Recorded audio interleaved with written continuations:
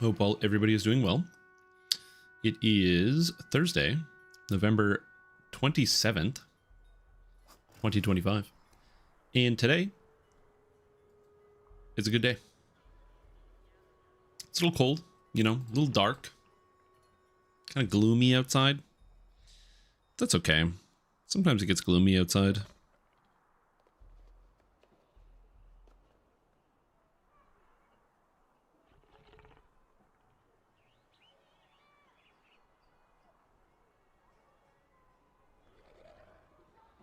I do need to get some water though,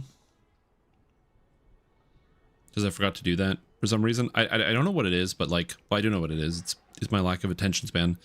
But the number of times where like I will start the stream and then realize, oh, I need to get out of my chair to immediately do something. Like, oh, I forgot to get some water. And, you know, water's pretty good, so probably get some. So I'm going to quickly jump up and get some water. I'll be back in a minute. So you guys sit tight. Oh yeah, bot. True. At some point, I'm actually going to fix this, but yeah.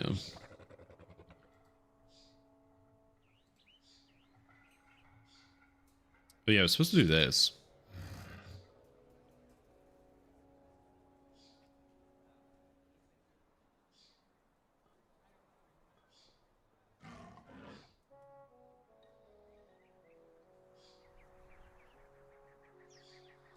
Anyway, I will be right back.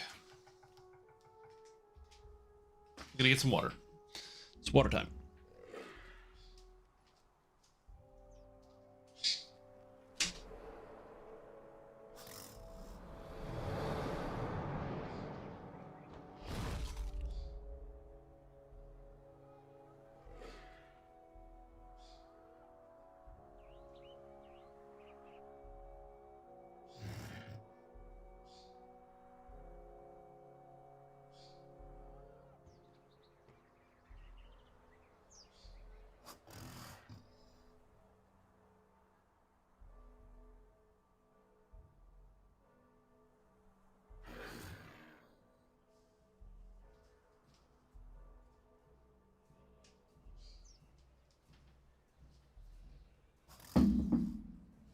I have water now.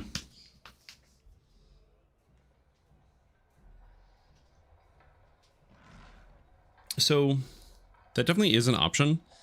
You can just get like a bigger storage container for water. I used to do that actually. So what I used to do is I would have like a big multi-liter jug that I would have next to my desk. I would do that.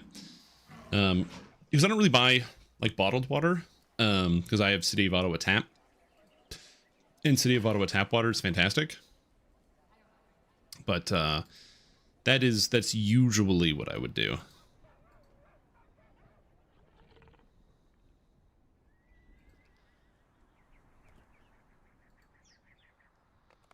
Oh my god, it's Stream Tom? Yeah, that's me.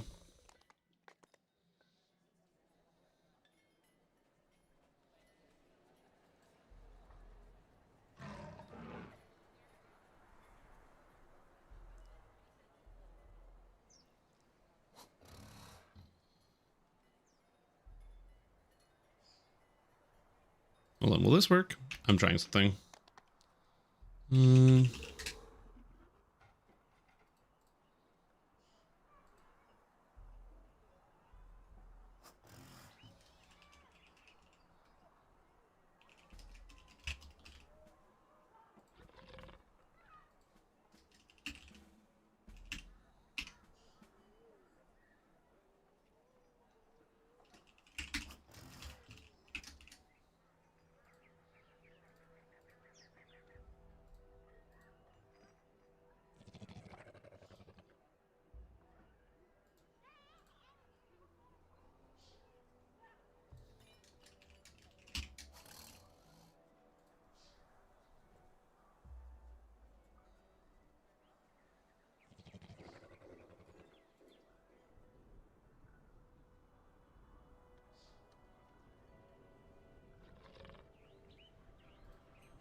Hold on, I'm solving this problem here.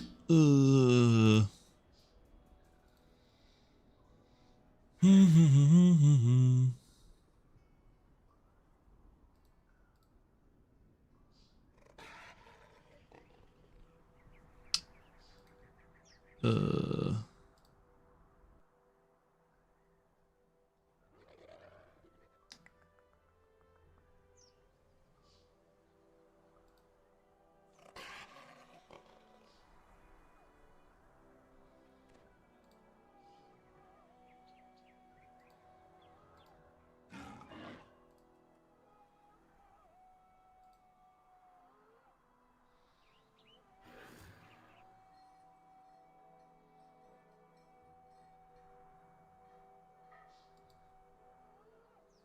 Mm-hmm.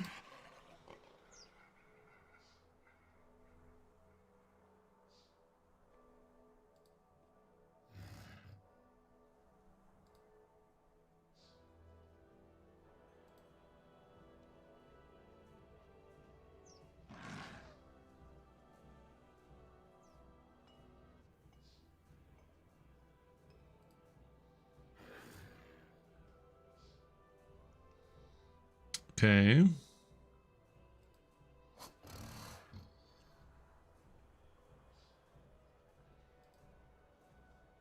So that should be working.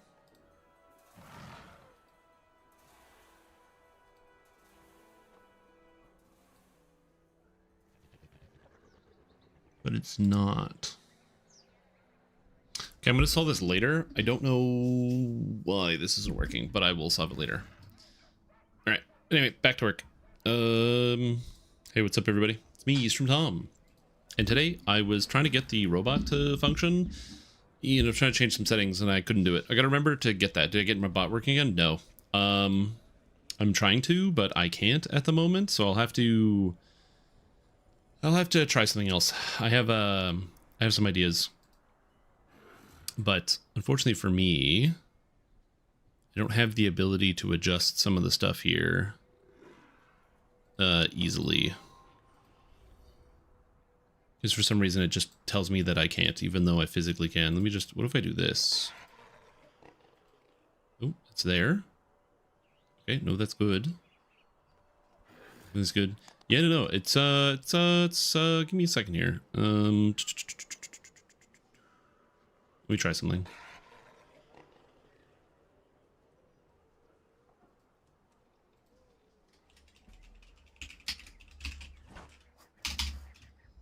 Oh, give me a sec. Let me try something.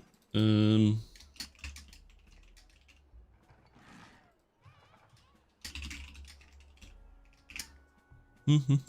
gonna get this sorted. It's really annoying, and I'm now stuck on it, so you guys have to deal with the fact that I am now doing this thing I should have done before I started streaming, while streaming. Okay, so...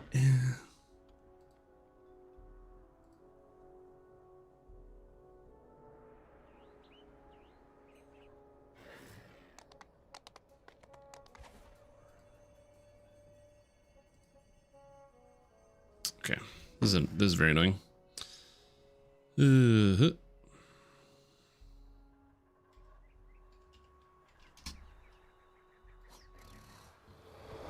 was trying to change around one of the settings.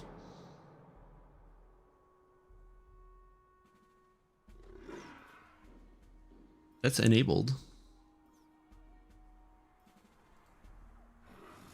Everything's enabled. Everything's turned on.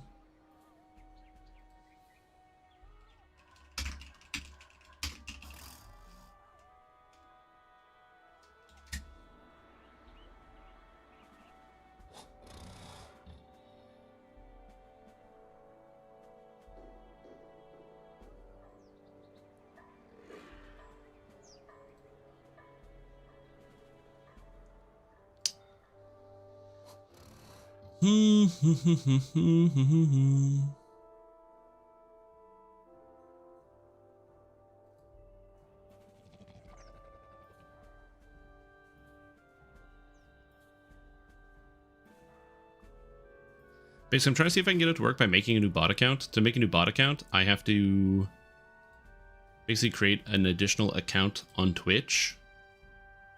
Okay, let's try this. See if this will work. Okay, apparently that works. That's interesting.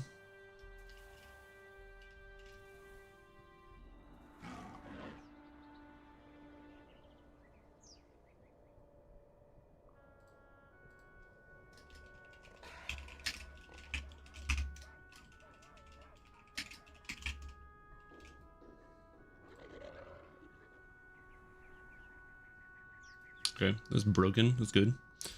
Anyway. All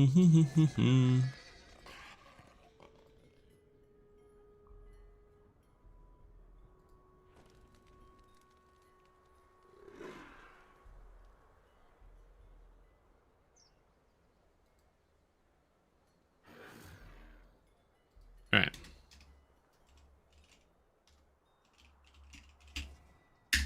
So this should work.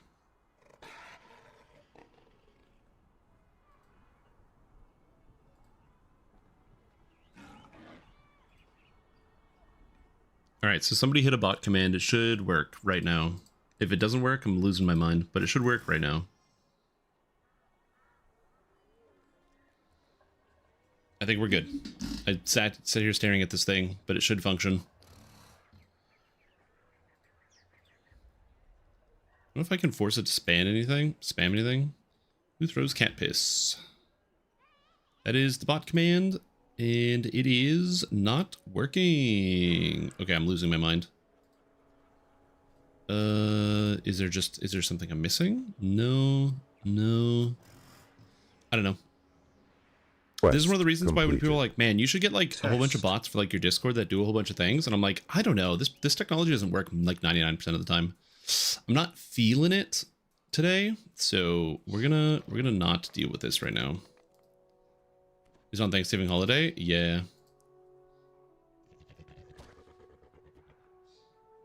Anyway, whatever. Back to what we were doing before. Yeah, that works just fine. It's everything else. The robot has no desire to work.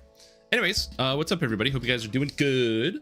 Hope everyone's having a good day. It is Thanksgiving in the United States, so that's why I have that little message up there. It's not for me, because we don't do anything like that. It's just regular Thursday here, so I am just chilling. And hanging out. So that's pretty much it. So we're just hanging out here. Gonna be having a good day, doing some stuff. I gotta get my character up to the level cap in this video game. Then I gotta come up with a full gear build and setup. So we're going to be doing some testing and some diagnostics here. So we're going to see how that goes. But hello, everybody. Welcome to everyone who tuned in. That's Wolf Mars, Wolf Kobold. Welcome back. Bobby Screen, Utgard, K-Stringer, Kajuker, Barias. Hope you guys are doing good. Wolf Kobold, welcome back to the stream team. Appreciate the support. 14 months is a long time, and I'm grateful for you for tuning in. Also, what's up, Shade, Silly One, and Fire Tiger? Hope you're doing good. You know my Blade Forge Dragonlord? I lessered him for strength. He was charisma. Yeah, strength is way better than charisma 99% of the time. No, I was just trying to manage the robot, and it still doesn't work. So that's cool. Anyway, we'll get there later. Quick question for you. I'm making a druid that you put in a video for a little while ago, and I was really hitting epic levels, and you use adrenaline. Would quick cut in that scenario be better? Depending on how old it is, probably. I don't personally like adrenaline that much. Adrenaline used to be the be-all, end-all, but they did two things. They both nerfed adrenaline, plus also I find it kind of clunky. You hear they're related? Ha ha ha ha. I have no... I don't know. I don't know what the answer is. 4 years ago, if you want to play a more modern druid in the beginner basics document guide for druid, I have a more up-to-date wolf druid that is more powerful. So if you want to try something like that, you can. It will end up working for you, maybe a little bit better than the 4-year-old video. But you can also still use the 4-year-old character. It's hard for me to diagnose because since that time I probably put out 100 character builds and I do not know all the details of what was in that build, but I'm sure it's fine. It probably works, just maybe not as good. Anyways, I have to level up. So we're going to do some leveling. Hunting turkey. What the heck is going on? Ravenloft R2. I don't want to do anything that's... I want to be able to get my first time Reaper bonus. So we're going to be doing some stuff on Epic Elite. So I think I'm going to go do Ravenloft on Epic Elite and kind of have a blast here. Barovia is 31, so it'll be Ravenloft EE. Hit that, go here, Barovia, and we're gonna go here. And we're gonna get started. I'm just gonna be leveling up through the rest of this. We're gonna Scourge Tempest Barb with Dex, Hit, and Damage. So the problem with Barbarian is that Barbarian doesn't give Dex, although Shifter Tempest, where you get like Dex, Hit, and Damage, and you get the Dex Rage. Sounds kind of good.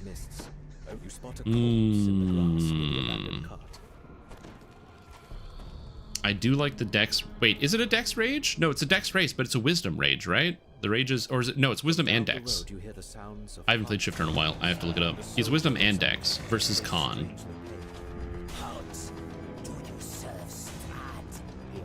Yeah, it's wisdom and dex. So you can get both of them. And you know what? Wisdom's not bad. Shifter.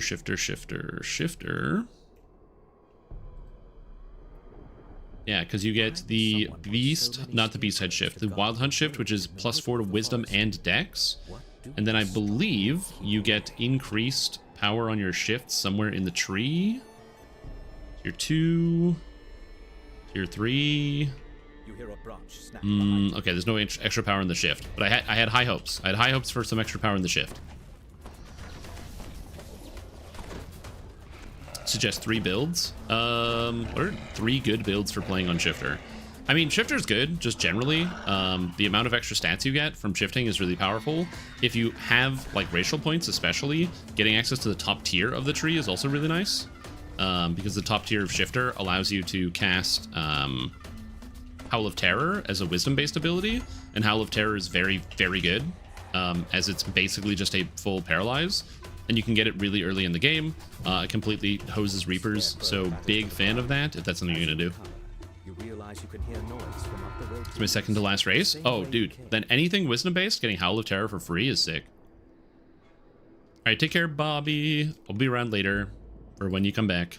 You come crawling back. I'm just kidding. Also, I suspect a lot of people are gonna be out spending time with their family in North America. Or not North America, in the America, so, yeah. I'm spending my money. Do you think it's better to pound for the starter pack 2024 or the terrific Traveler's Trunk or an Autos box for the money? So, pound for pound, I think the Autos box is the worst value for your money because all it does is give you 1 level and nothing permanent. The Traveler's Trunks also go on fantastic sales every once in a while, and I wouldn't be surprised if Traveler's Trunks went on sale in December. So I think both of those are pretty bad value. You want things that are going to give you continual value. So for example, right now, I believe still today, the XP tomes are on sale, so it's a great value for 1 character. Also, all the expansions that are like Sharn for 85% off. You get the Ultimate Edition, and it gives you access to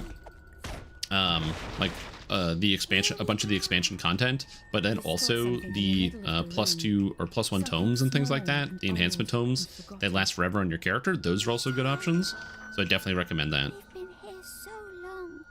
We want to rest. In Britain? Oh yeah, true. Yeah, you guys don't have any of that. We're tired. Oh, there was 0% chance they would do any sales on Chiller Ravenloft. It's not even in the DDO store yet. I have to do this to Death House? Okay, good. Would Blightcaster, that Warlock favorite soul, be better for a winter loot run? We have a Cleric healer, but on Reaper it gets kind of dicey. Depends on what you need. I mean, the Blightcaster is kind of like the solo hero. Like, that's kind of the whole point of it, is that, like, if you have the Blightcaster, you don't have to worry about what your teammates are doing, because you can kind of kill everything and keep yourself alive with temporary hit points. So it's definitely a good option to use that. So again, it's going to depend on exactly what it is you're looking for. The benefit of the Bard Favored Soul Warlock build is that it just is able to do consistent damage while having really rapid access to healing. It also heals faster than a Cleric. Not more, but faster, because Close Wounds has a faster cast speed. So you can do more with it. It's been in the Autos box with 5 pots. Oh, if you're a fast player, 100% it's better. If you're not a fast player, it isn't. That's really the answer to it. If you can love, so for me, for example, if I have the 5 times Sovereign Potions, I'm gonna get more mileage out of that, because I can just, you know, get other people, do some grouping, or even go quick on some solo play, run some monk, do some monster skipping, and slay them 1 to 20 in like 10 hours. Yeah, Mitchinor also has the tome as well. Can you grab this, please? On top of the desk, you find a ton. Can I freeze these guys? I can! Unfortunately... Oh. Elizabeth Durst is not a flesh golem. That's interesting. I thought she would have been.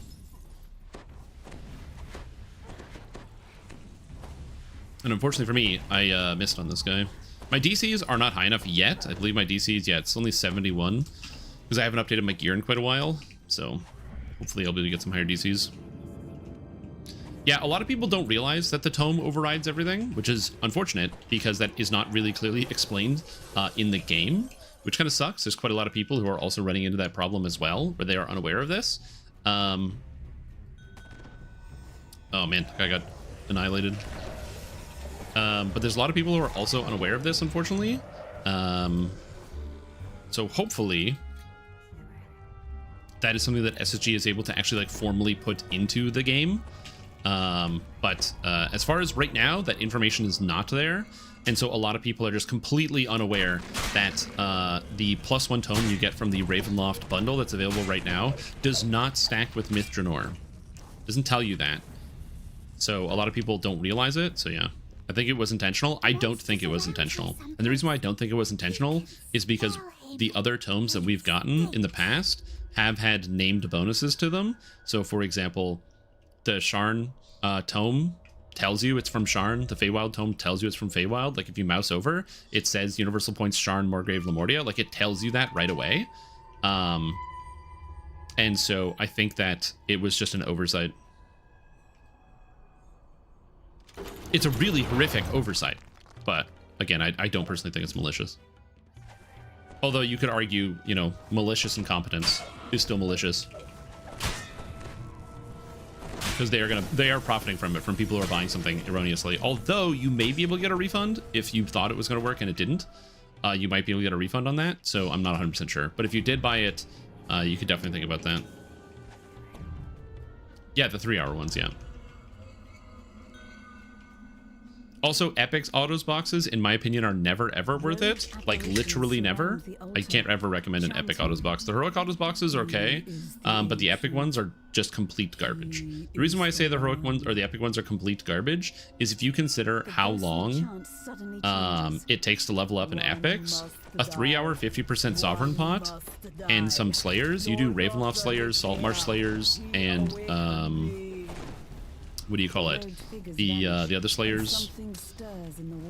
What's that one called? The Necropolis. You do all 3 of those in like you can get all 3 of those done in 2 hours. Still have an hour to spare and be upwards of 6 million XP, which is the improved Epic autos box is only 4 million, I think. It's really brutal.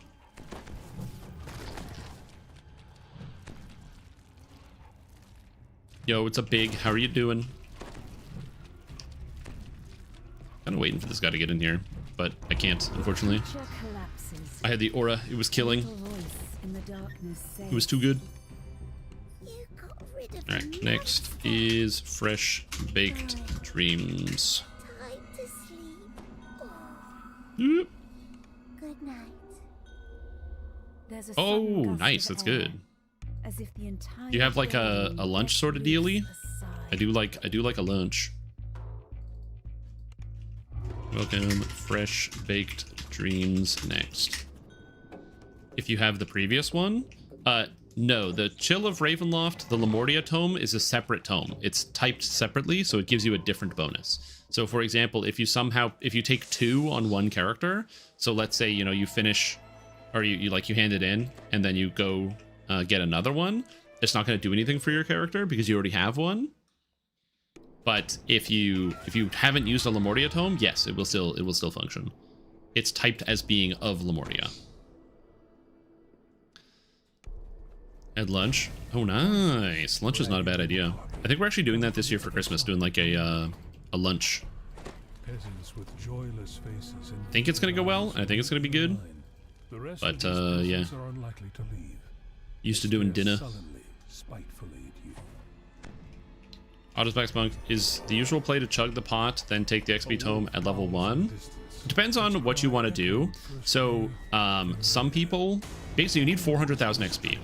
With an XP potion, so a 50% potion, VIP bonus, and the Voice of the Master, you get 3.4 million XP. So if you have items in the bank, some people will level up and then run like Sharn for their last 400k or whatever it is. Other people will instead do the early levels and run up the 400k. So basically just go run Three Barrel Cove, stuff like that, pretty much instantaneously. Just like start with Three Barrel Cove and then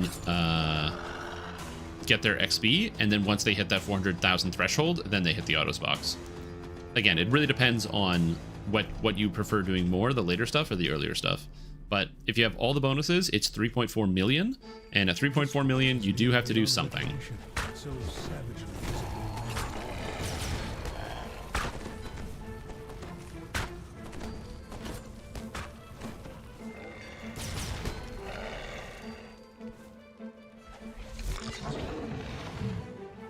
Alright, I also have to remember, I do have healing pillar, but I don't have a button to put this on because I don't know what button I should put it on. So I'm still working on it. Still working on some of this character build and learning how to do stuff.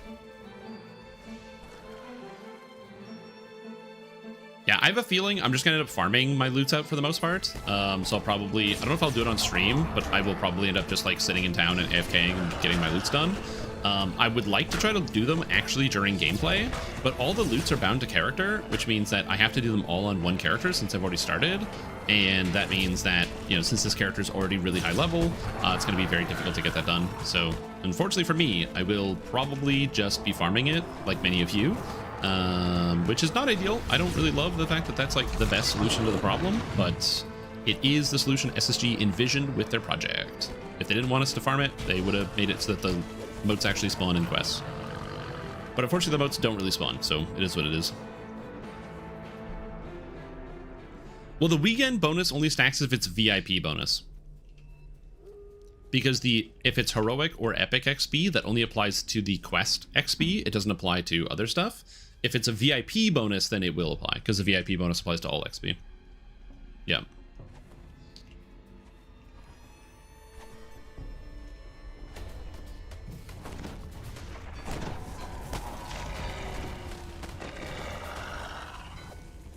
Farming loots in town. So all of the loots, right? You have to farm out the points. So you gotta get the summer loots and all that, or like your summer and winter loots.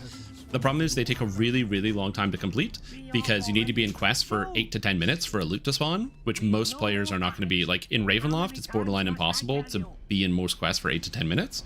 And a lot of areas, it's very difficult to do. So as a result, what people did for the last season, the Lantern event, which was the last big event that SSG had. Hey, we actually got a moat. We got lucky. Nice. What SSG ended up doing for the event was instead they people would do Into the Mist. So you go into the quest Into the Mist, and you just wait until you get something spawned on you, and then you bounce. The new quest for this season is going to be Make Believe. So what you do is you go into Make Believe, you clear the first 2 monster packs, and you get the, you kill 12 monsters. And then after you've killed 12 monsters, then you just kind of AFK and wait for the moat to spawn. And then once it's done, you recall out of the quest, reset, and do it again and again. That is the fastest and most effective way to farm it. And also, realistically, if you grab all the moats on one character, you will be required to do this to complete 3 of your moats.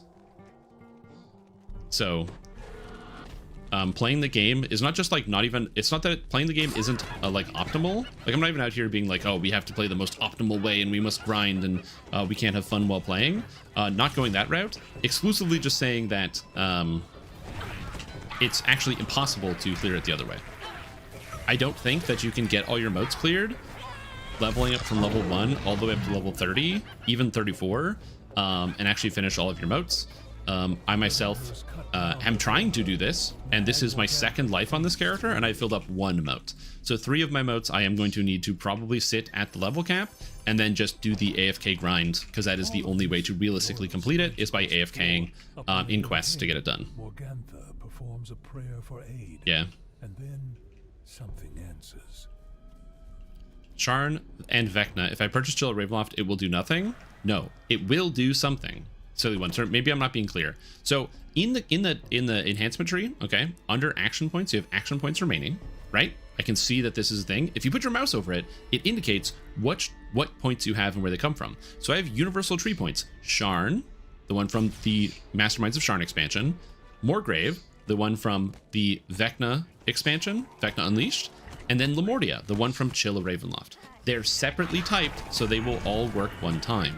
So if you don't own the Chill of Ravenloft tome, and then you buy the Chill of Ravenloft tome and use the Chill of Ravenloft tome, it will give you 1 point, even if you use the other ones, because they're a separate bonus.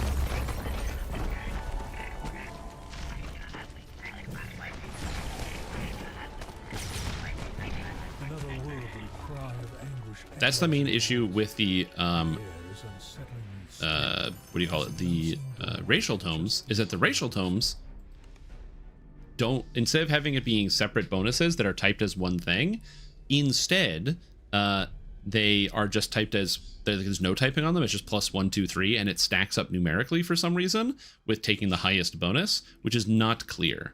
So the universal tomes are very clear. If you said it wouldn't work with something, and that's what's confusing me, what I said is that if you already have the Lamortia tome, it's not going to work, is what I said. So like if let's say you buy the Sharn expansion, okay, and you get a Sharn tome, you talk to the NPC, they give you a Sharn tome, you have a +1 Sharn tome. If you talk to the NPC again and get a second Sharn tome, it won't give you another point because you already have the Sharn tome. Each tome is separate.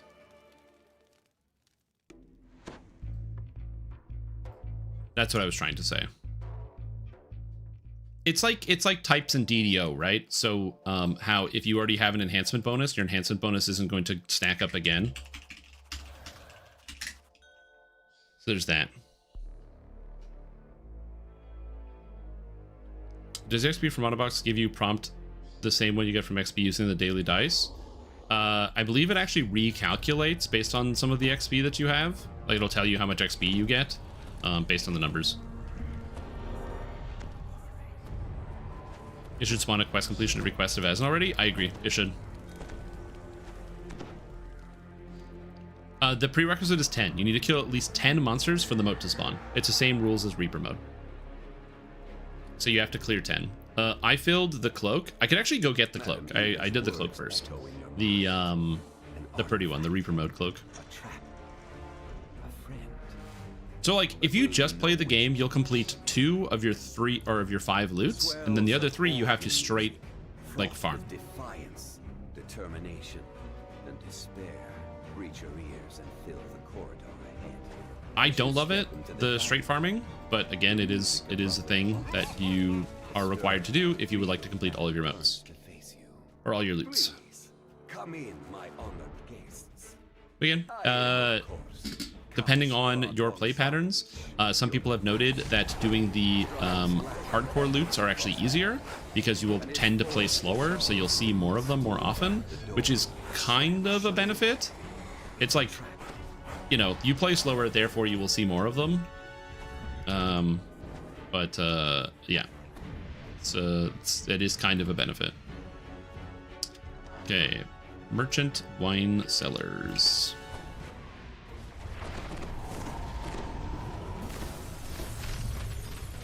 Yep, the golden motes do help out a ton.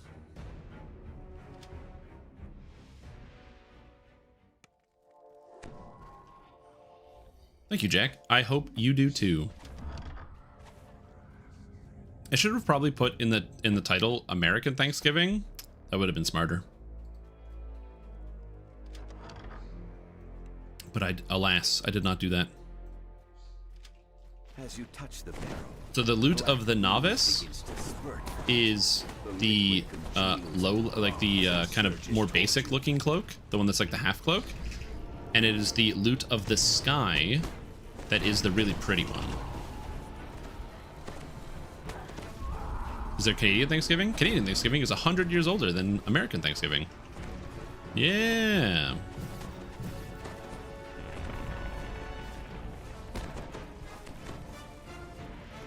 Sky is the Reaper loot, yeah.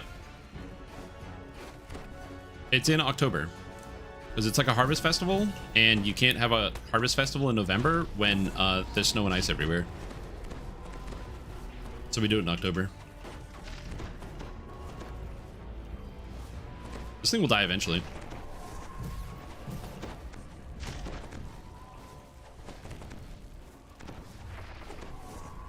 Yep. All right, As the nice. slime creatures dissolve, Icon of Ravenloft. something glittering and silver is revealed. Oh, we got a green one. The icon of Ravenloft was hidden in one Moat of the in wine cellar. In case anybody wants it, I will do it and then wait. Hold the icon of Ravenloft in your hands and stow it securely in your pack. Bet you feel silly now. True. Very true.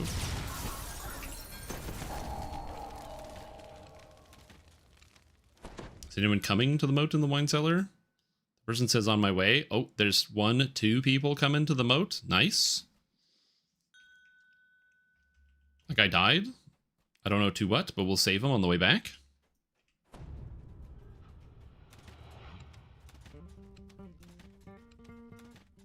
Yay, 5 points. Let's go. 5 points. Let's go.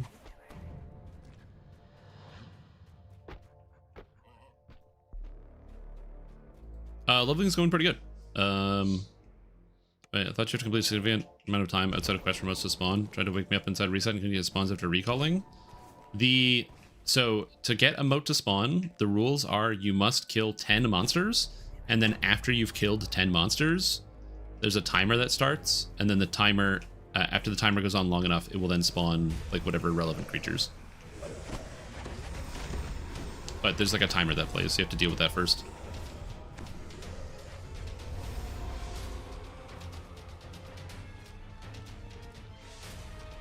Oh shit. This person's almost done in their winter? Oh man, I hope they live. I mean, they have a lot of life. Please don't kill me this time. They got a lot of hit points. So hopefully they stay alive. I'm going to do my best. Important note. Keep that in mind. I do say those things, don't I?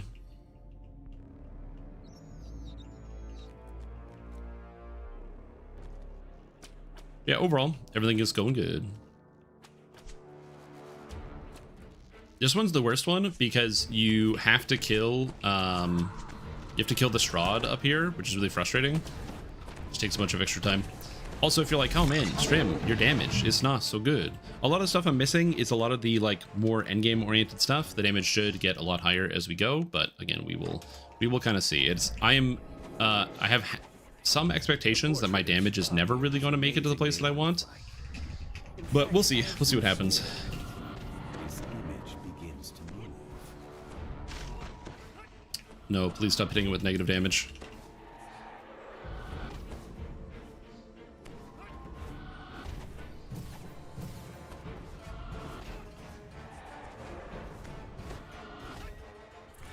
Is missing a good monk. I mean, monks, you know, are fun. A lot of people do like playing monks or having monks around. Where is please don't kill me? Oh no.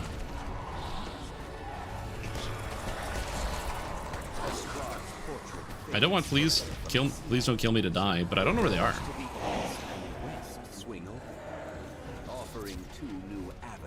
Are they in my quest?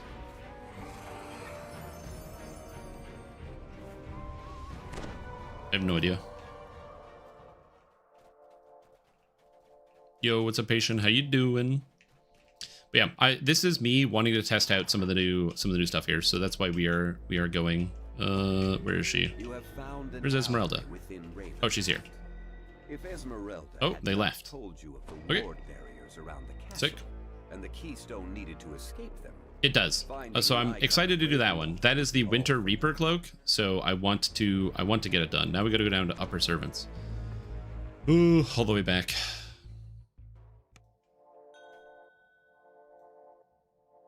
Also, how did somebody join my LFM?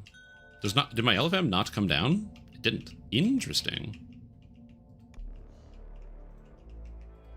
Welcome. We're in invitation to dinner. What? Where'd this guy come from? Just literally fell from the sky? Amazing.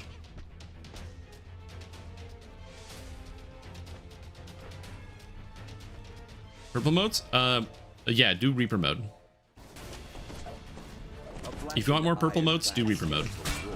The color of the mote that you get is dependent on the difficulty you play the game on. So the higher difficulty, the more often you get the higher tier motes. That's pretty much it.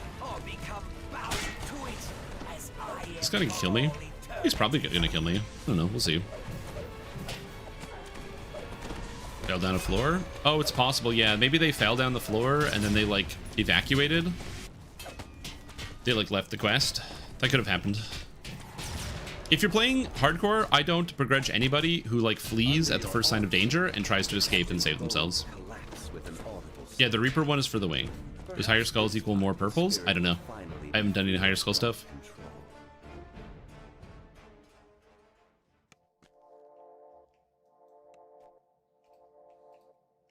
You find the ward keystone under a loose stone slab, just as Esmeralda promised. Merely touching. Do I have enough search to search out the secret door to bypass Rahadin? I have a search of 57. Actually, might be enough.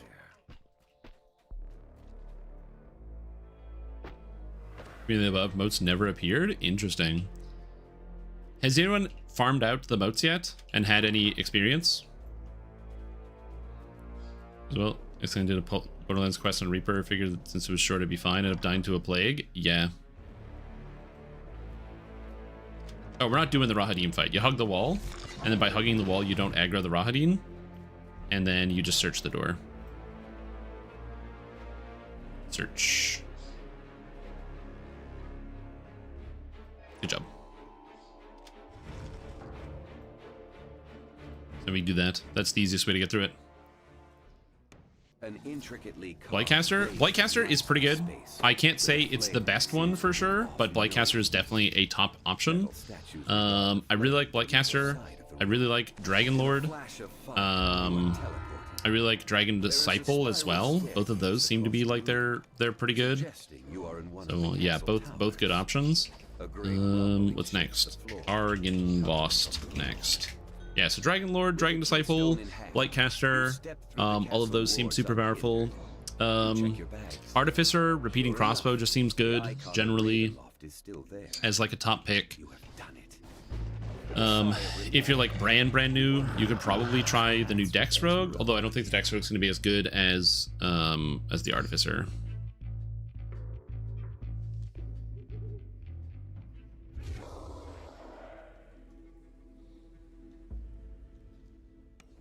Yeah. I think if you want to go for the Reaper Cloak, the solution is to try to get it done as soon as possible. The harder part with the Reaper Cloak especially is that the monsters scale really, really hard.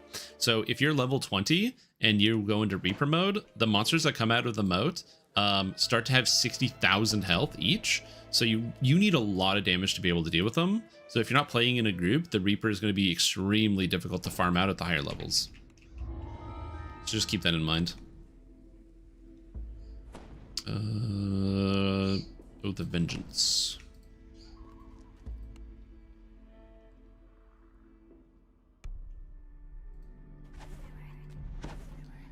Did Borderlands quest? Yeah, I find that Keep on the Borderlands is really sketchy, and especially on Reaper mode, because you get Reapers spawning, and then also it's just big packs of guys, and if you don't have a way to deal with the AoE, even without the AoE, the goblins in there are so dangerous.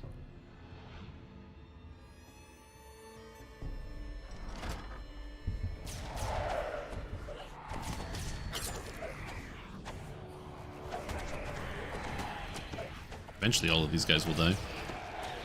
Eventually.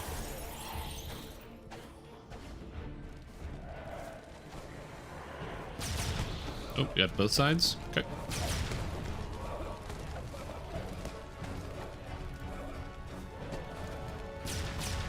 Ooh.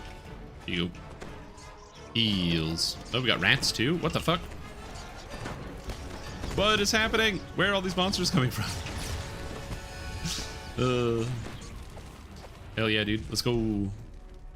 We will clear the whole dungeon. Every monster must die.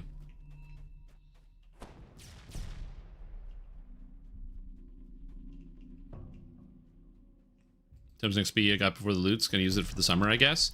Well, that's a nice thing too. At least, like, when your character dies, it doesn't mean the character's gone. It just means you can't do winter anymore. So you either have to start a new character for winter or go again. So I'm gonna be trying some stuff. We'll see how it goes. But I will be doing some shenanigans. So hopefully it is fun. But we'll see. But we'll get there when we get there. I haven't started my hardcore journey yet. I'm currently doing all the softcore stuff. I'm going to do the hardcore stuff later. I don't know if I'm going to farm out everything on the hardcore because, as previously mentioned, it's really time consuming. Like it is a crazy amount of time investment, and it's not that the cosmetics aren't worth it. It's more so I just have to like the look of them. The wings for sure I'm going to get on both. So both the summer and the winter wings I think are really interesting, and I want to have both of them. But outside the summer and the winter wings, it's a tough sell. So again, we're gonna see. Yeah, true. You can send the stuff to the shared bank, so you can use it on another character. That's also true.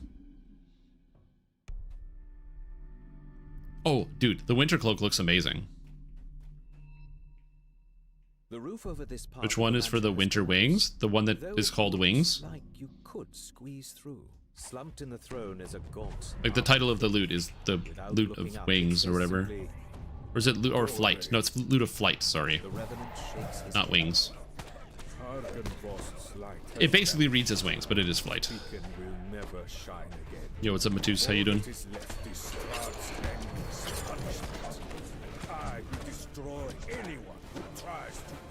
Yeah, I can go get the summer full cloak. I don't have it yet, but I can go get it. It just doesn't feel like it fits with this character.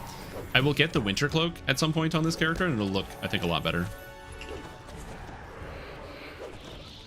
The Revenant falls, once again nothing more than a lifeless corpse. On the commander's Mostly body, AFK? you find a large Yeah, that's going to be the silver plan. key. Engraved on the key is the name Argynvost. Someone call emergency services. You'll get them. The blue wings are good. They're really good looking. They're like blue monarch wings, and they're very pretty.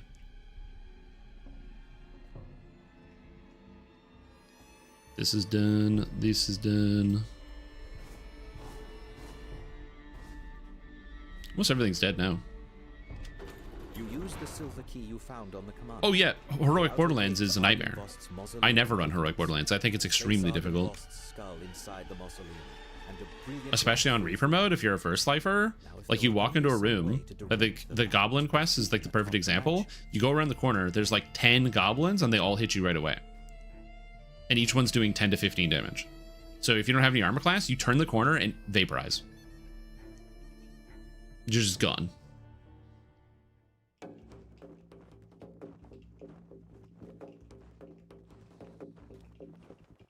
Oh yeah, the Bugbear one's also bad because of the final boss. How he's got like the big like slam and he knocks you over.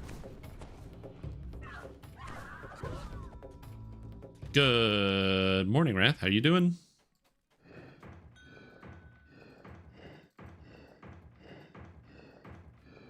Oh, we have a moat? Ooh, nice. The beacon flashes with a brilliant light that can be seen throughout the valley, and from somewhere a voice whispers, Hey, yowza. Also, the monsters that come from the moats have unbelievable defenses, so even though they're like champs, they make every save. So I think it's really tough if you're a spellcaster. I can't affect these guys with like anything. Their defenses are ridiculous.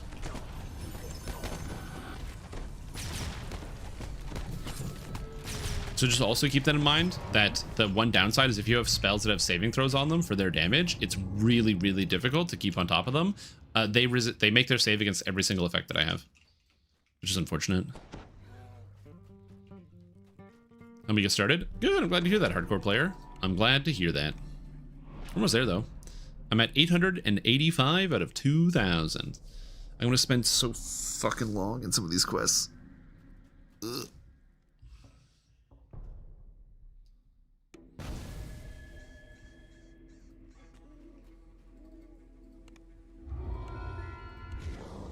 Is that once the character gets to 34 and I get the gear, I'll probably just like spend an entire 8-hour session grinding them. Have you played any tabletop RPGs? Any fun recommendations? Not really. The only tabletop RPG I really play is like Dungeons and Dragons.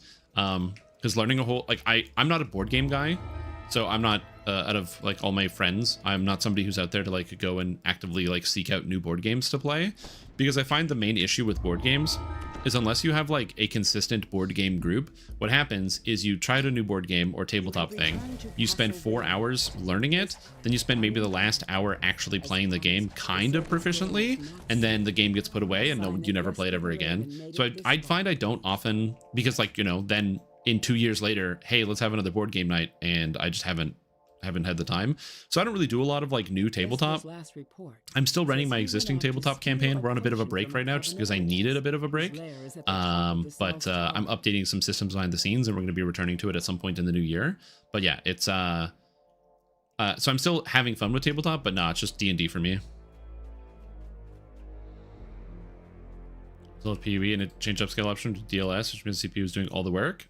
Oh yeah, 100%. This Yep. is the South Tower stair. Following it all the way to the top. That'll get you. When you do a fresh install and it decides to change your settings. Although if you did a fresh install, it should retain most of your settings, right? Unless you change like the program. Like if you were playing on Steam and then you went to the standalone, or from the standalone to Steam, that would make sense. But if you just did a fresh install of the whole game files and from the same source, it should keep the settings, shouldn't it?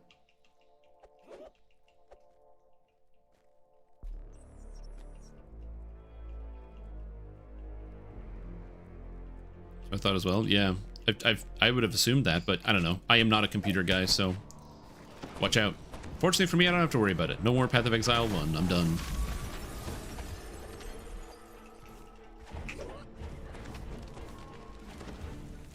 You got too much stuff coming out. I'm trying to level up my Warden in Lord of the Rings. I'm at 141. I have 9 levels to go. And I get like 2 levels a day. So I should make it before the expansion hits.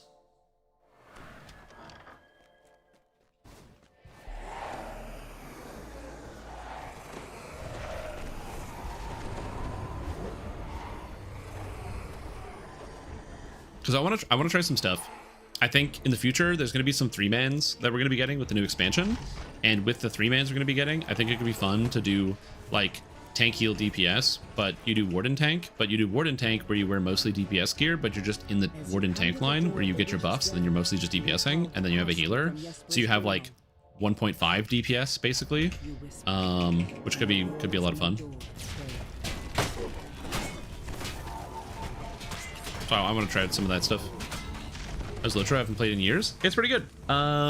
Things that are relevant to me is that the devs have taken a serious interest in class balance, and by that, they've been doing a lot of updates. They've reworked several different classes and basically made it so every single class can now do every single role it's supposed to. So, like, for example, if you were playing as a... one of the big issues the game would have at endgame is class stacking, where whatever the highest DPS is, just bring that. So, for example, during the Minas Morgul days, the highest DPS in the game was champion for the final boss. So your raid would have like 5 champions in it for doing Shelob, which kind of sucks if you don't play that class. So they have made several changes to make it so that every single class brings unique debuffs. So you want to have as many different classes in the raid as possible, meaning it's very rare for you to have like more than 2 of any class. Depending on your makeup, you might have like only 1 dupe just because there isn't 12 classes in the game yet. But yeah, so that's kind of cool, and I really like the fact that that's like a major change. And then on top of that, all the classes can do all the things. So like minstrels can now actually DPS in a raid, so can lore masters. So it's not like, oh, every class only has 1 role now. Every class has multiple roles. You can bring a guardian as a DPS or as a tank. You can bring a minstrel as a DPS or a healer.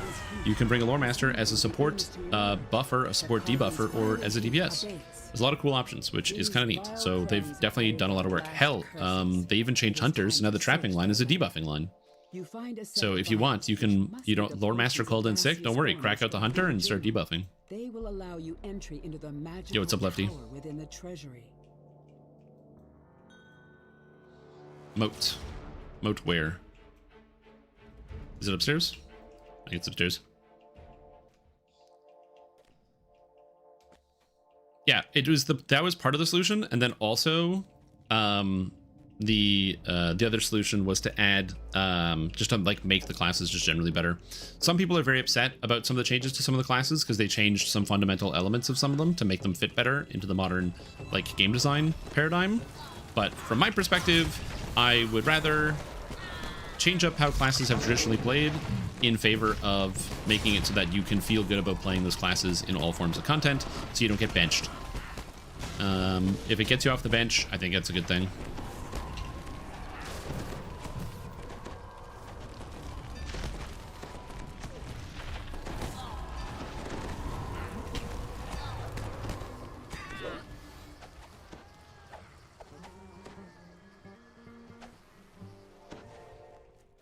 Is it still Holy Trinity? Lotro has never had the Holy Trinity. Holy Trinity is a WoW thing. Lord of the Rings has 5 roles. There is tank, heal, DPS, offensive support, and defensive support. And so in a traditional raid, you'll have usually, depending on the boss, so 1 to 3 tanks, 2 to 3 healers, 1 or 2 offensive supports, 1 or 2 defensive supports, and then filling the rest with DPS. Depending on the fight, it kind of bounces around. At the center of the destruction is the smashed remains of a moldering cake. So for example, you know, if I look at like the first boss of the most recent raid, you'll have 2 tanks, 2 healers, 2 defensive support, 1 offensive support, and then 5 DPS. Although, depending on your strat, you may also run 3 healers if you want, because it is a sustained fight. It's not like there's no enrage on it, so you could just run 3 healers if you wanted, to manage aggro and to manage some of the stuff in some of the fights, which we did when we were learning it. We did run 3 healers. We ended up swapping out to 2 healers instead later on. Similarly, the third fight of the most recent raid in Lord of the Rings actually has a 3 healer fight, because there is a healer fight. So the healer fight is Legolas gets injured, and you have to heal Legolas to beat the raid, or to beat the fight. So you have to manage adds that are coming in infinitely and a boss, but killing stuff does not help your win condition. You have to heal Legolas. So for our comp, we ran 3 healers, and it was a good time. It was a good fight. Not the easiest, but so it did take quite a long time to like kind of get used to some of the things. A lot of good crowd control, so you really need to make sure you're managing your crowd control. But yeah, a lot of healers. 2 tanks, 3 healers, 2 defensive supports, 1 offensive support, and the rest DPS.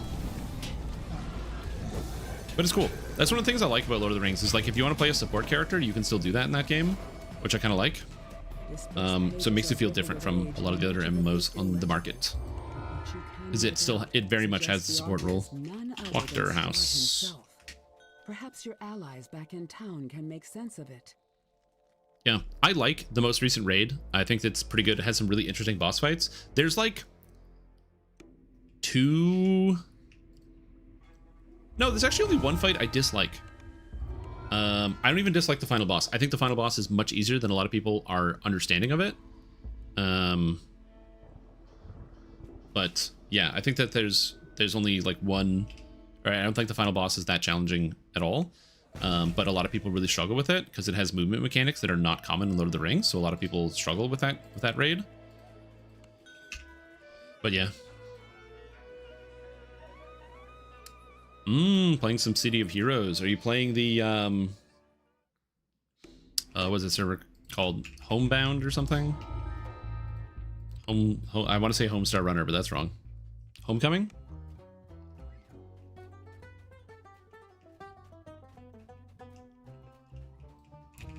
I think that's what it is. I think it's Homecoming. No, it's something else. Is it? It is Homecoming, yeah. Yeah, for those of you that don't know, City of Heroes shut down, so you cannot play the game anymore, unfortunately. It's an MMORPG where you need servers to be able to play. So when the game shuts down, you cannot play anymore. Until now. Homecoming is a private server that for City of Heroes, since I believe it's NCSoft didn't want to support City of Heroes anymore, they shut it down. And Homecoming struck an official agreement with NCSoft, so they are actually allowed to continue developing City of Heroes. So Homecoming is now the City of Heroes project, and they get new content, updates, things like that. So if you want to play City of Heroes, it's back. City of Heroes Homecoming. I didn't play City of Heroes, so I don't have like kind of like a sense of nostalgia or reverence for it. But it is cool, and I like when games come back. So for me, I'm a big fan of the project, just in general. But as I said, I don't know much about the project in terms outside of that. I never really played City of Heroes. Because City of Heroes, like a lot of MMORPGs, was you had to go to the store, so you bought it, so you bought the game in the box or whatever, and then you brought it home, and then to be able to play it, you needed to have like an active subscription. I do remember, I think it was like my brother wanted to play City of Heroes, maybe, possibly, and so because he like heard about it from a friend or something, And then, so he got, I don't know why we're going this way. I think I have people in my group that have never done Ravenloft, which is kind of neat. It's been a while since I've had people who've like never done quests before. Okay, we're done here. Let's go up here. But I remember, I think at the time, like he wanted to play it, and it was like you needed to have the subscription, and finding that out afterwards, being like, oh well, can't play that one, need a subscription, and then brought it back to the store. Gotta read the back of the box, baby.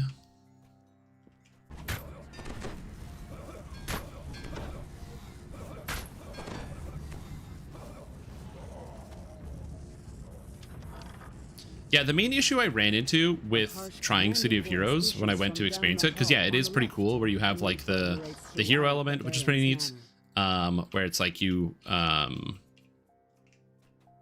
like have your characters, you can like build them however you want, you can build your superheroes however the way you want. It's all that stuff seems really cool, but the gameplay was super underwhelming. Obviously, it was the first opening section, but everything just felt like really sludgy. Just like really, really sludgy. Obviously, beginning of the game. That's the furthest I got. I did not get very far in Homecoming.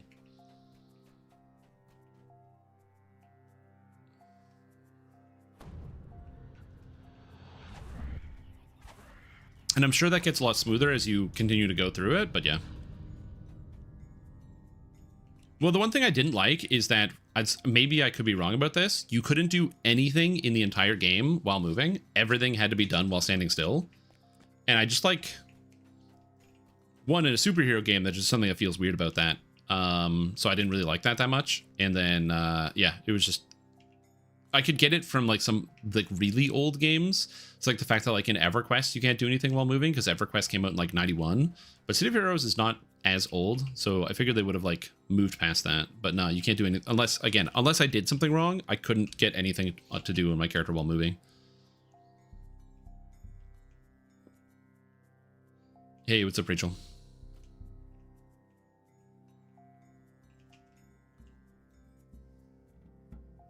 Yeah, that system was cool. The side-kicking system was pretty neat.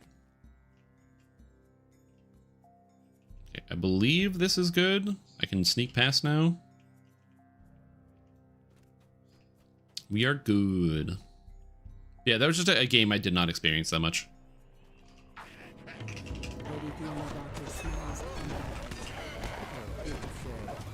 We're talking about City of Heroes and the Homecoming server. I don't know if you ever played City of Heroes back in the day, but Homecoming is a private server you can play for free. It is also like officially sanctioned by the original developers, so the game is not going to get shut down anytime soon.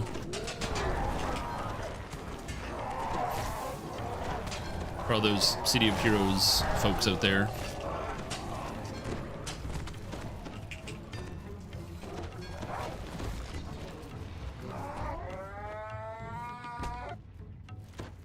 I have no idea where my team is, so I'll just have to catch up to him later.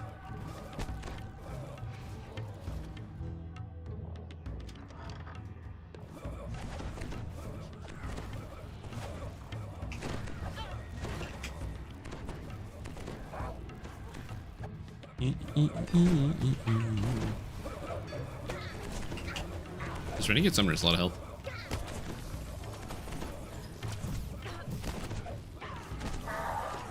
Yeah, I never played it really. Again, I know a lot of people that were big fans of it, and I heard a lot of good things about the side-kicking system. It's a system that I think could work kind of similar. Like, obviously, you'd have to change the name because, you know, you don't have sidekicks in Dungeons and Dragons. But I think a similar system could work well for that. Almost there. Die, Renegade Summoner. What do you have? 100,000 hit points? I don't know. All right. Now let's see if we can find us a moat.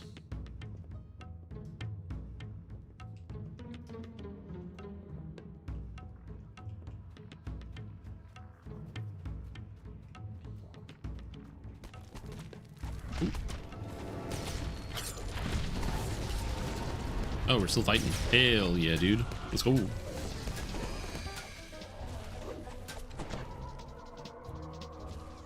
Oh, they didn't use the moat. Oh, rip. It's gone. It's gone. Lady Voctor does a double tap. That's the other thing too. The fact that the moats expire as well. Like there's too many elements of friction in this event for me to call it like a great event. And there's some elements I think are cool. So I'm gonna hit it with a like. I think the event's pretty average. I think it's an average DDO event. It's like it's got the DDO experience of a lot of cool things that are going on in it with so much friction that it just slows down any momentum you can get. Custom dungeons you can make. Oh, that's kind of cool. I don't know. You can make dungeons in City Heroes. Oh, I didn't get the key. Did somebody get the key? Oh, I didn't get the key. I would say it's probably more of like a C tier event in total. Like maybe a patch will fix some of the glaring problems with the event. Glaring obvious problems. The moats will randomly spawn on players inside the quest, so you never know who actually the moat is going to spawn on. So any quest which involves any amount of separation, or if people get lost, or if people go different directions, like you can't control it. So like, let's say you would like to do the quest normally, and somebody else wants to do an all optionals version, so they decide to go do the all optionals version of the quest. Well, while they're doing optionals, unfortunately, the moat is going to spawn on the other person, and there's like everybody in the dungeon doesn't get credit for it. You have to be right there to get credit. They have the power to give everybody credit, which is I think what they probably should do. Let everybody get credit in the dungeon if a moat spawns, as opposed to needing to be like within 2 feet of it. That would solve that problem. But yeah, so it does cause some friction between you and other players, where if people aren't exactly like on top of each other, then the moats start to feel bad initially. They despawn. So if somebody gets a moat and then you have to get to it quickly, then you have to like you only have 2 minutes to make it. And so if you're more than 2 minutes away, the moat despawns, which again feels also bad. So that's another problem. The moats take too long to spawn. So in the majority of quests that you're playing, especially if you're going at like a reasonable pace, Amber Temple, you won't even be able to see the moats in the quest, which is another issue. The encounters are, the monsters are kind of interesting, but they have like way too much health, so that's also a problem. So there's like a ton of friction with the event. But the upsides, I like a lot of the cosmetics. I think a lot of the cosmetics look really interesting. So I do actually enjoy that quite a bit, and that's why I'm farming some of them out. I do like the collaborative element. When it actually works and people are together and the moat spawns, it does feel good. So I do like that. Also, some of them break, which is another problem. It's another issue. Also, there's no notification for when one spawns. So a lot of times I haven't even noticed because they spawn like on your character model. So if you're moving, or imagine you're mid-dash like this and one spawns on you during the dash, you just don't see it. And then lastly, the final thing I will say about the moats that I don't terribly like and think that they need to adjust and change is just, again, the spawn rate. It's just too slow. But of the pluses, the golden moats are so cool, and if you haven't had the chance to do one yet, I highly recommend you go do them. Like, go get a character, like one of your max level characters, and go look up the list and go do them. They're really cool, really cool areas. Yeah, you can TR with your summer loot as much as you want.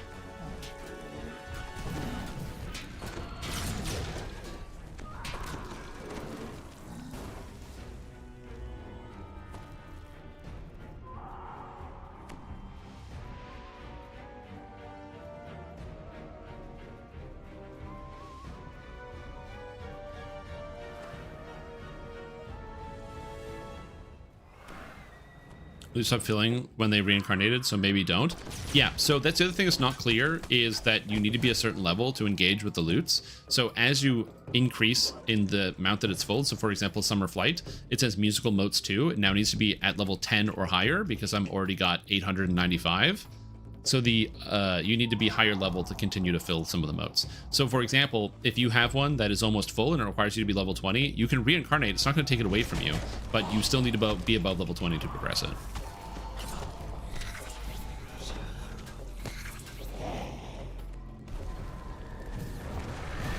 Yeah, I have a thoughts and opinions video about this event coming, and the video is going to basically, I'm not going to say it's going to be overly negative, but I'm going to be relatively critical of the event and giving my thoughts and opinions about it. and basically explaining like what I think is good about the event and all of the areas that are like just too much friction for, I think, the average player to really get invested in. Because there's quite a lot of friction in this event.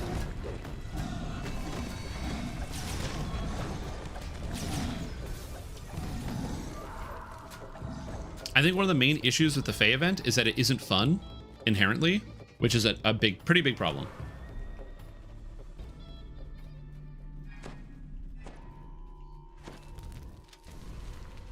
Like, there's stuff to do and it can be interesting, but I am playing a video game, and when the event isn't fun, it doesn't like, you're not like, oh cool, I got something cool or some major thing happens. Like, how come the moats don't drop like loot? That'd be kind of interesting. Imagine if you got like some type of loot or anything like that. Imagine if the new Fae gear gave you bonus stats, or if during the Fae event, like maybe completing a moat affected the drop rates of the final chest. If there was some other type of synergy, if the loots did something maybe to your character. So that's basically the main issue, is that like the event isn't necessarily fun, and that is something that I think they need to adjust as well for future planning. Oh yeah, Scath is a lot easier than the big Hydra head. Also that too.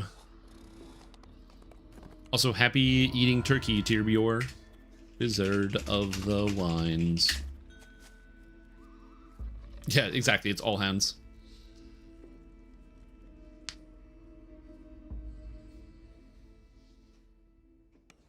Again, I really like the golden moats. I think they're excellently well done. I'm a huge fan.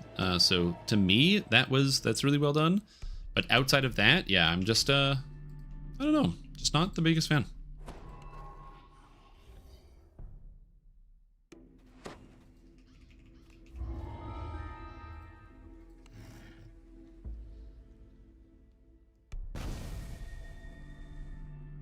And again, I'm not trying to be out here be like outwardly harsh. If you really like this event and you think it's fantastic and stellar, I'm not trying to harsh on your mellow. I'm glad you feel that way. And also recognize that I'm coming at this from like my own personal perspective, which is that like I don't think that the loot needs to be like the event needs to be showering people with loot, but like, oh, there's even more missteps than that. The fact that the hardcore can be entirely sidestepped by grouping. So if you play the hardcore, you can just like join groups and stand a room behind the party, and all of a sudden you're fine and people can carry you through the whole hardcore thing, including the Reaper mode. The leaderboards are 100% cheesable and mean nothing, so I don't even know why the leaderboards even exist.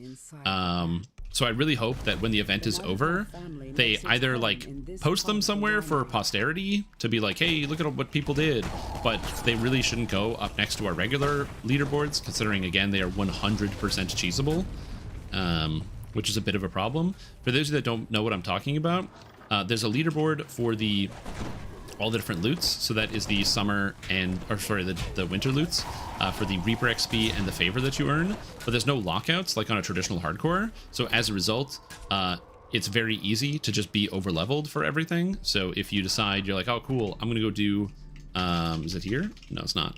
If you're like, oh cool, I'm gonna go do, Reaper XP. Like, sure, that's fine. You can have some fun doing that. But the main problem you run into is that there's nothing stopping you from getting to level 20 and then having your friends who are level 34 drag you through the highest level content in the game, just do some R10s, and then you just get completion for everything. And you just stay at the beginning of the quest, and every quest you're getting 20,000 Reaper XP. And you just sit there, and then they run all of Ravenloft, they run all of Sharn, they run all of everything.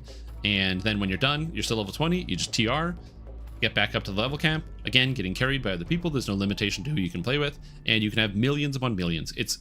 I'm sure somebody will get like 50 million Reaper XP during this event, and it will be totally meaningless because it has nothing to do with the person's actual playtime. Similarly, when it comes to the favor, again, it's really cool that there is a favor leaderboard that people can work on, but the main problem with the favor leaderboard is that the favor leaderboard has no level lockouts. So there's nothing stopping a player from getting to level 34 and then completing all of the quests. Now, at least with both of these, there is a time investment component into it. So if people are like fully investing into the time element of it, where they're like, okay, listen, it doesn't mean anything, except for the fact that if somebody gets all the favor in DDO, they complete everything, except for the Shroud, obviously.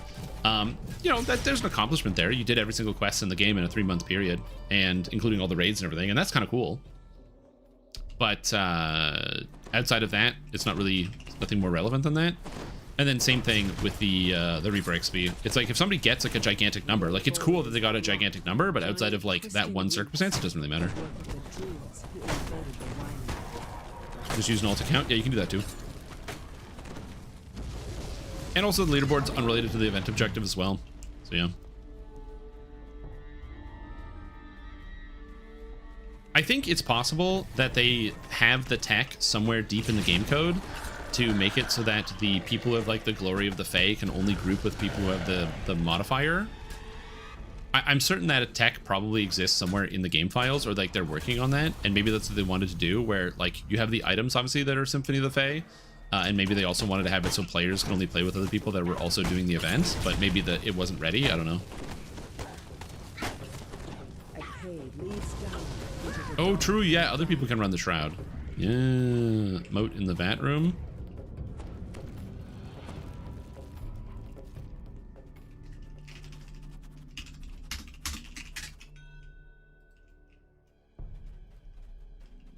Like, this is another thing.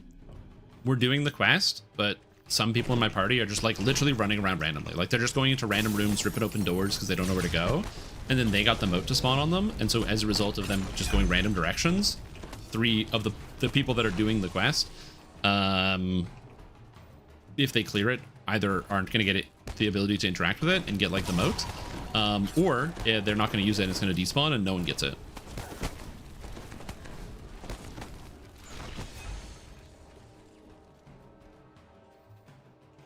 You found all the ingredients needed to purify the wine. Now to add the antidote to the which would obviously be very, very annoying if, you know, it's the problem that a lot of video games have, which is that soloing can oftentimes be better than playing in a group. And it's very common for a lot of games to do this, where they will design events that it turns out actually ends up being easier to do solo. I think the only one that's not easier to do solo is like the Reaper loot. But outside of that, yeah. Where are we going?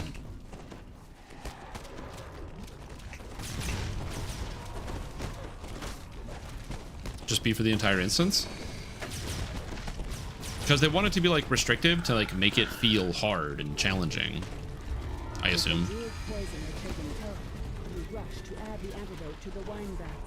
The choking stench of the poison clears and is replaced with a sweet smell of fermenting grapes. Thanks to you, the Wizard of Wines will produce one more vintage. Alright, calm down for moat if you want it. I've seen that many people now to see. Maybe it would be a good idea to make like a monthly, quarterly state of the game video on the tubes. Yeah, but the problem is like, I don't know if there's enough that happens to do like a state of the game, but maybe. I don't know what I would even write about other than like this event starts. Like I would have, let's say I do one for November and I describe my thoughts on the event. I'd have nothing to write for December. Quarterly is maybe not a horrible idea. Something that might not be a terrible idea. Wrath of Earth. Vanguard prowess is still bugged. It is still bugged, yeah. Yeah, Vanguard does not, all of the Vanguard action boosts do not proc prowess. So I'm probably going to swap out prowess for Shattered Device until it gets fixed. And when I say until it gets fixed, it's been like that for 8 years, so I don't expect it to change. But maybe.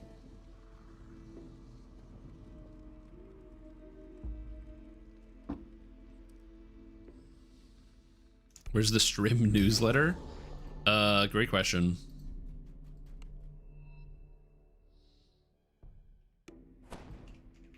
Oh, the fact that Read in the Wind affects enemy players, or affects enemies, so you buff them.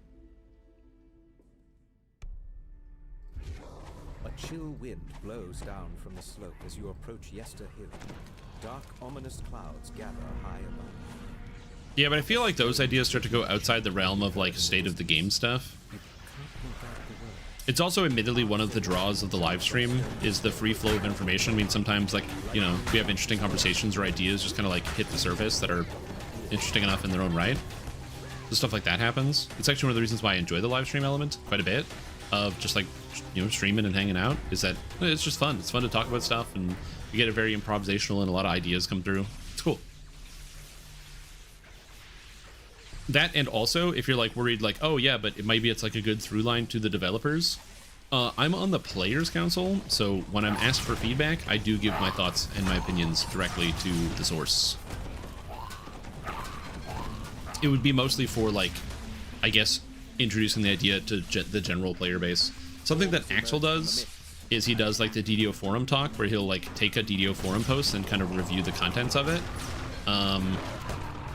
And kind of go over his thoughts and opinions and what people are saying in the community. Something like that, like a community wrap-up, is an interesting idea.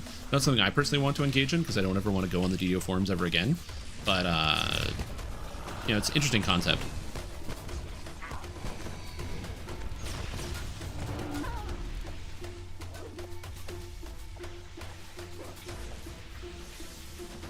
Oh, yeah. But again, it's another thing too as well that I think is important. So again, I have, when it's stuff like the Vanguard, don't worry, I have mentioned over the past 8 years as a fervent Vanguard player many times that the Vanguard action boosts don't work with prowess. So don't worry, I am fully aware of this. It is I think the other thing too that also is like kind of complicated is like I don't know, it's like multi-layered. So like you have number one, I am not QA. I don't get paid, so I don't want to be like a QA person constantly running down bugs and telling people what to fix and things like that, because I don't get paid to do that. And I don't want people leaning on me to do that when, like, if there's a group of people that wants me to do that for them, SSG has my phone number. They can call me at any time. Maybe we can work something out. So actually doing that in like a more official capacity is like, you know, hey, I'm not against the idea, but I don't want to just like do it for free, especially if I don't find the video topic just generally interesting. The other issue too is I try to stay away from like negative video topics on YouTube for two reasons. One is negative videos on YouTube trend really well, like really, really well. If I made a video, another like, you know, top 5 things wrong with DDO this year, that would be my top video of the year, no holds barred. Just like, it's what it is. It's just that sort of stuff does really, really well. And I don't want to get myself in the cycle of like, let's make my you know, monthly or every few months critical of DDO video, which would get me lots of views, which is good, but like, I don't know, I don't need to like air dirty laundry, not air dirty laundry, but I don't need to go into the specifics of these things all the time, because the unfortunate reality as well is, as somebody who is currently unemployed and currently making my money off of talking about DDO, I kind of need to like fan the flames a little bit and be like, yeah, DDO is good, you guys, you should come play it. Definitely watch my videos about DDO and definitely watch my build videos, because the game is definitely really good right now. Which is not to say that I lie about stuff, but you know, it's like I don't need to mention that the lag is really, or like when the lag was really horrible, I didn't feel the need to mention it in every single YouTube video, because it's not gonna do anything. It's not gonna change that the lag is gonna get better magically, because I knew that SSG was already working on it in the background, and it doesn't affect anything. It's not gonna be like, yeah, save. That's one of the reasons why I just personally don't make, or one of the many reasons why I personally don't make a lot of like negative videos generally. Again, not to say that it's like a horrible idea. I actually do kind of like the idea of a quarterly checkup, to be like, hey, here's some things you might not have heard about that have happened over the past 3 months in DDO, and here's some things you can look forward to, and here's some things that are outstanding, and yada yada yada. I think something like that is not a terrible place to go, so it's actually probably a good idea. I could do something like that in December and be like end of the year wrap up, and then, you know, start again in like March or something and kind of hit the end of each quarter. That's not a bad idea. I actually kind of like that. But yeah, it's kind of interesting.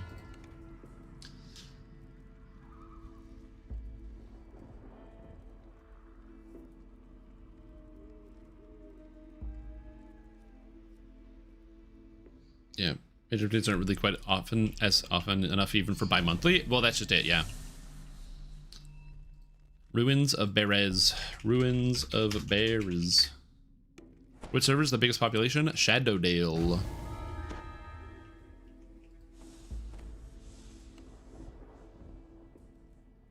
I took DDO breaks, so yeah, I'd appreciate it. Well, that's just it, right? Because you want to know how the game is doing, like where's the lag, what's going on, what's happening. That's also a difficult one. Yeah, like I said, I personally don't like to focus on the negative. I find it's really easy for internet gaming communities to nosedive into the ultra negative really quickly, and I personally find it quite distasteful. I understand why it is that it happens. You know, we've all feed into the negativity cycles, so I just do my best not to feed into that cycle. Again, I understand that being critical of something isn't just being negative. The main issue is that some people don't really understand the difference, and so you might be critical of something, and so I might make a video, and I've had this happen in the past where I go like, here are some things I think would improve DDO, again pointing to my last 5 things that SSG needs to change video, where I was like, here's some things I think SSG should change, they're out of date, and SSG could do a better job of doing these things. These are some suggestions, and this is what I feel. And then you go to the comment section, and they're like, fuck SSG, they took my wife away from me, and it ruined my whole life, and I hate everything, and everybody that plays this game, all my friends quit playing, and I don't want to play this game anymore, it's all garbage, fuck these guys, fuck everything. And I'm like, that's not the message of my video. The message of my video is like, I think that a couple things could get changed. Like, people go real crazy.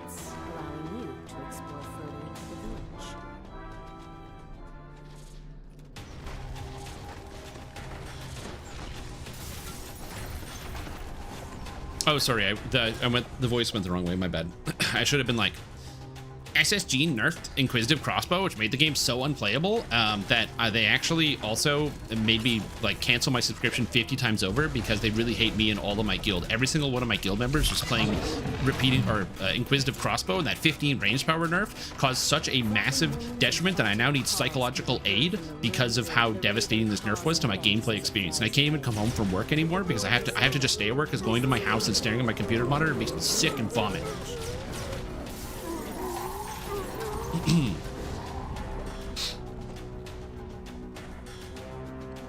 So yeah.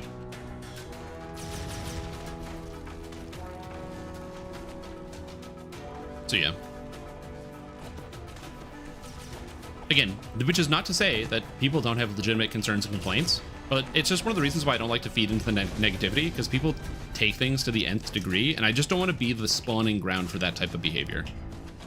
Like, as a content creator, I have to recognize that I do have my part to play in terms of shaping the narrative of individual things, and which is one of the reasons why, like, I do publicly criticize many of the things that SSG does, but I do it from a place of, this could be done better, here are the ways I would like to see it done better, and hopefully they will get there in the future. And then if they don't get there in the future, or they repeat something and they make the same mistake multiple times, I bring up those and I go, this is a mistake they made at X time, they have continued to make that mistake, and I don't believe that there will be a change in the future because they have shown a pattern of behavior of not changing.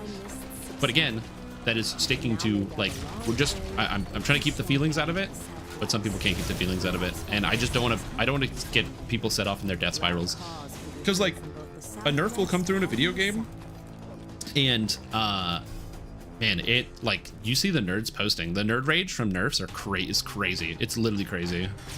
A raven calls loudly, as if it's Quick Cutter's in a good place. How would you get the other strikes to the same level? Oh yeah. Oh yeah, for sure. Yeah, just having like more idea-based videos, I guess, is what you're thinking. So like, you want me to, you would like to see me post some of the times where we just have like general chat about like how would I do X or how would I do Y, but turn that into like a more general video. Okay, I could see that.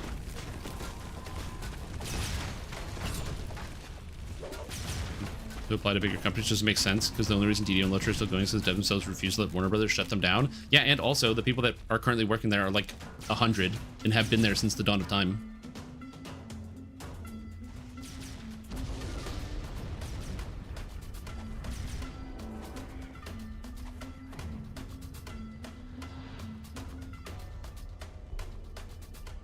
And if it was a gloom piece, I may have taken it up at all. Games have wrinkles you can point out, but it's how you do it. Yeah, 100%. Like, it's a video game at the end of the day. So, as I said, I'm not trying to be the, like, white knight who only defends the company or anything like that.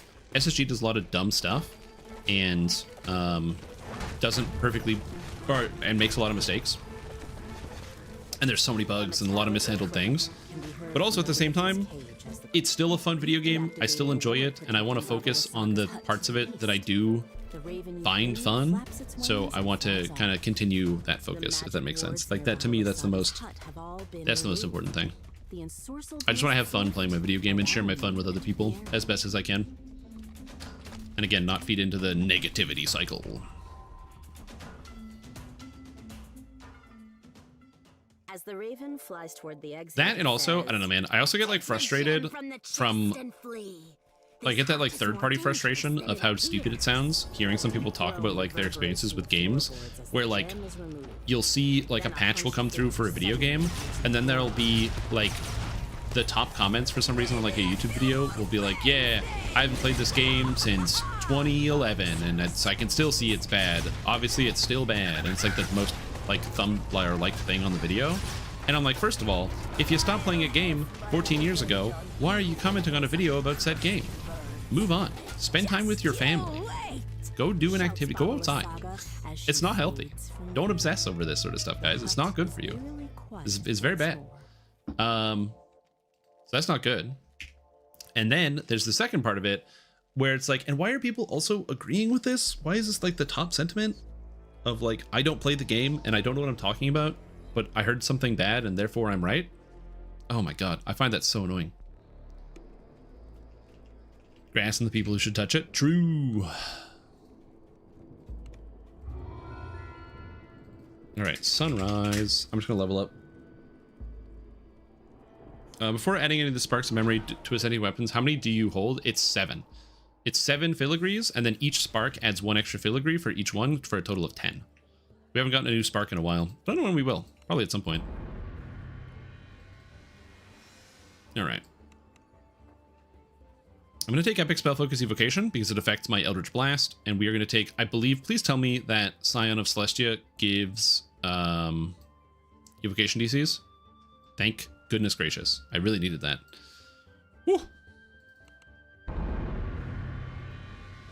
I got an Epic Destiny feat up here. Now, I could take Spell Specialty, but that doesn't seem like it's that good at this point. So I could also take Legendary Toughness, but it's only 100 life. But like 100 life is not bad. I don't know what else I would take. And all the rest of these feats are not good. Like every single one of them.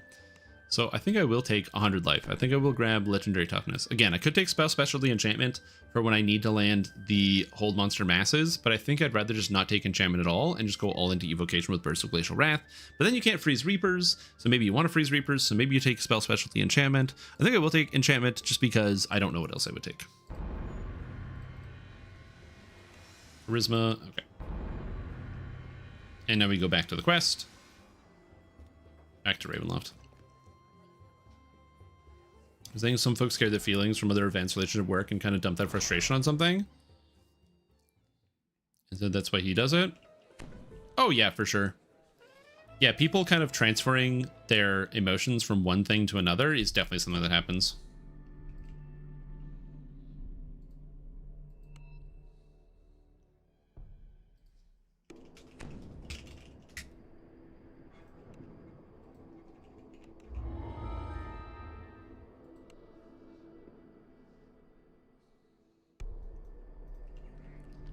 The Saltmarsh one, if I recall correctly, unless they've changed it, you only get one.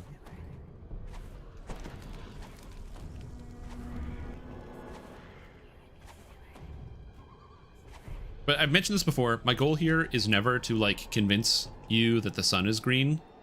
Yeah. Good map. Or anything like that. If you aren't enjoying something, I'm not going to say like, but you must enjoy it. Or if you don't like something that I like, or we don't agree on something, that is also perfectly acceptable. Again, my goal is never to do that. But for me, like, you know, streaming and creating videos, it's a creative outlet, and it's something I enjoy doing. In a way, I express like how I feel about certain topics. So yeah. One on both Quick Cutter and Whirlwind Attack on a mob. Dude, I rolled 4 ones in a row. I canceled my sub. Shit, man. That's so funny. How did I just hit something for light damage? The dust that covers most of this How did I just do light damage? seldom used. I don't do light damage. How did I just do light damage? Ghostly figures gather at one end of the room. How did I do light damage? They don't seem to realize Colors? you're I don't... here. Oh, it could have been Colors of the Queen. Oh, I can search this up. Oh, hold on. Combat log. How did I do light damage? Colors of the Queen 3. Yep, it was Colors of the Queen. Okay, I was like, I took Scion of Celestia and I just did light damage, which should not work like that. So I'm like, what happened? The answer is, nothing. Nothing happened. I got Colors of the Queen bamboozled. I got Queen boozled. Thank you, team. Strange creatures burst from behind the doors, shrieking madly. Food, so hungry. This is also a fortitude save, so maybe it's not as good.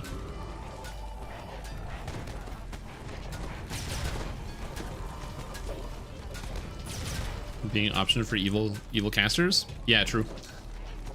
It's the best option.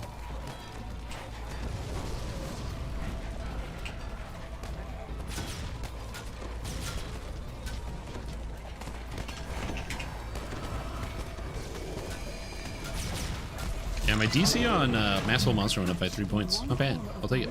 Do you have any turkey and mashed potatoes today? No, I did not. I'm Canadian, so we do Thanksgiving in October, but a lot of Americans are doing it today. I should have changed the title to be American Thanksgiving, but it's too late now. I can't. Iconic beat for new player to get with their DDO points. Shadar Kai. Shadar Kai gets the spike chain attack, which is so cool and does so many, makes so many builds more accessible. It's really, really, really neat. Shadar Kai is easily my top pick.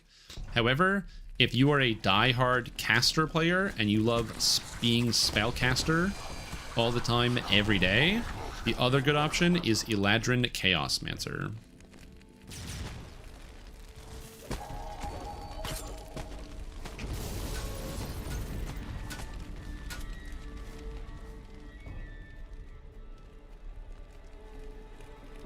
Shader Kai is in the newest expansion? No, Shader Kai came out, it was one of the first iconics with Shadow Plug Conspiracy in 2014. So it's like 11 years old. There's a fate. I know you can click on them to buy certain filigrees. Are any of them good for melee DPS? Yes! Depending on your character that you're playing, a lot of them are really, really good. So there's the special raid filigrees. Some of the ones that are really good are the strength filigrees, the one against many, and sucker punch strength filigree. The reason why they're so good is if you're playing as a strength character, you can put one of those in your weapon and one of those in your artifact, which then it gives you +4 strength. If they're rares, they also add 4 melee power each, so you get 4 strength and 8 melee power. And then from the 2 set bonuses, you also get more melee power and strike through, and then you throw in another sucker punch melee power for 5 melee power, which gives you 3 set sucker punch, which gives you another sneak attack dice. So for 3 filigrees, you get 23 melee power, 1 sneak attack dice, and 4 strength, which is pretty good. You open the gate and let Irina. What should I do to level? My immediate answer is Stormhorns. But also at 29, if you don't want to do Stormhorns, you can also do just any expansion stuff. So like I'm 32 and I'm just doing Ravenloft right now. I feel that it somehow holds the key.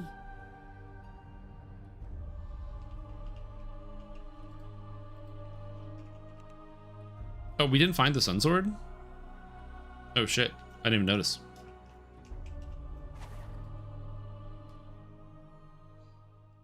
Lobbying for Dark Apostate. Big Dark Apostate. Yo, happy Thanksgiving, Rachel Letters. I hope you're enjoying your day. Someday I will update the title, but not yet. Filigree's out? Oh, maybe you were during ads, Burias, but I just explained why the Booms the abbot. all the double filigrees are really good. Every single one is good. And be frank. Depending on the build that you're working with. Every single one has a place. And some of them are better than others, but all of them are good. Standout, you know, the double int is good. And for any main stat, every single character is going to run the stats. So for example, on my paladin, I run the double strength, double charisma, or like all the charisma filigrees. So I get a whole bunch of stats. Isn't listed on the sale announcement? I don't know. Even if it's just the basic, if you don't own them, owning expansions is good. Worth it is hard to say because How do you describe worth? Because things are expensive. If you are somebody who has more money than DDO points, then buying the expansions with your cash is not a bad idea, because at 85% off, especially for stuff like Sharn and Feywild, if you don't own Sharn and Feywild, they're good expansions, good content, fun stories. Some of the items are still relevant if you do endgame stuff. Amazing for leveling, of course. And at 85% off, it's a pretty good discount on the base expansion, which $40 at 85% off leaves you at a $12 price tag USD. So not too bad. Then if you're somebody who is like, oh, I don't have a lot of money, but I have a lot of DDO points, in December, the December deals will be happening, which is DDO store sales, and they're probably going to have a lot of sales on all the expansions in the DDO store directly. For a moment, all is Because that's where they do the store stuff. An peal of thunder shakes the land. My intimidate is 100. A dark voice from beyond the mountains cries out. Is mine. A dark figure appears near the shrine. She's escaped. Escaped to where I cannot follow. Cries Strahd. Kill her. Make you Just gonna intimidate tank Strahd in the water. Winces as he enters the pool. Part of this place's holy power rests. It's like Dragonlord or Vanguard Pally. Do Dragonlord. Dragonlord's fun. I like Vanguard. Vanguard's really strong, but Dragonlord, dude. Hell yeah. So yeah. Out of money and don't have a lot of DDO points. Unlucky. light is gone forever. I would consider robbing a bank. Imagine those eyes. All I see is a Or like mad one of them abyss. like trucks that carries all the money between the banks. Of my time. That one works. Yeah, or grind favor, which, you know, kind of, it's 50-50. You know, it's a bit of a toss-up which one's going to be better for you. Better to leave you alive. I can watch your dreams die slowly. With that, Strahd vanishes with the wind. For a moment, Strahd vanishes with the despair at wind. being left behind in this dreary, It was comparable to the anniversary deals. Someone who's trying to min-max budget.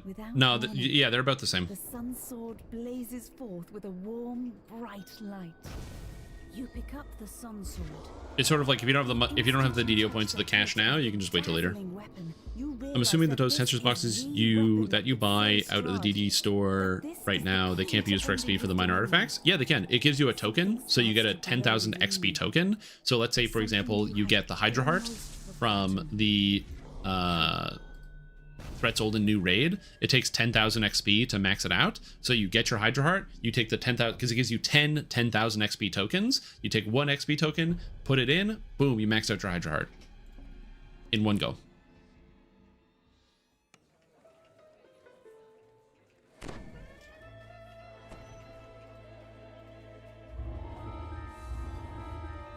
Give me my XP. Nom, nom, nom, nom, nom, nom. Okay.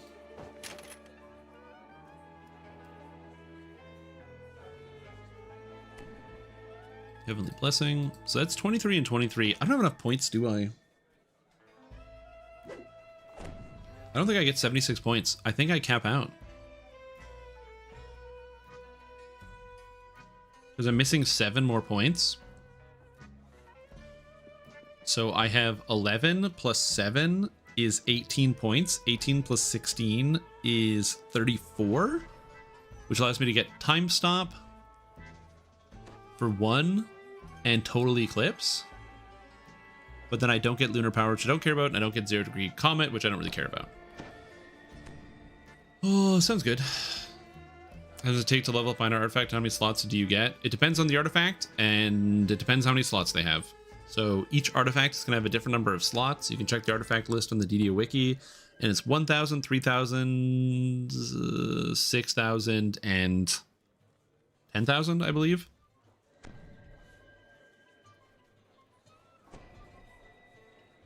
Is the total XP totals. Artifacts are really easy to max out. Okay, so I guess we do keep with the enchantment. We do stick with the spell pen. Stick with Nightwind because we get spell pen. This gives me negative amp, and I don't know why. We can reduce the cost of maximize for free. Lunar Studies gives me magic resistance rating cap for each metamagic feat that I have. This includes metamagic feats that are permanently enabled without costing additional spell points, which I don't have that many. This does give me magic resistance rating cap of 6. So I'm at 98. Goes up to 108 now. It's interesting. And then I'm still missing 7 points. So 3 points puts me over. And then I get 4 more points. So yeah, so we get Total Eclipse and we get Time Stop, and that's it. And we have the spell pen here. We have the spell pen from here. I don't think I get any other spell pen. I think that's everything. That's everything out of the tree. And yeah, my spell resistance is 6. I didn't take any other metamagic feats. It might have been worth it to grab some metamagic feats for this. I'm not certain. I also never use my dash, which I have to use more often because it gives me the extra healing. But I just wanted the spell power more than anything else. I just wanted to make sure I got as much flat spell power as possible. I'm currently up at 620 before filigrees. And then I need to figure out what weapons we're going to be using on this character.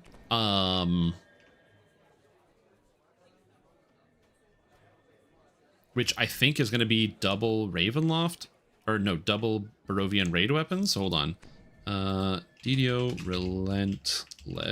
Let's look this up.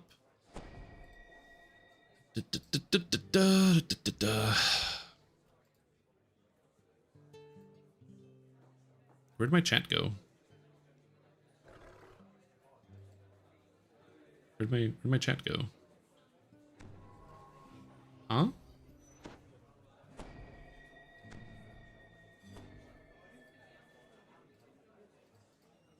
Oh, whoops. I deleted my chat. Sorry, you guys. Sorry, YouTube chat.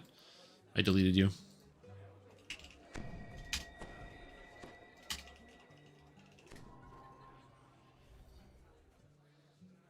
Armor from Den has dripping with Sonic, kinda. Yeah.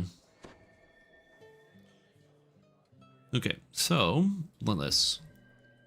So we have Revel in Blood slashing, Revel in Blood piercing. These are separate, I think.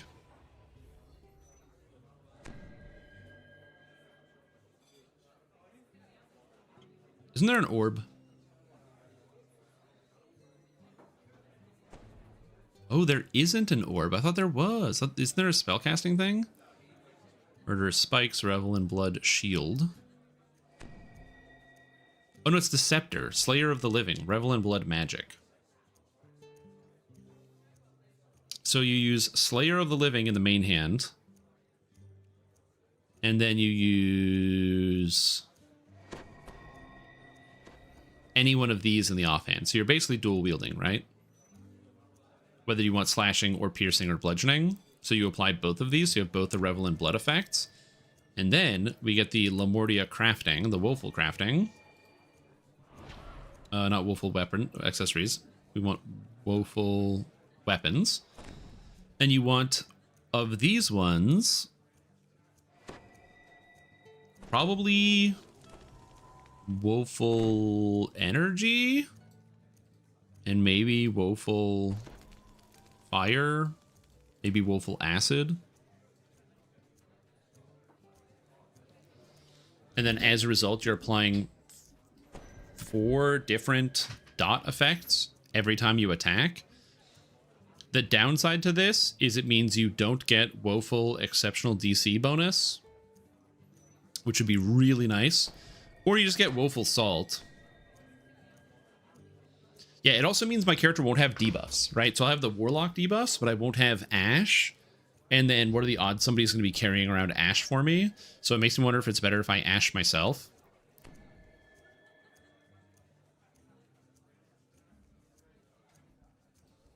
Oh yeah, and Sonic is also a good option.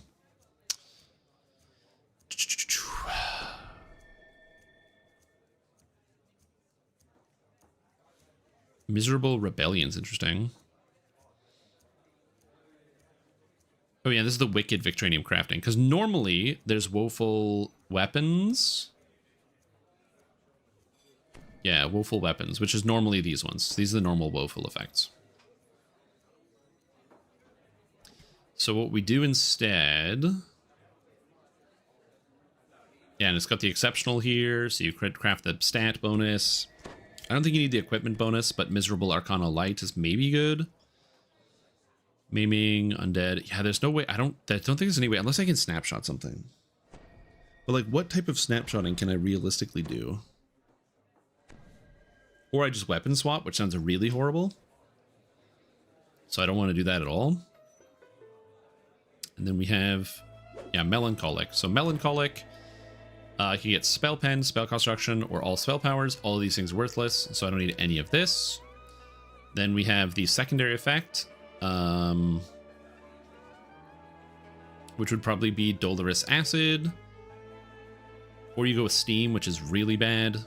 Equipment bonus to spell powers. Insight is not bad. So Dolorous Arcana Light could be interesting. So this one's interesting, so definitely something to consider. And then Miserable, we have Miserable Charisma, so that's one of the crafts, which is nice. And then the rest of the stuff doesn't really matter. And then maybe Improved Destruction, but it's only your attacks, so even if it's a debuffer, I can't really use it. And then if we go down to the Wicked crafting, we can get... Oh, it starts at Miserable. Okay. Miserable Crit. So I can get my crit in here. And then the Woeful... stats. So it's Miserable and Woeful only, which is very annoying. I'm sure if they don't work with LGS effects.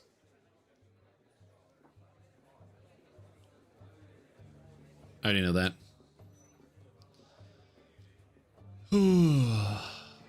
Also, what's up, Gwen? How you doing?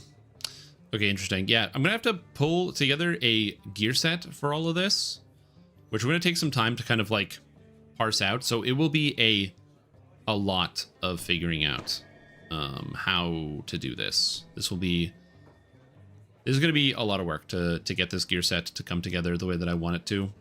Another item that I'm going to need is from shoot, what is that quest called? I don't know, but we can find it.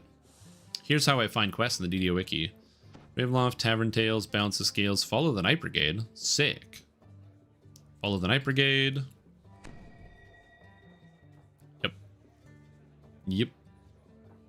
Yep. And now we want Darkness and the Light. Wait for it. Wait. Yep. All right. And then we scroll down here and we have Legendary Saluna's Light, which is a requirement for this character. It's got Sacred Spell Focus Mastery, which is really convenient because it's really frustrating to get, and Insightful Radiance Lore, which I will need with this build, so I need a Legendary Saluna's Light, which is unfortunately the rare item from this chest.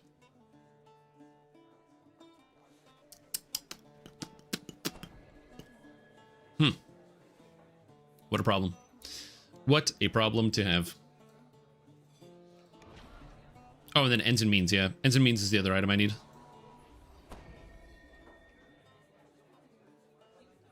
Oh, one of the 3 rare items from that chest. Yep. Oh my god, look at that! What if I already had it, guys? Oh, I knew this day would come. And this is why you just shove everything into your shared bank. Oh, baby. LGS debuff onto a Den of Vipers Sonic Hammer. But then I still miss out on one of... then I don't get dripping with piercing or dripping with bludgeoning or dripping with slashing.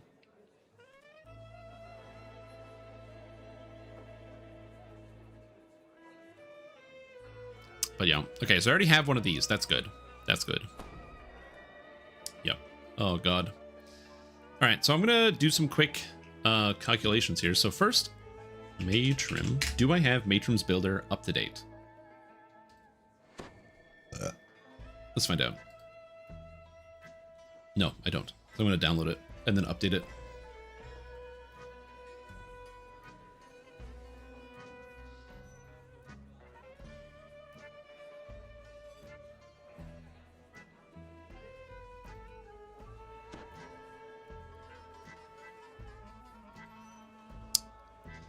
I'm doing some behind the scenes work that you can't see.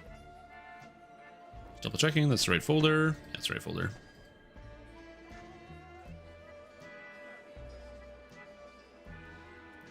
Okay, well that's gonna run in the background, so we're good.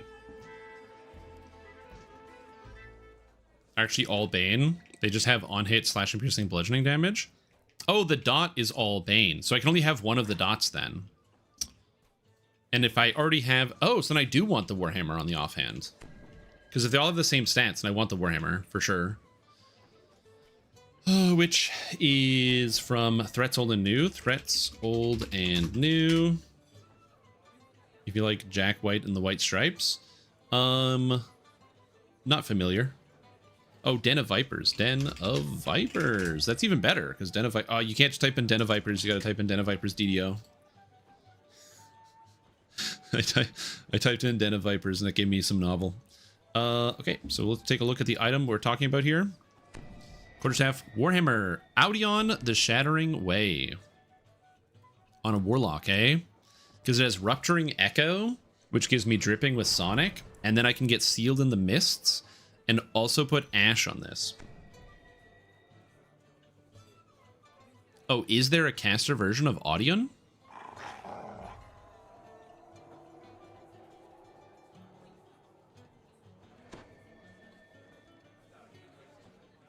Soniar, the Echo of Pain? Oh, shit. This one's really good, too.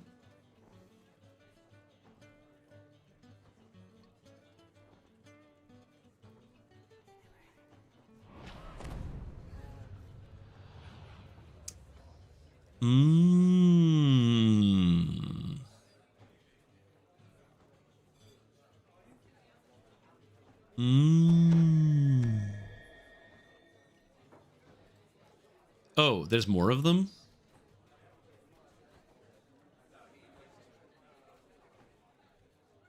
Oh, there's like multiple...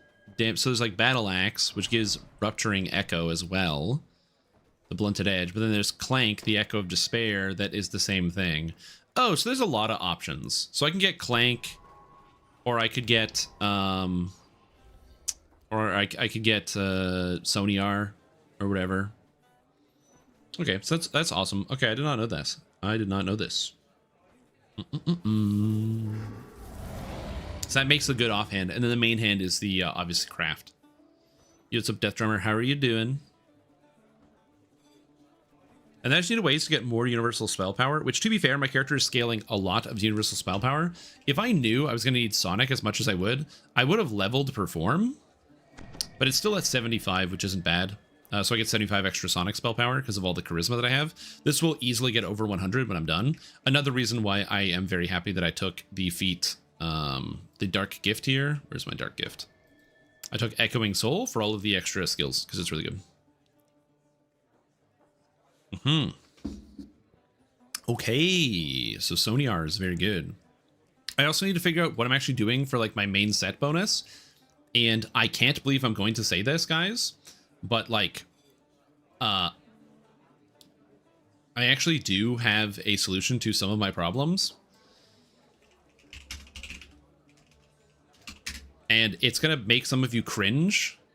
Some of you are going to cringe really hard.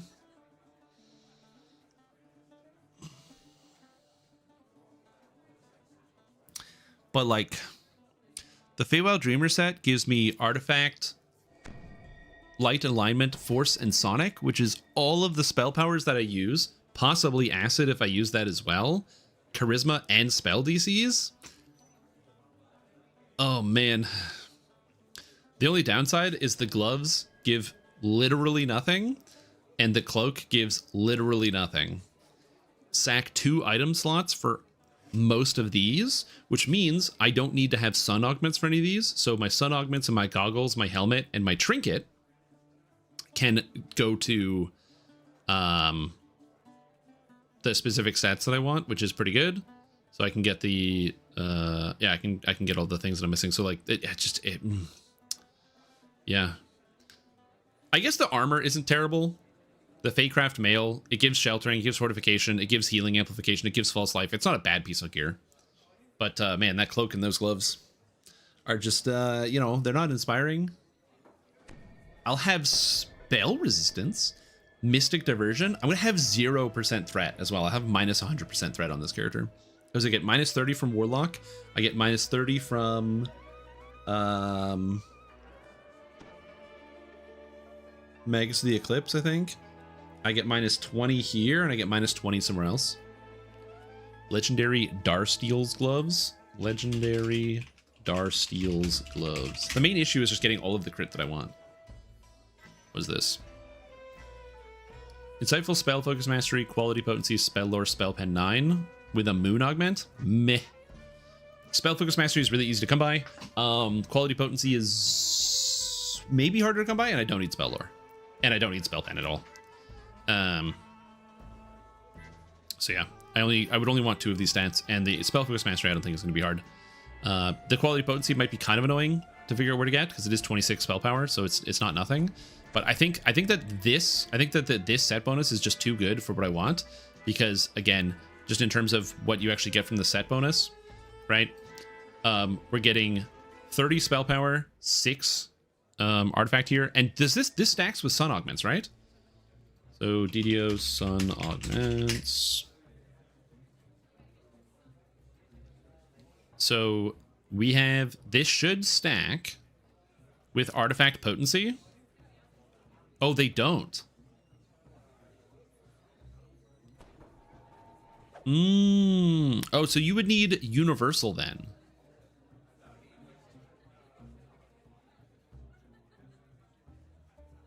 Interesting. I'm surprised that they don't stack. Because the old stuff did used to stack. Did they change it? Does the old stuff no longer stack anymore? Like, so for example, what we used to do is you would use 2 different set bonuses. So instead of using an artifact set like this, you would use something that gives you a universal set bonus. So that's one of the reasons why the Elder set was so good. Legendary Elder's Knowledge, because Legendary Elder's Knowledge gives artifact, bonus to spell, crit, and legendary, and this would stack with everything because it wasn't typed. And I guess, did they fix this as well, or is this still broken?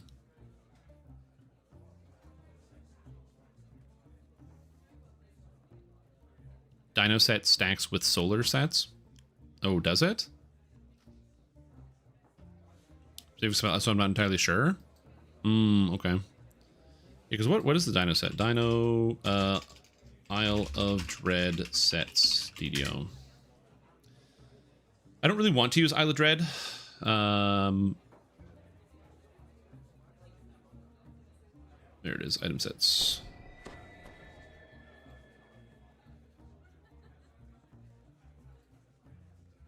Legendary stacks with artifact. Gotcha. Where are my items? Where's the DDO set bonus page? Here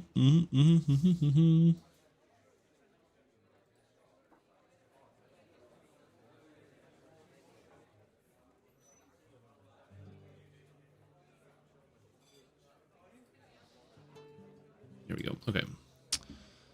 Oh, legendary. There's so many set bonuses. So we're looking for the legendary. Were they not called legendary at the time?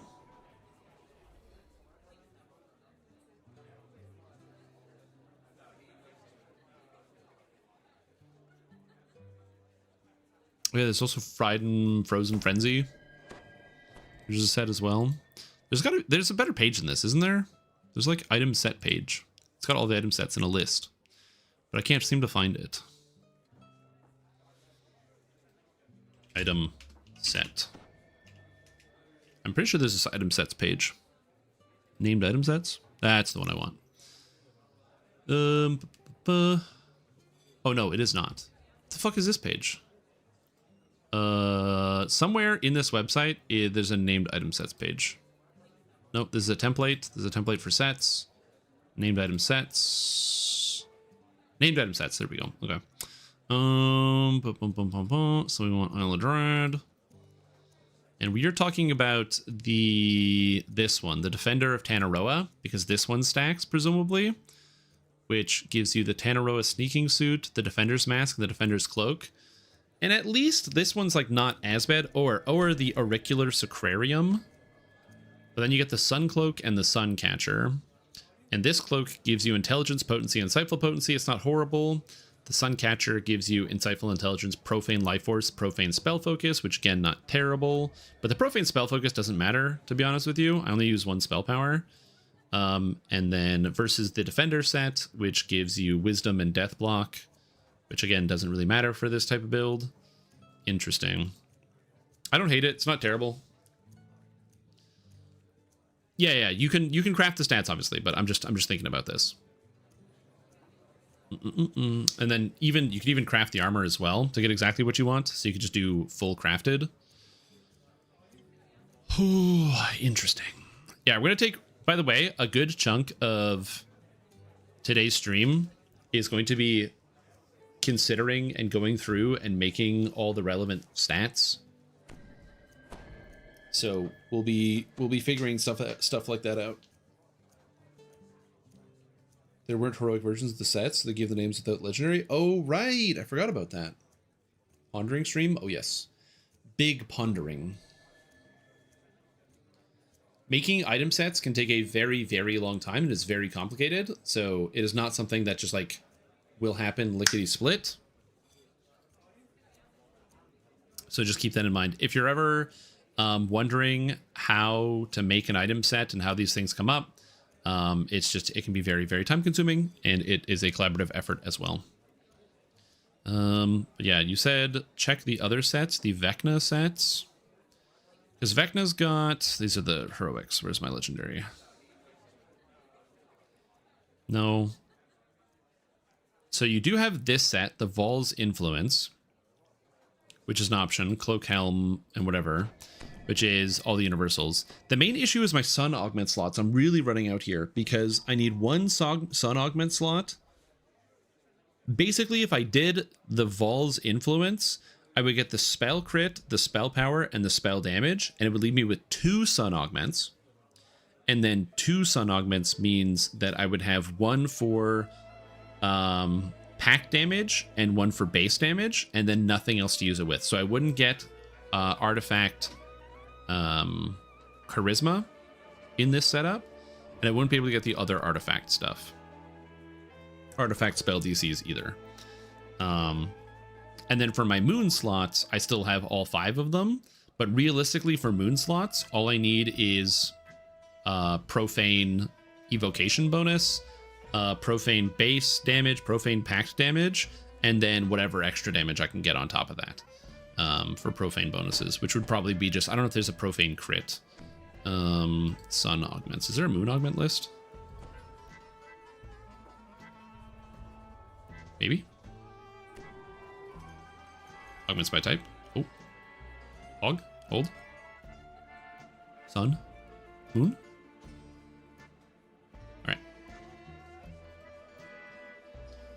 Alright. So profane spell focus mastery could be an option. Although no, I don't want that. I want the regular thing.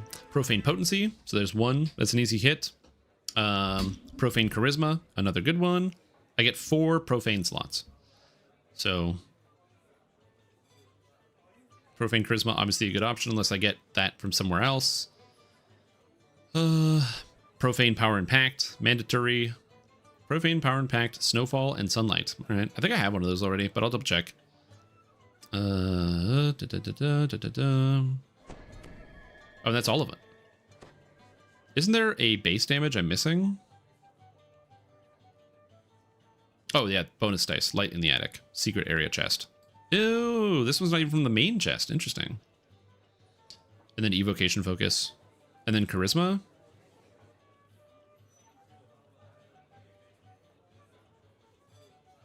Yeah, I would probably want profane evocation, right?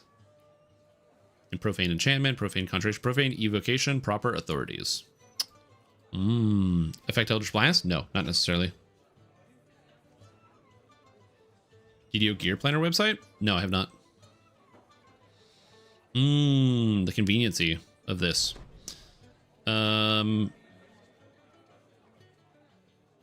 But yeah, so the benefit, I still think, I'm going to be honest with you, I think that the Feywild Dreamer gives too many stats for 3 items. And the big benefit of this is it allows me to get a like 1 extra solar gem. Because for this, I need to get solar pact dice. And I need to get solar, is it called Eldritch Blast dice? Base Eldritch Blast dice, right? So I need to get both of these. So if I go with a Vecna set, that's all I get. But if I go with another set, I can pick up something else on top of this, which means that I could get spell critical damage if I wanted for the extra 15 spell critical damage, which could be quite good. And as you guys mentioned, the spell power doesn't stack. We're going to be using a computer program in a bit. That's the main issue, is I would lose out on some of the dice. And I would lose out on spell DCs, which I also don't like. But again, when it comes to the actual sets, like, because you've got Vol's Influence, which gives artifact spell DCs and other stuff, then I lose out on the Charisma, so I would be missing Charisma there. Or the alternative is we go with, instead of Vol's Influence, you go with, you get Devourer, which also is good, but then you lose out on spell DCs and you lose out on Charisma, which seems kind of bad. I don't like that at all. And then Keeper's Coffin means I lose it on all my crit, which seems kind of bad, which I don't love either. So, yeah. It just doesn't line up to what I want to do. If I had more flexibility, it would be better, but I don't have more flexibility. So I can't use this. Use a set augment for Charisma. Use a set augment for the Charisma. I could use a set augment for the Charisma, which means I would need to run more Too Hot to Handle to get my Charisma set augment.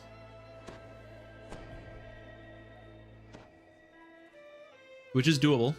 Too Hot to Handle is not the worst to do. I think I have a lot of like Too Hot to Handle runes anyway, so I probably could polish that off.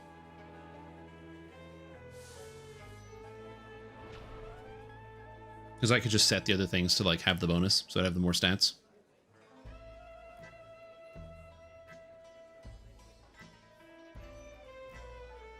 So it's actually a bad video, and I'll explain why it's a bad video. The reason why it's a bad video is because, as you said, no one knows about it, and no one knows about it, therefore people won't watch it and retain that information. Also, thank you for the well wishes, Tracky. I hope you have a good Thanksgiving as well. It's one of those things that's counterintuitive where you're like, yeah, but people don't know about it, so shouldn't you make the video? But then people don't know what they're supposed to be looking up. So like if it shows up in the feed and then you go, oh, that's kind of neat, but then the information is gone, and then when you try to remember it, you can't remember what it's about. It's coming. Be patient. Have patience. I've been busy doing other stuff. Working on some job stuff. Hopefully gonna get some turnaround from that, which will be important. Interesting. This is interesting. There's a lot of options here. I don't know what I specifically have already in the bank. I can actually check the augment stuff. I'm pretty sure if I go here, oh, it's not called Charisma. It's Alluring Elocution is the set. So I have one here already, and they're Forge runes, I think. So that's 2 out to handle. So I could buy another. I could buy 2 more. And so Alluring Elocution set is definitely within the realm of possibility. There's definitely something I could get. So that's not bad. It is 3 items though. But then I get more damage. But do I get more damage? I'm thinking. Because I still wouldn't be able to get any individual spell power or spell crit. But then I would get items that actually have more value to them. But if I was doing this instead of the Vecna set, I feel like I would want to go with the Isle of Dread. Hold on. Can I make this like bigger? Oh, it does. That's not helpful. Oh god. The text is so small. It's not good. Okay, that didn't help.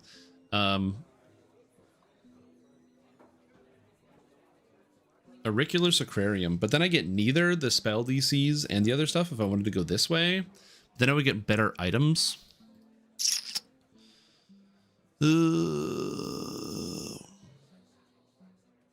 Yes, that, and also I need to have the necklace in the build, so anything that locks on my necklace is bad.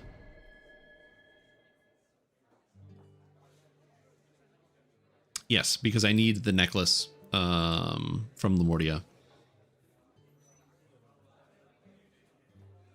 I'm just double checking all this stuff. Cooking by the book. Hell yeah, dude. Spell power, spell crit, which gives main hand, offhand, cloak. Spell crit damage.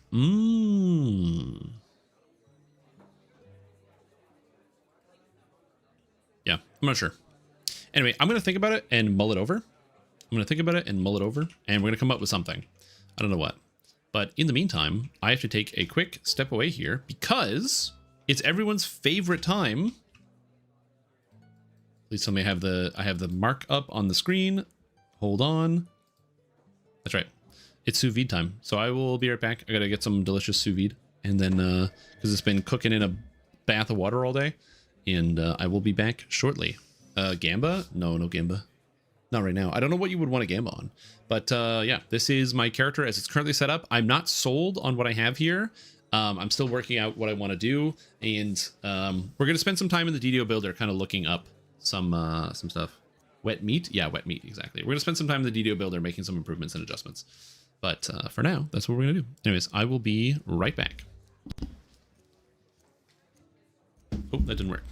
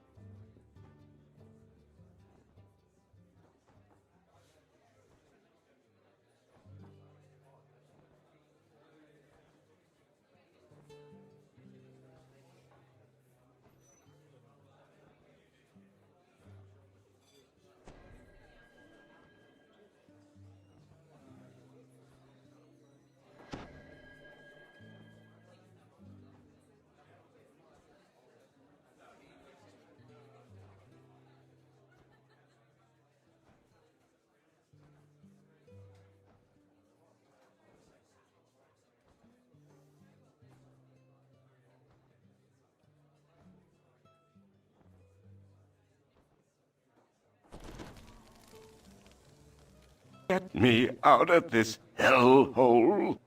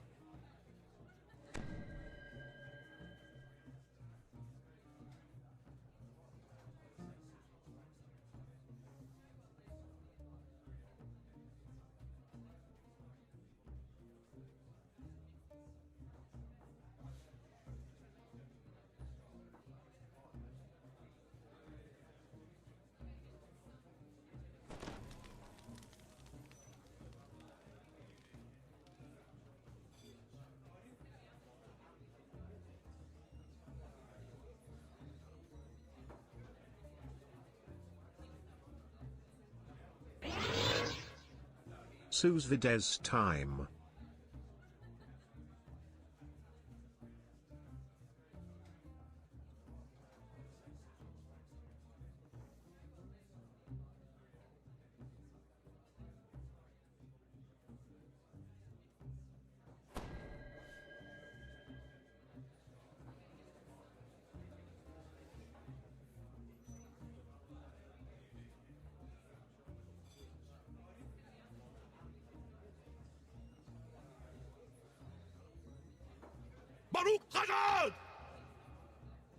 Oh Yatsu's Vides time.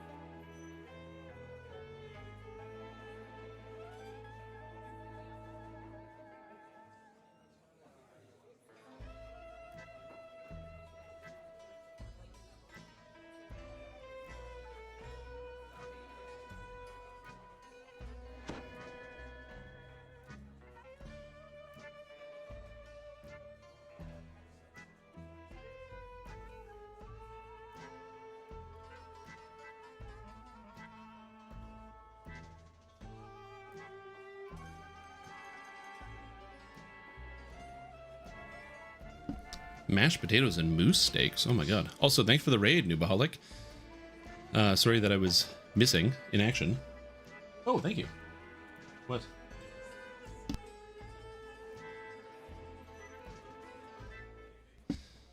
Sorry, one second. It's not a holiday for me, but I figured since it is technically a holiday for some of you guys, I thought I'd get myself a glass of wine as we return to the task of modifying and making and creating the best possible Warlock build item list that I can come up with. So we're going to be doing that here together as a beautiful, wonderful family. So we're going to do this in multiple steps. Third step is transcribing my character into the builder. And then after that, we're going to go through the item build. So I'm going to be doing this one step at a time. For ease, actually, I'm just going to take a screenshot of this. Screenshot. So that way I can do the transcribing easier. And then we're going to go from there. So if you're like, oh, Strim, where's the high octane action? Don't worry, the high octane action is going to be DDO Builder. We're going to be DDO Buildering. It's going to be the highest octane action you've ever seen. But yeah, Noobaholic, thank you so much for the raid. I really appreciate it. I hope you enjoyed your stream. Enjoy yourself. Have a happy Thanksgiving. Sorry I wasn't here when you raided me. I unfortunately stepped away to grab a bite to eat of some delicious sous vide. And now we're back. Some people eat on camera. I don't like to. I just don't like to. I prefer not. So that's why I step away entirely. It feels bad, but you know, sometimes it's good to take a break. Anyways. Wabah. All right. Where can we go that's free? Free. Where's free? Can we go here? This is some free real estate, baby. Alrighty. We are Dark Bargainer. We are Chaotic Neutral. Where's my past lives? Past lives. We've got... We're going to assume we've got literally everything because I do have basically everything. I don't have all the Epic Destinies, so some of this stuff is going to be missing, so I'll be turning off some of my Epic Destinies. I just don't know exactly how many points we have total. I have to do the math on this. Oh, anytime, Worm Shield. That's the reason why I wanted to make sure I was streaming today, because I know a lot of people, as much as people love the Thanksgiving, some people are like not able to visit their families, because I've heard that apparently traveling right now is via air is very, very difficult in United States. So, you know, I do understand that. Watch an Uncle Roger video. Hey, there you go. That was a good time. Okie dokie. So we're a warlock. That's good. I have to set up my skills. I'm just going to put in the relevant skills. We're not going to put in everything because I think it's unimportant to have like all the skills. Where are my skills? Skills. Okay. So we want to make sure we have Spellcraft maxed out. I should have Perform maxed out, but I don't because I'm not Repair. I should have Perform maxed out, but I don't because I'm an idiot. Heal, Intimidate, Bluff, Tumble. Oh, really? Is that all my points? What did I start with as an intelligence? Did I start with a 12 or a 13? My base intelligence is a 13. So what do I have? Oh, I don't max out heal. I put points into haggle. That actually makes sense. So we're going to cut this. We're going to keep the spellcraft. We're going to cut the heal. And we're going to cut this. We're going to cut this. So we have this. We max out the tumble. We max out the bluff. And we max out the intimidate. And then we have like a few points in jump. Although I actually don't know if I need any points in jump, but actually I need 0 points in jump. It's free. I knew it. We have a few UMD. This is not a guide to like a written guide to follow. Actually I just need 1 in UMD. 1 is fine. And the rest of the points can go into a skill. So this is where we could use perform or haggle or heal. So perform is fine. And that kind of fills with the rest of the points because I think we're going to have some sonic damage in there. Okay. And then we go through the stats. So the dark gift we get for free is Web Touch Wretch. The alter dark gift that we take later is Echoing Soul, which gives all of these skill bonuses. So this is one of the reasons why when I go to the skills, you look at this, now you can notice the numbers are a lot higher. Jump is now 44. Intimidate, Bluff in the 80s. Use Magic Device in the 70s. Again, kind of just circumvents a lot of these issues. So that's pretty good. Okay, so Warlock Pact. We are the Dark Powers. So it's going to set a whole bunch of stuff here. Nice, thank you, game. I do appreciate that Matron's Builder just sets everything, so I don't have to put in like my spells or anything like that. I don't take Dust to Dust, or I don't use it because this spell sucks. It's kind of neat. Okay. So we take Maximize, we take Empower, no, not Empower, we take Quicken. Quicken Spell, where is it? Quicken Spell. We take Past Life Wizard, which is called Arcane Initiate. We take Evocation Focus, Evocation Focus 2, or Greater Evocation Focus as they call it. And then I took Mental Toughness and Improved Mental Toughness. So that's what I did here. Makes the most sense to me. The reason I did this is because it gives spell crit, and I really wanted the spell crit. It increases my damage. Nothing else is going to increase my damage beyond that. As far as epic feats go, this one's pretty straightforward. Epic Eldritch Blast. Moving on, we get Epic Pack Dice. After stream and chat, how we all doing today? Also, Open the Void, welcome back to the stream team. Appreciate the support. Having a fantastic day. Glad to have you here. 49 months is a long time to be subscribed to somebody. You're starting your 5th year of sub, and I hope you're going to keep enjoying the sub. So cheers. Welcome. We want to make sure we're taking Wellspring. Wellspring is important. I'm doing pretty good, by the way. I am Canadian, so it is not a holiday for me today, but a lot of people in the chat are not Canadian, and they're in fact American. So, you know, they can happily celebrate and have a good time, and also hang out here if they don't have any family or anywhere to go to or run off to right now. I'm not sure I want Spell Specialty, but it does seem kind of good. The other option is I reroll some of this, because right now I could, so I want to take Epic Spell Focus, Evocation. The other option that I have here instead is grabbing like Embolden or something, or anything that enhances my stuff here. I don't know. I took Crush Weakness, I believe. Extra helplessness damage, which is good. And then an epic feat here. What did I take?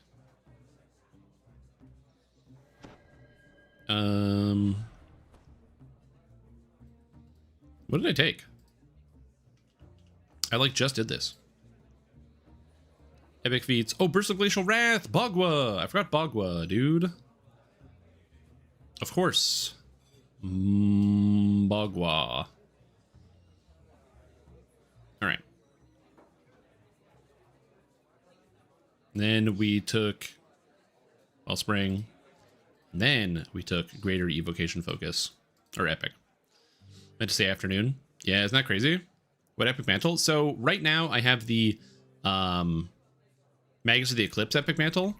And the main reason we're rocking the Magus of the Eclipse Epic Mantle is because the Magus of the Eclipse Mantle gives the Chill Aura, which is passive damage with anything that's close, which is just fine. But mostly I get access to Null Magic Strike, so I make it so enemies can't cast spells, which is pretty good for Reapers. It kind of like entirely shuts down Despair, or not Despair, Vengeance and Famine Reapers, which is convenient, and a lot of other spellcasters. And since I have lots of AoE, it's just generally useful. Again, it's not insane, but it's good enough. I also have Shadows Upon You, which I'm not using, but I can reduce enemies' physical resistance rating and saving throws. So it's an extra -5 PRR and MRR, which I can use on bosses. So I will make sure I'm using Shadows Upon You in the future as a debuffing strat. Okay. So now here, I believe I did take Spell Specialty Enchantment. I don't know if that's the best move.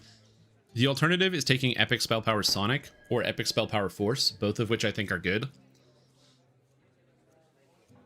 So something like this is okay. But we'll stick with this for now. And then at 23, I get another feat, which could really be anything. So I think here, this is where I would probably take Intensify. Why would I need... No, I want Intensify. I want to make sure my Bogwa lands. So this is where I would take Embolden for the spell DCs. And then at 34, this is where we grab probably Titan's Blood. Depending on the way my feats line out, but Titan's Blood is pretty good. I'm going to slot this in for now. I might swap this out. But we're going to start with Titan's Blood. And before I get into anything else, we're going to go to the Epic Destinies here and match up my points. Earn everything here. Okay, so in-game, I have Epic Destiny points, 73. I'm going to earn 7 more. So that's a total of 80 points to spend. So we're going to dump this down to 80. So we're at Epic Destinies 83.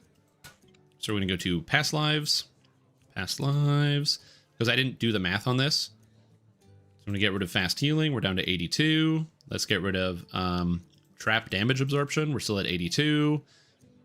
Let's get rid of Fortification. We're still at 81. I definitely didn't take Arcane Knowledge, and we're down to 80. Okay, perfect. So that's the amount of points that I have based on my Epic Past Lives. So we're sorted there. And then I have everything here. And this is why I have this on the other monitor, so I can just copy it easily. Yeah, I hope you guys are all doing good. This is not something that I think people love about playing DDO, which is the micromanagement of some of this stuff, where you're kind of really digging deep and min-maxing your build. I personally do enjoy this element quite a bit, but I know that not everybody does. I have 19 racial points. I have 1 more racial point. Damn.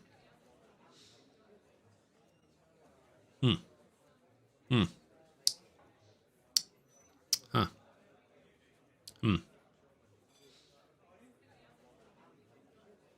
Well, might as well take Vampiric Blast in case I use it. I don't know. Okay. We don't even use Enlightened Spirit at all. We're going to go here. We're going to grab Fey Dark Illusionist and swap in Fey Dark Illusionist over this. Tainted Scholar is the main tree. And we grab all of this, the extra Spellcraft. We grab the cores. You need this. We want more of this. We want Charisma. You want to max out Confusion, so you get the passive Confusion. This effect is extremely good. A lot of people may have never seen Bewitching Blast, but basically what this does is it gives a 10% chance when you hit a monster that they just stop doing anything entirely. Confuse monsters, it's basically a free stun with no saving throw on it, which is quite good. Evocation Focus, all DCs, maxing this out, take this, grab Enervating Shadow for single target, and Heretical Lore for the extra crit multi. Okay. Then Soul Eater. Grab Consume. We want Taint the Blood and Taint the Aura. Feeding Frenzy. Grab Soul Eater. I don't really... Stricken doesn't do any damage, so I don't really care about actually increasing the base damage of it. It's a really small part of my character. Grab all of this, which is good. Take this, and we are set. So it's 31 points. I have 33 spent here. I can probably cut some points, actually, if I really wanted to. So that's interesting. I didn't really realize I was doing that. We're going to grab the cat, the old kitty cat, grab Spellcraft. Actually, can I get the flying cat? Give me the flying cat. Flying cats are cool. Hell yeah. 1 point in the mana. We grab You've Got My Back. We grab Charisma. How many points do I have left? I have 2 more points left. So I can take this, and then I can take this. So this gives me more spell power than the Hungry for Destruction, I think. Because this is 5 universal, and this is 4 universal. So I can actually get 1 more universal spell power by resetting my Soul Eater tree.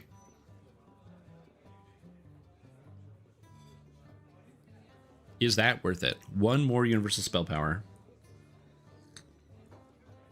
1% increased damage. And the answer is yes. DDO is a game of 1s and 2s. It's always worth it. Okay, Epic Destinies. So Magus of the Eclipse is the main tree. Oh, dude, you gotta get it. Oh, I want to talk about Shradi with Warlock. I tried Shradi Prism. I leveled with it in Epic Destinies. It is complete dog water for Warlock until they change their percentage up from 7%. If it's at 14% or 21% or something like that, it's manageable. But at 7%, you basically just never see any of these effects go off, and it is complete garbage. Not only that, the Shradi Epic Strike Phaelites is also horrible.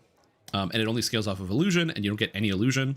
If this scaled off of like enchantment, you could maybe use Phaelites, because then it picks up the stun as well, and it's not even a bad ability at that point. But like, it's just so hard to use. I can't recommend it. But again, because because enchantment is not at all like, there's no enchantment abilities in Epic Destinies, it's kind of sad. Hopefully they fix that at some point. Till then, we're gonna go Exalted Angel, threat reduction, Born in Flame. My epic strike is confusingly Healing Pillar because it's good. Divine Protection because it's good. Cure moderate wounds. Shadows upon you. Core. Mind and Soul. We want Heavenly Leap. We want to get the heal. The heal's just better. You're not leaping in, you're leaping out most of the time, like in combat. And then Blood and Radiance for the extra spell power, because that's 20 light spell power, which is sick. And then the last one is Draconic Incarnation. I did go blue. I think I'll probably stick with blue for now. We grab Arcane Studies because it gives Spellcraft and Universal Spell Power. We grab Dragonhide for no-fail saves on a 1. We grab Dragon Scales. We grab this for Spell Power and Universal Spell Power. Grab Cores. Grab Scales of the Dragon because it's insane. Take Evocation out of the tree. We grab this and we grab that. And then it leaves me with exactly 34 points to spend. So we go back into Magus. We grab the Mantle. We grab, no-fail will saves on a 1. So now we have no-fail will saves and no-fail reflex saves. Or sorry, fortitude saves, which is kind of good. We take the aura because I can't apply anything else. I need to go up to the next rank, and I can't take imperceptible casting. If you have discipline, this is doubled. That's really funny. So we take Moon Touch just to get to the next rank. It actually has no impact on this character. We take the Null Magic Strike because it's quite good. We grab Meta Magic or the Magic Force here. And I'm not even at the next tier. What am I missing? Oh, and a Cloak of Silver, of course, because this gives MRR. Nightwind, we get the Maximize. We get this. This does not require Arcane Pulse. So this is actually a bug in the builder. Unholy Pulse does not require Arcane Pulse. I found a bug. Me find bug. Bug, me find bug, bug, me find bug. We grab Cold Light of the Moon. And we take it to rank 2. Because it adds incorporeality, I guess. It technically does something. We take Time Stop and this. Found a bug. Bug. Okay, 1 second. Oh yeah, the DDO builder is up to date, but I got a bug report. Hold on. Issues. Let me just double check. I'm gonna search here. So this is for Unholy Divine Disciple. Perfect. There's nothing here. So we're gonna start a new bug. Okay, new issue. Magus of the Eclipse. Unholy Pulse. I think it's called Unholy Pulse. That's what it is. In the builder, you must have Arcane Pulse to take this effect, but in game, you are able to take the effect without Arcane Pulse because it also grants negative amp. Bazinga. Bug reported. All right, anyway, it doesn't matter. It's just 15 negative amp, and that's not going to shake out in the final build. Okay. So character is mostly set up. The last thing we're going to do is we're going to go to the Reaper tree.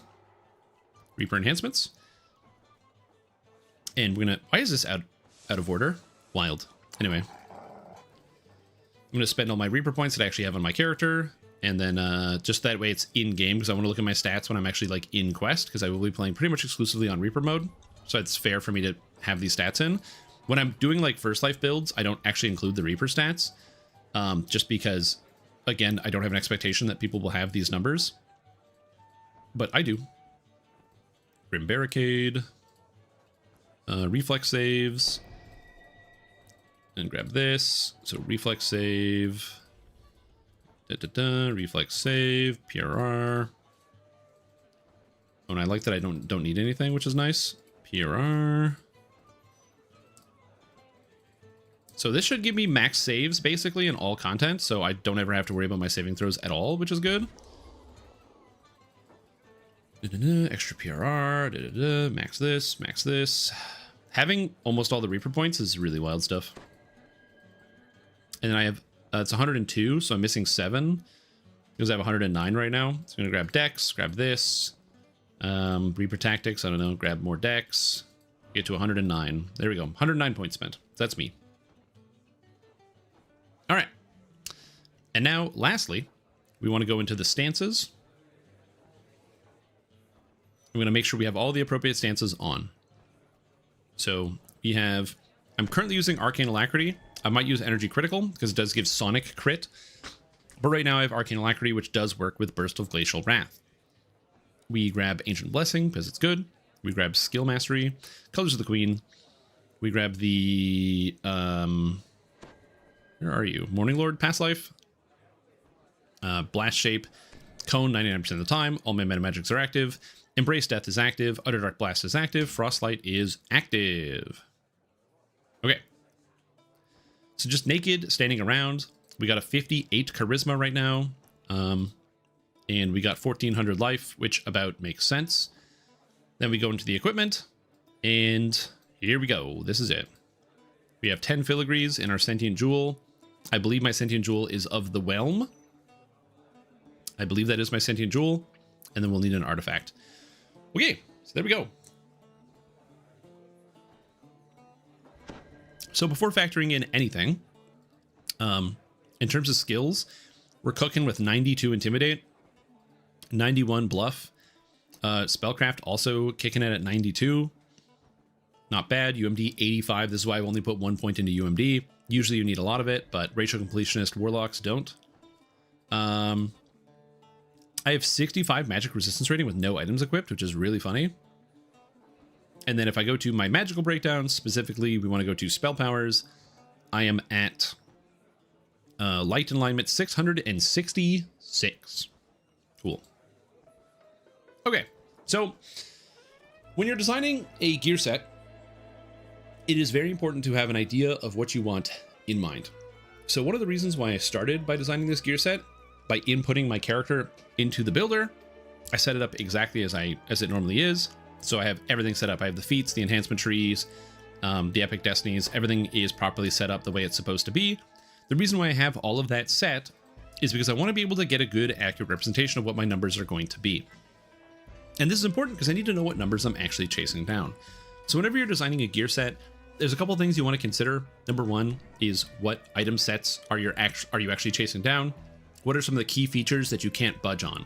A great example is artifact is a good place to start. Knowing what artifact you want to use, you can help shape your gear set around that.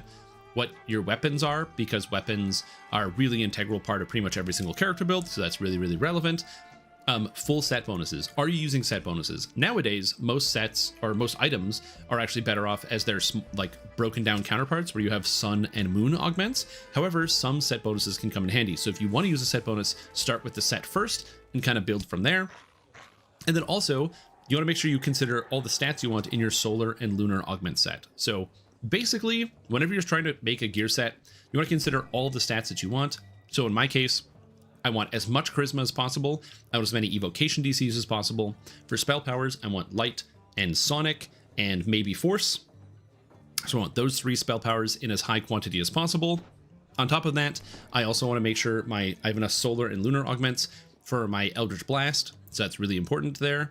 And then I want the important defensive stats, most specifically physical resistance rating and some dodge. Magic resistance rating is not really important for my character because I'm going to hit the cap very, very quickly and easily. And outside of that, that's pretty much all I want. So we're going to try to build our items out accordingly.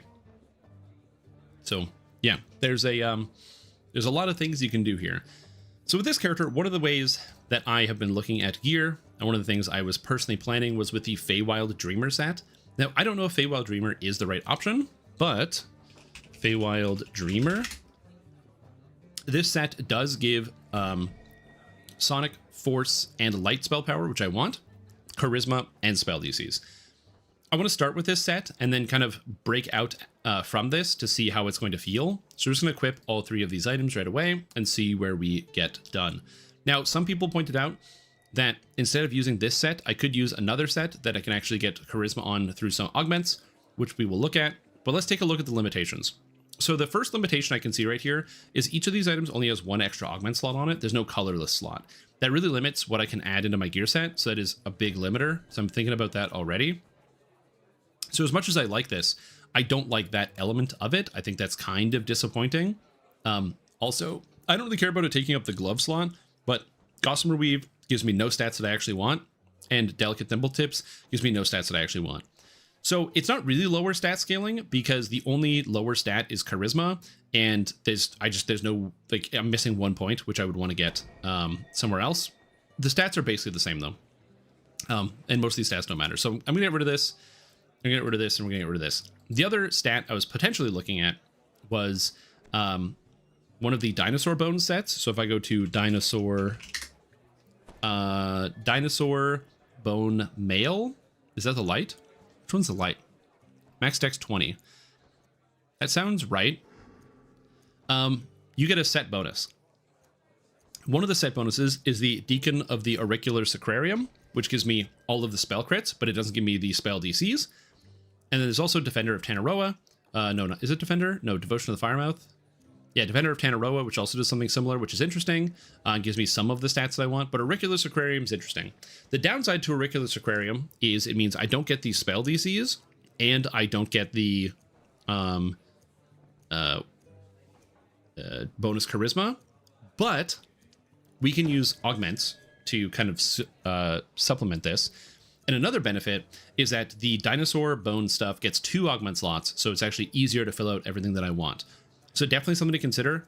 On top of that, the armor, I can get a scale and a fang, so we can get the Void Fang for universal spell power, as well as the Void Scale for the universal spell lore, which again is very, very good and something I want to have in the gear set.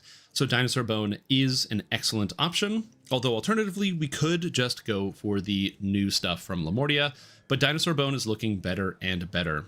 Now, of the augments, there actually are a series of set augments that you can put into your gear with different names. And the one that I want is Esoterica for spell DCs, which comes from the Cloak of the Mountain from doing the Killing Time raid. And the other set bonus that I want is the what is the Charisma one? What the hell is it called? Somebody in the chat will know, probably. Alluring Elocution. So with this... Oh, and the Troves. Smart. Well, the problem with Solar plus 3 spell DCs is if I go this route, I only get 2 Solar Augments, because I would only get... I'm not trying to avoid Lamortia gear. I need a lot of stats. So if I only get 2... Because... 2 of my solar augments are pack dice and base dice, right? So then I also need to make sure I'm getting all of the spell crit and the multi and for everything else that I want, and set bonuses are an easier way to do that. So that's why I'm still going for a set bonus, because I want too many spellcaster stats. There might be a way to do it without it, but I'm thinking that this is probably the way to go. 2 solar and 2 lunar just for dice, that is correct. And so if I go with the Isle of Dread set, that locks out all my solar dice, so I can't use them. So there's an option there. And I quite like the Auricular Sacrarium bonus, because it also gives the where is it? Magical resistance rating cap, which means this gets even higher, which is great. So we can work with this.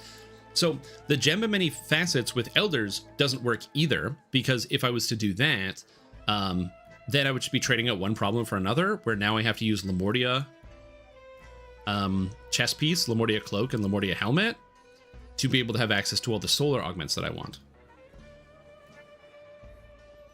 So that's the other problem, right? Because remember, I need the solars, right? And also I need Selûne's Light. I have to, like, there's a couple items that are mandatory for this build. Immediately that comes to mind is Selûne's Light. This is a mandatory item. I have to be equipping this at all times, because without this, I don't get 14% crit, and I need this. So this is a mandatory item. 14% is way higher than anything else. I need the Insightful 14. Plus it gives Sacred Spell Focus Mastery.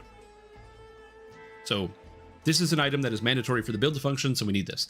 The alternative is that instead of using the legendary Selûne's Light, what we can do instead is I could go and use the ever so classic Resplendent Fury. which gives 13% Insightful Radiance lore, which does work.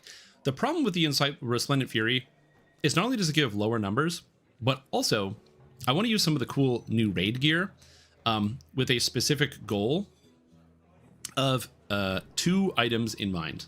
Number 1, I want to use one of the new Lemortia items, the Slayer of the Living. So I want to have this because this is very, very potent. We'll do the crafting for it later.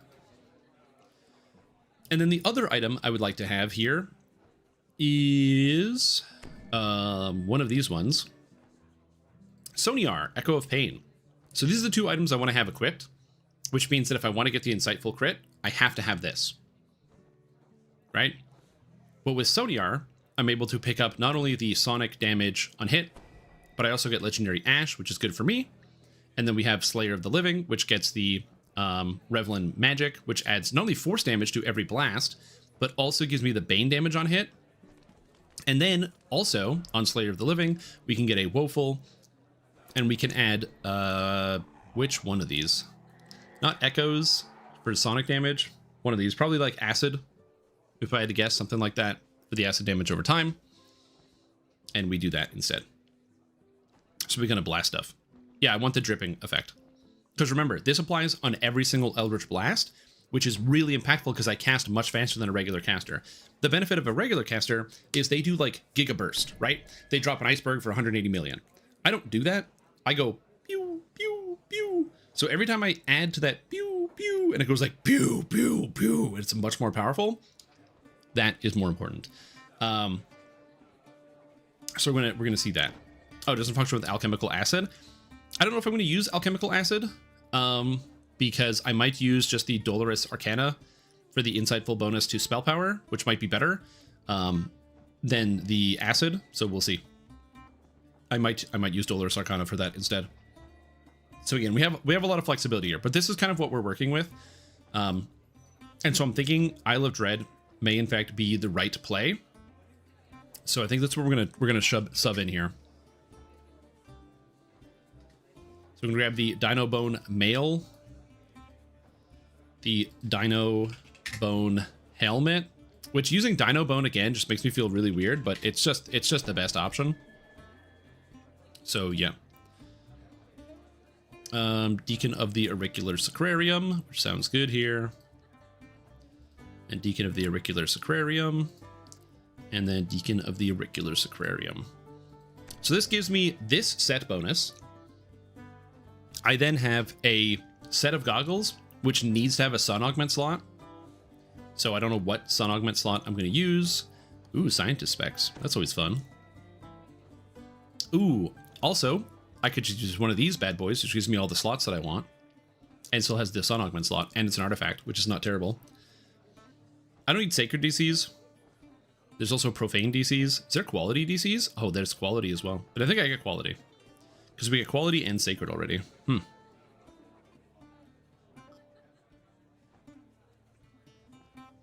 Red Scale. Yeah. I could do that. Dino Helm is an artifact. Dino Helm is not an artifact. These are not artifacts. So I have full flexibility. I still don't have an artifact in my gear. There is, what? I think Red Wizard's Sight. Is this an artifact?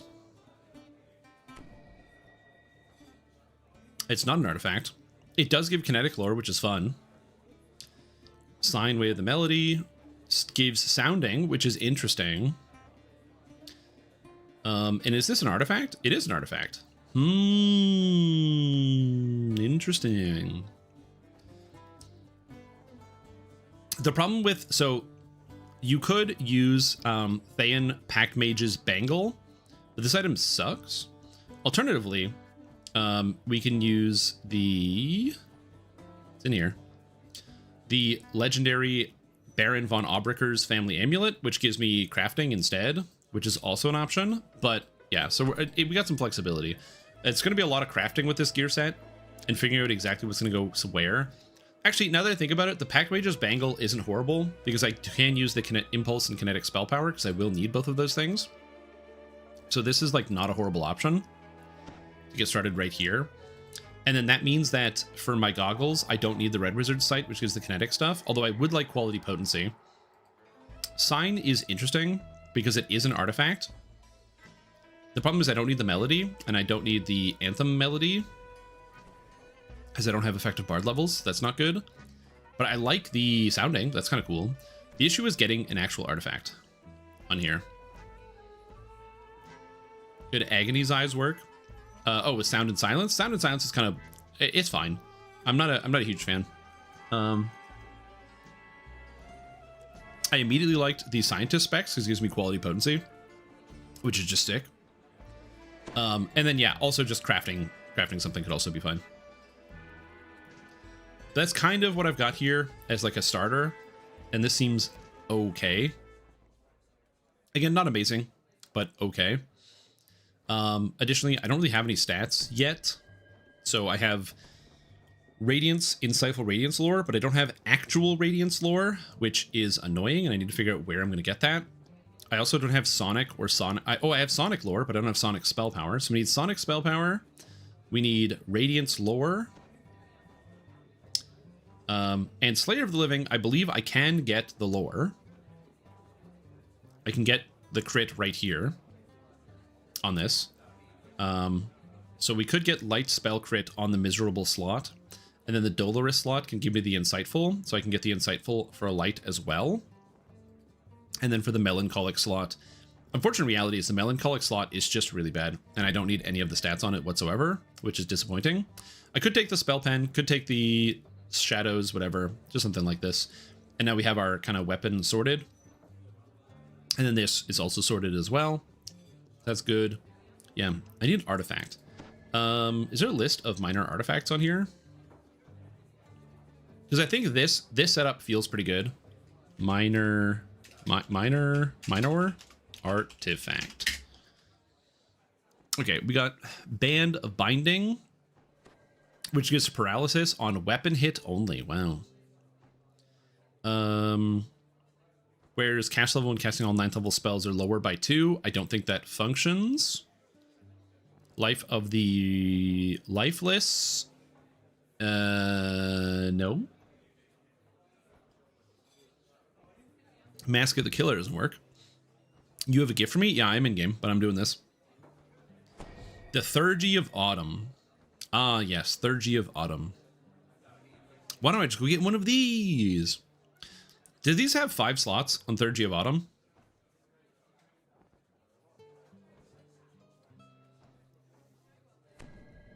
I mean, farming Time's Long Past for a rare item from a chest seems like the worst thing I could ever do to myself.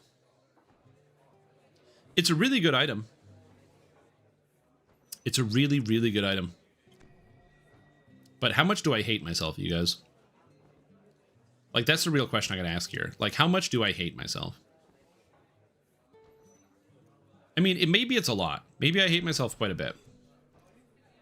But my god. Theurgy of Autumn. Man.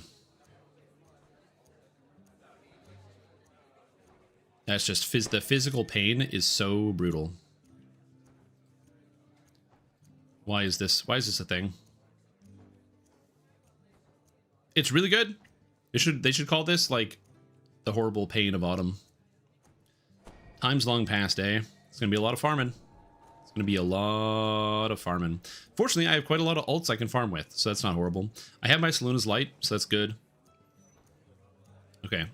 Now figuring out actual gear stats, things I want because we can customize around that. Generically good items. There's a really high chance we're just using the Greaves of Season's Warding because these are really good. Is there anything else I would actually want out of here? Oh, the new gear is fine because I get negative amp, profane amp, quality nullification, stuff like that's fine, but like meh. And it's really hard to get away from the Greaves of Season's Warding. So there's that. Oh, artifacts are bound to character. Oh, right. Yeah, but I could buy a single Gift of Inheritance because they're on sale. The Footfalls of the Dracolich. What are these?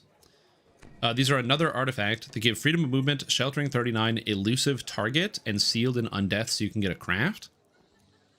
It could also be an alternative artifact, so then I don't have to use the third G of Autumn. Because instead of the third G of Autumn, at that point, which gives some stats that I would want, we can do a Giga downgrade to... where's this ring? The Bound Ring of Acid. Which is not even that much of a downgrade. And then I don't have to farm out that stupid piece of garbage. So, you know, definitely an option. Yeah, I'm pretty sure I have one of these in my inventory. So that's kind of sick. So we could just do that instead. Footfalls of the Dracolich gives sheltering 39, which is convenient. Gives me freedom of movement, which I don't have. I love elusive target. I think it's very good.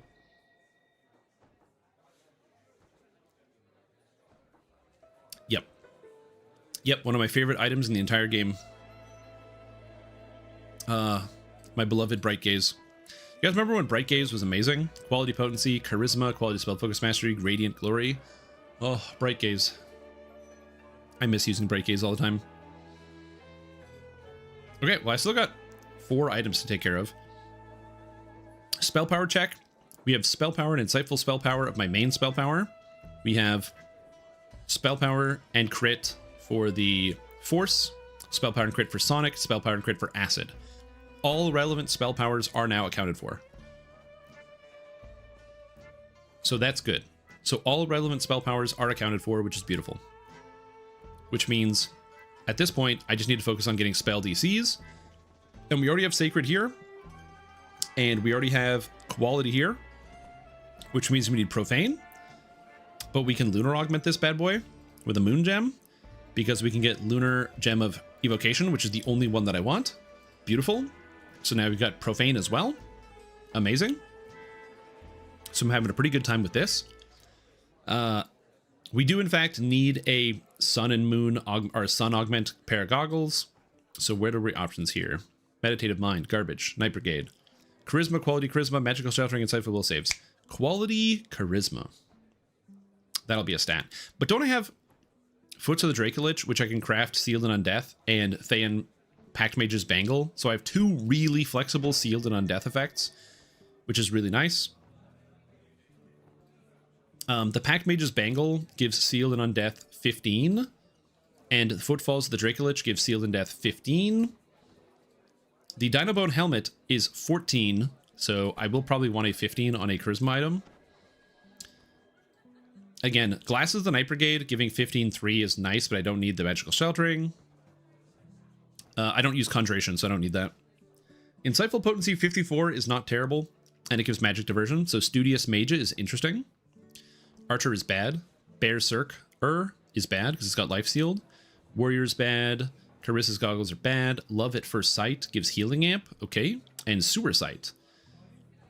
Oddly enough, I don't have Nullification or Void Lore, and it does have a Sun Augment, and it gives me mana. I actually really like Sewer Sight. I don't have this. I forgot to do this. No Evards. You don't have to worry about the save of Evards, so after the first tick of Evards, monsters can't succeed. So if they stay in Evards for 2 seconds, they automatically get grabbed, no matter what.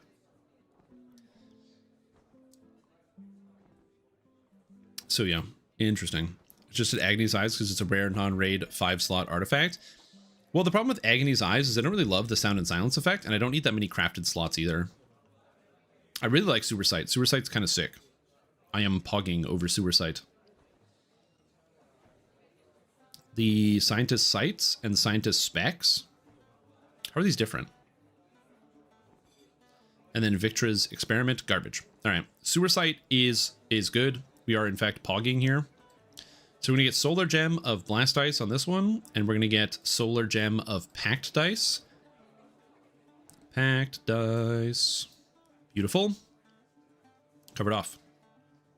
Second Thanksgiving finished, I might explode. You can do it. Shove that food down. Digest. Stream. This is the first time I've been able to catch live stream. I started playing DDO. You've helped me so much. I'm all in this game right now. Glad to hear it, Kippard. Hope you're doing well. I hope you're doing very, very well. This is a gear crafting or gear set building session. So just keep that in mind. Where am I getting artifact potency and crit? The Deacon of the Auricular Sacrarium. because it gives me damage, spell power, and crit. So yeah.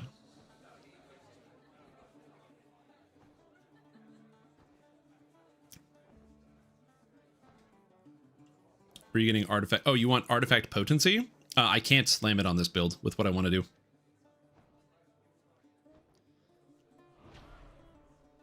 Because the only other option I could do other than that is use a different set bonus that gives me specifics.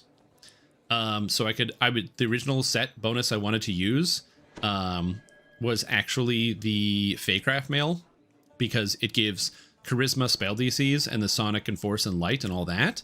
But I was told by chat that and it would give me an extra solar augment, but I was told by chat that the solar gems that do like spell power and stuff, like the spell crit, that these things don't stack with like the set bonuses did. So in theory, what you would want to do is like double stacking with the elder set. So like what we used to do back in the day, where it's one set bonus plus elder set, so you get both of them.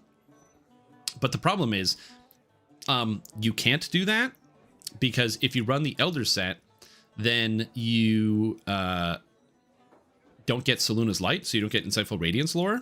So missing out on 14 crit on my main highest damage seems kind of bad. So I don't really want to do that.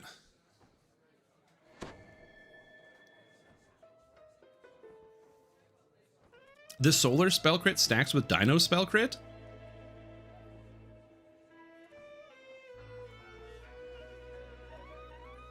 Really? I really wouldn't think that would stack, because it's the exact same wording. Selûne's and dice, etc. I'd like to work on this on my own if that's okay, because I feel like you don't really learn anything if you just kind of like just take what somebody looks at it and you don't think about it critically. So I want to try to learn this first. I'll look at your stuff later, so feel free to post it, but I'm not going to look at it during the session because I'm trying to like kind of absorb more of the information. And if I just, it's sort of like, you know, when you're working on like a math problem, if you've ever had a math textbook, or pretty much any science textbook, the back of the book will just have all of the answers for every question they ask you through the textbook. But if you just read the back of the book, you don't learn how to do it. You gotta go through the process itself. So if I come up with a gear set, because I'm not gonna go farm this out, I'm okay with like examining other things, but I want to be able to like struggle bust my way through it and then get stuck, and then try to find answers to my problems, and then try to solve my issues as I go along. That's currently the goal. So I do appreciate it. So again, feel free to share it, but yeah. Set bonuses to universal spell crit are typed differently. Interesting.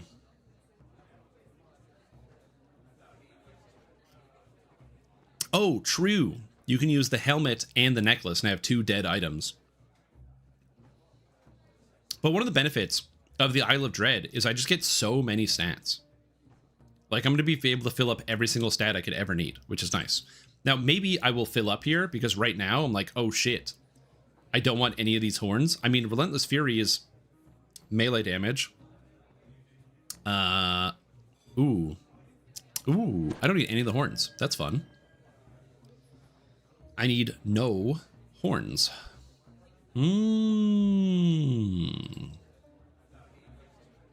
So that is an interesting problem. None of these horns. So even though as much as I like the chest, I don't get any horns. That's an interesting problem. I also don't know what items we can look.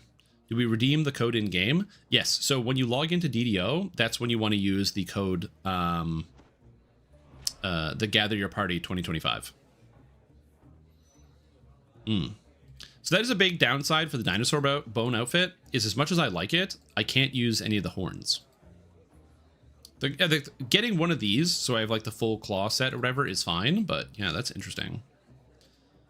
Whereas the Elder set, where is it? Legendary Elder's Focus. The Elder set gives me the spell crit and the spell damage, but I don't get the spell power. But I could then swap out 2 newer items and get 2 more sun augments.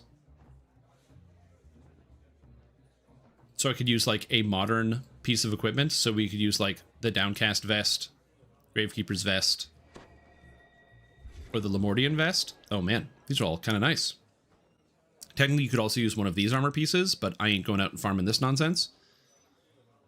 Oh, Although legendary light armor of the Art Blade with the exceptional spell power and universal spell lore. But no, you'd probably just slam like the downcast vest. Although, do I need the absorption or the flat? I don't know. And then just hit it with the spell power plus universal lore. Kind of just put that in there. And then I still get 2 slots anyway, so we can get the extra stats here. You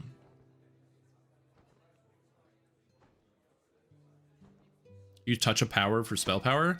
Can I fit in 3 augment sets on all of my gear? I just need to make sure I have the gear, the slots for that, because I need alluring elocution, right? And you need where's the other one? Esoterica.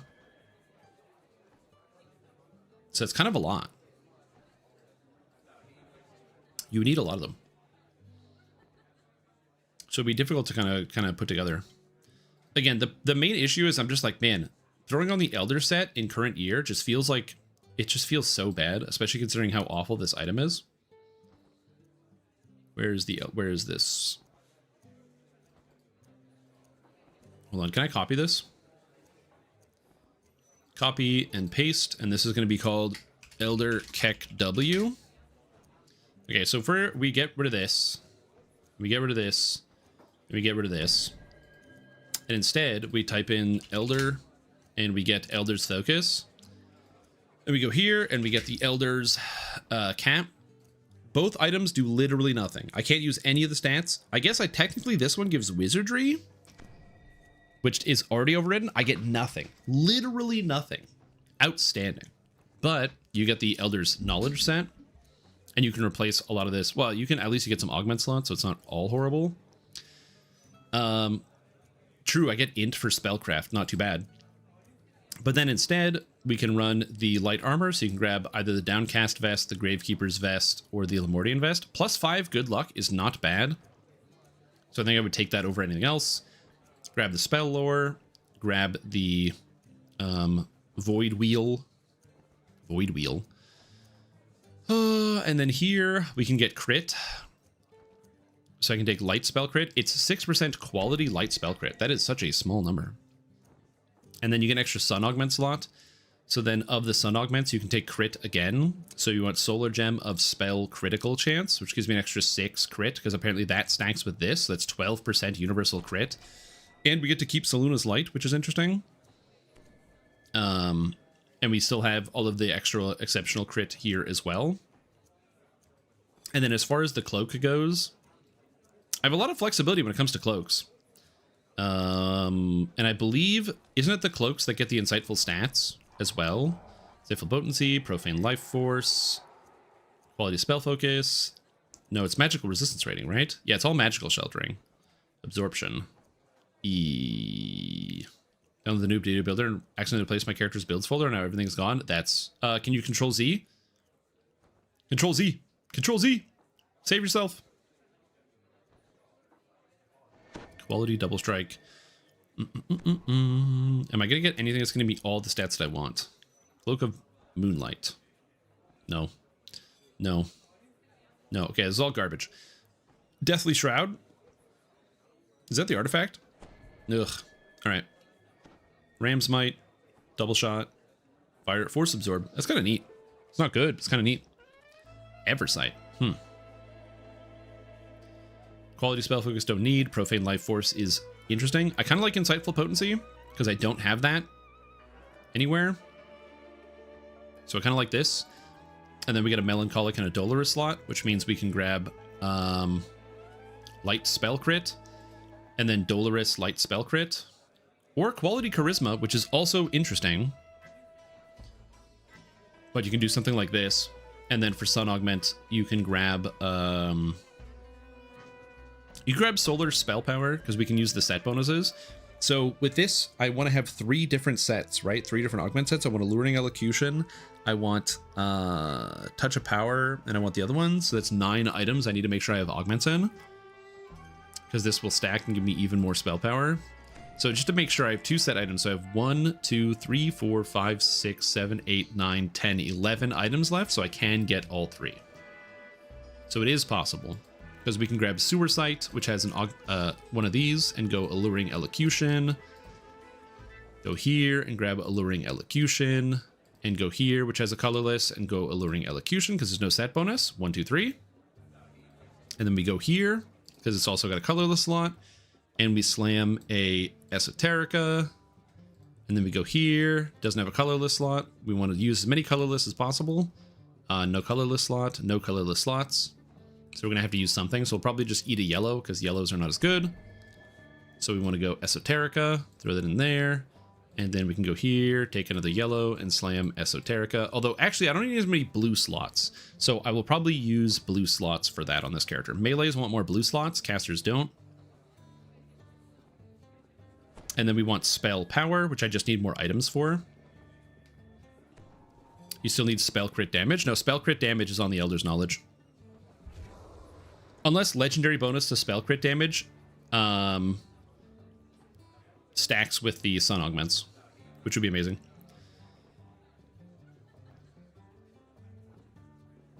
Okay, well I have 3 items to equip still.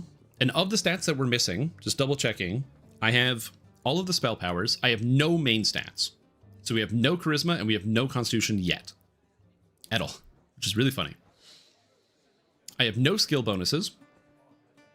So we're going to want to get spellcraft augments in here. We have no DCs. I have no filigrees.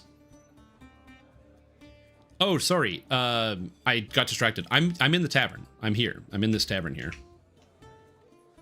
I'm right here. I was just focused on the game. So yeah. Oh, because you're level. Oh, I see. Yeah, I'm in the Raven because it's good background music. Do I need spell DCs? No, because we have quality, profane, and then we can augment the rest. So that's also fine. So that's all good. Nope, I have all my spell DCs as well, all accounted for. And then of my solar augments, we have spell power, packed dice, base dice, and spell crit, which stacks, so we get double crit. I really hate that I'm the Elder set, but you know what? It works.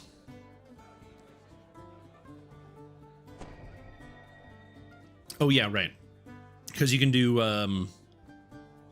what is it, Sealed and Undeath? I can do like Insightful Charisma 7, right? And throw that in there.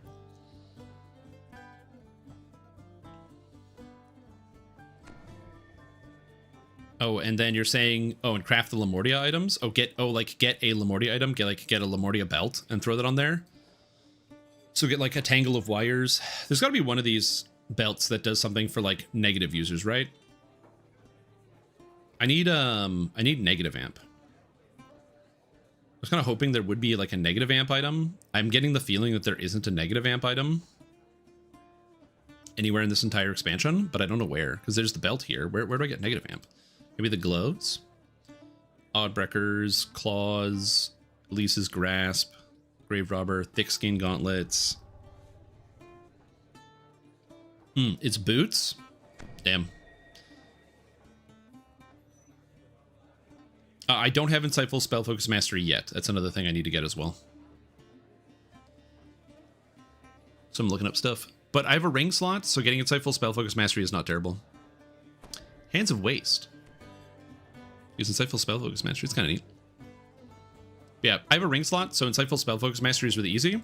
Because if I really want to, I can just grab one of these bad boys, like a Mystic Charisma, which gives quality charisma, Insightful Spell Focus Mastery, and saves on some of that. So yeah.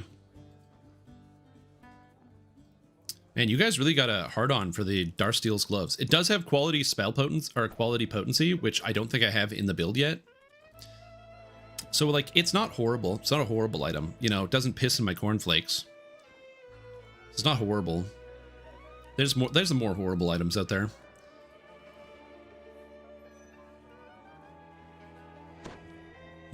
Armor piercing, empower, enchantment and spell saves, tangle of wires, bandolier, enhanced blood rage.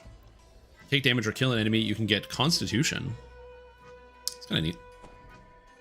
I technically don't have false life. It's kind of interesting. So you do like charisma and then quality charisma. And then technically my character now has everything.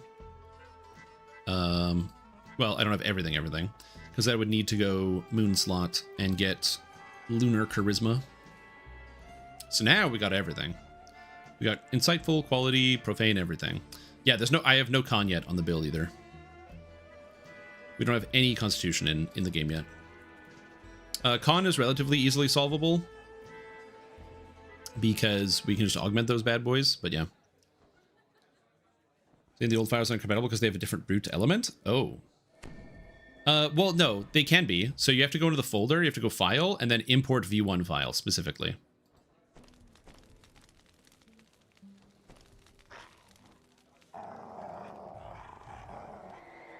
But yeah. We have some flexibility here. And then I also have the Sealed and Undeath, where I can put the Insightful Con 7 on this bad boy. So yeah.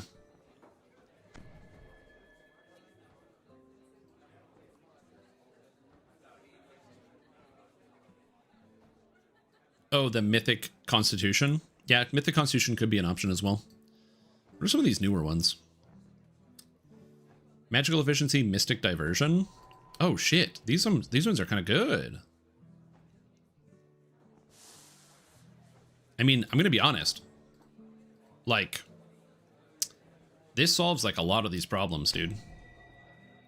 Where's Quality Constitution? Oh, there it is. I'm blind. Oh, baby.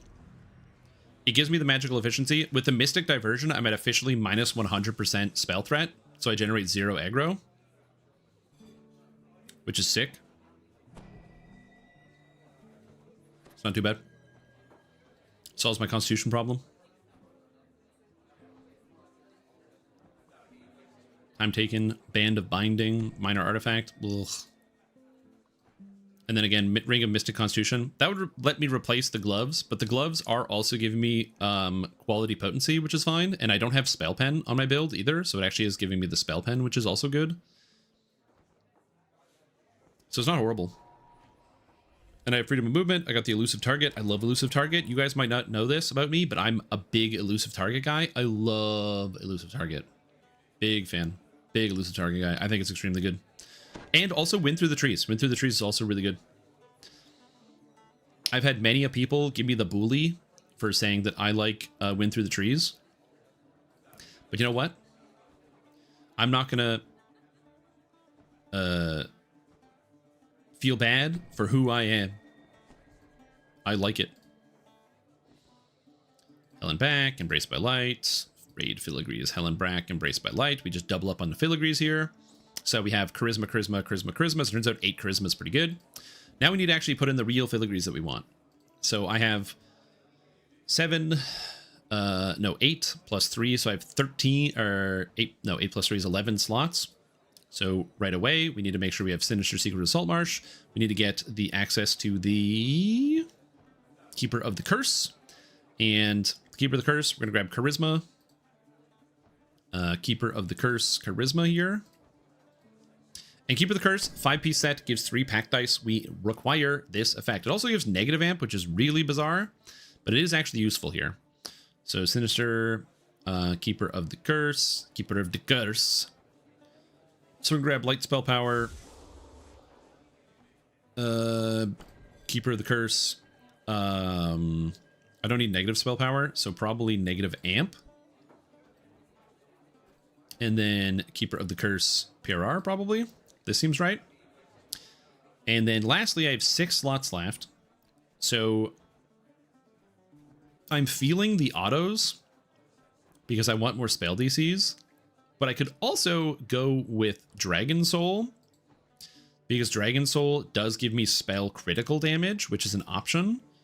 So Dragon Soul is not a horrible choice. I'm also feeling the Lunar Magic, because Lunar Magic does give just a lot of raw spell power and spell DCs, which is also a reasonable choice. The reason why I like the autos is because Ravenloft Filigrees, Auto's Irrevocable Power, is that I can get not only some good stuff, I get the +2 to all spell DCs, but it also is only 4 slots left, which means I can get another 2-piece charisma filigree set and maybe pick up some extra stats like Embraced by Light charisma for universal spell power here, as well as reverberation for the sonic spell power. So I would be able to do like Masterminds of Sharn, reverberation, sonic spell power. Oh, I guess I can do it with universal spell, not universal, charisma. Whoops. I even said the thing that I was wanting to do and I did the opposite. Reverberation, charisma. And then we grab the Embraced by Light charisma. Embraced by Light charisma. We get the Ravenloft autos charisma, and then the last two autos filigrees, and we go with autos spell power, and then Ravenloft autos PRR. So something like this for kind of like the gear set going on here. Again, we're missing like a lot of augments, so we're not done yet. Now that I have all my gear actually sorted, this is where we get the last augment set going. And that is Touch of Power, which gives an artifact bonus to universal spell power, which apparently is a different bonus than the Sun Augment, because this is apparently a bonus to spell power, and it's not universal spell power. Because that's DDO, baby. That's DDO. Touch of Power, and we need one more Touch of Power. Darstill's Gloves, congratulations. You got a colorless slot, so now you get Touch of Power. So with all of this sorted, oh, I also need a few other things. We don't have any Spellcraft in this build, so Spellcraft is an option. So we can get a Diamond of Spellcraft here. Get some extra Spellcraft on that one, just to really max out, so we're at 123 on the Spellcraft. Also, we want to cast our buffs, which I forgot to put on here, so we're going to go with the... where is it? Buffs. Self and party buffs.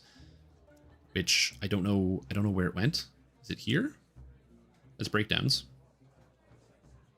Where is it? Where's self and party buffs? Oh, it's like it was like built into this. Oh, it's at the same thing. Oh, it's like the bottom here. Okay, I can flip it. I didn't notice this. Okay, we're blessed. We have displacement 100% of the time. We have greater heroism, freedom of movement. I don't need jump. I don't need holy aura. We have night shield. I don't necessarily have prayer. We do have shield on. Other things we're gonna have. I'm gonna get my Yugo potions. I'm always gonna have the Yugo potions. We're always gonna have the charisma potions from the Yugo potions are from the Yugoloth rep. Charisma potions are from the champion hunter guy. You can trade them in. So that's pretty good. I have no patience for drinking the greater potions of mending or whatever. If you want to go ahead and do that, you can. I just don't have the patience for it. Double checking other buffs to make sure we have everything in here. I didn't forget anything. I think that's it. I'm not going to guarantee I have like a bard or anything with me. All right, I will check my mail when I get a chance.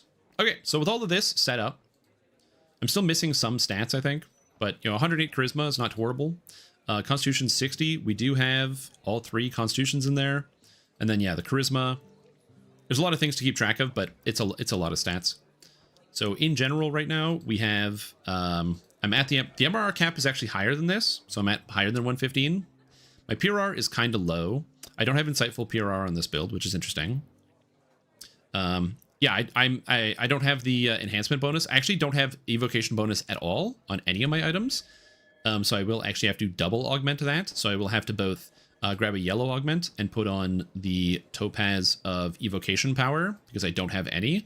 And then I also need to put on the topaz of spell focus evocation for an extra 2. I need both of these. So I'm missing these. So yeah, we have extra things to set in. I'm not done with the augments. I was just taking a quick glance. And then of the relevant magical stats, 55, 60 mana. That's a lot. But most importantly, not caster level. Spell powers, we're kicking it with 1062 light spell power with a spell critical chance of 56, which feels low. Saloon's Light plus the Gravekeeper's Vest. It's not double including the set bonus, so I think the Elder... I don't think the program knows that it's supposed to do that. So I should have 62% spell crit. It is double including it. I don't see it. Wait, why is Darsteel's gloves? Huh? Oh, it's not including the miserable slot. The weapon's not calculating. Interesting. Oh, it's in universal spell lore. I see. Okay, so it's not counting the weapon though. So we're off by 10. So then it would be 66 spell crit. Interesting. This is theory crafting. We're trying to put the build together. So yeah. We're just trying to put the build together. I still have augments to sort out, but I have most of what I want here. I have most of what I want. I'm just going to do a quick double check of the items. We got the false life. Yeah. We do need, as previously mentioned, the Pamuras. So we need Essence of Pamura's Memento, because this gives extra insightful spell critical chance to all of my other spell types. So that is relevant. I have other colorless slots and a more yellow slots. As far as yellow goes, I don't really need anything else. I'm just double checking. I don't need Touch of Wizardry. I don't use Dragon Marks. I don't need Death Block. I don't need... I guess technically you could use Anthem, which is kind of funny. Ravel's Legendary Recipes for the Vitality bonus is good, so I will probably put this on. So Ravel's Book of Legendary Recipes, obviously for the health. Acid effect on the weapon, not stack. I'm not using the acid effect on the weapon. It does not stack. They did not fix it, but I'm not using it, so I'm not stressed about it. Dark Diversion, all threat by 20%. I mean, it's not bad. I still could use an Epic Litany if I wanted for +2 Profane to all ability scores, because I technically don't have that, because I don't have Profane everything. So, and I have an extra Epic Litany, so that's an option. And then if I go to my actual abilities, so if I go to DCs, actually this is, I don't know if it'll have everything. Spiritual Grace Wrath is at 121, which seems low.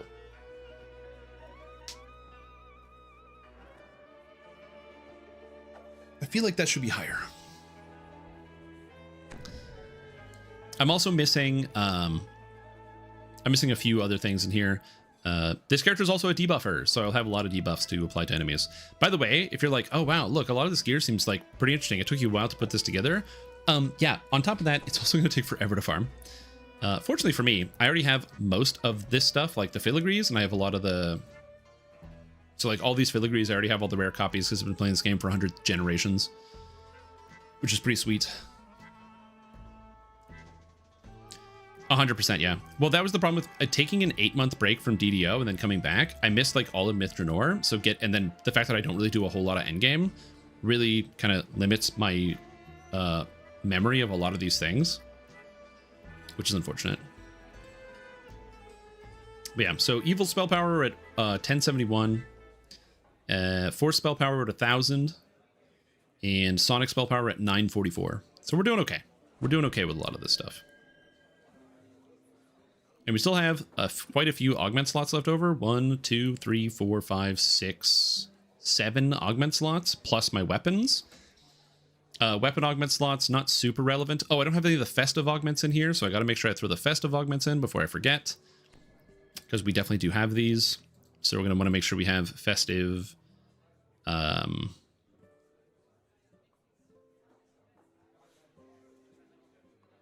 what is it called? Is it Diamond of Festive something? Oh, it's at the top. It's literally at the top. I'm blind. Make sure I have the Festive Charisma on there with the spell DCs. Yeah, there's going to be a lot of crafting in this. It's going to take a lot of time to get sorted. I'm not terribly worried about that because, again, I'm just going to do the farming and that's going to solve itself. We're going to have multiple days of farming, but yeah, that's going to be a time, man. It's going to be a time. And then we have all of the purple augments. All those augments that match the specific color slot. Purples. Blackstone Liturgy.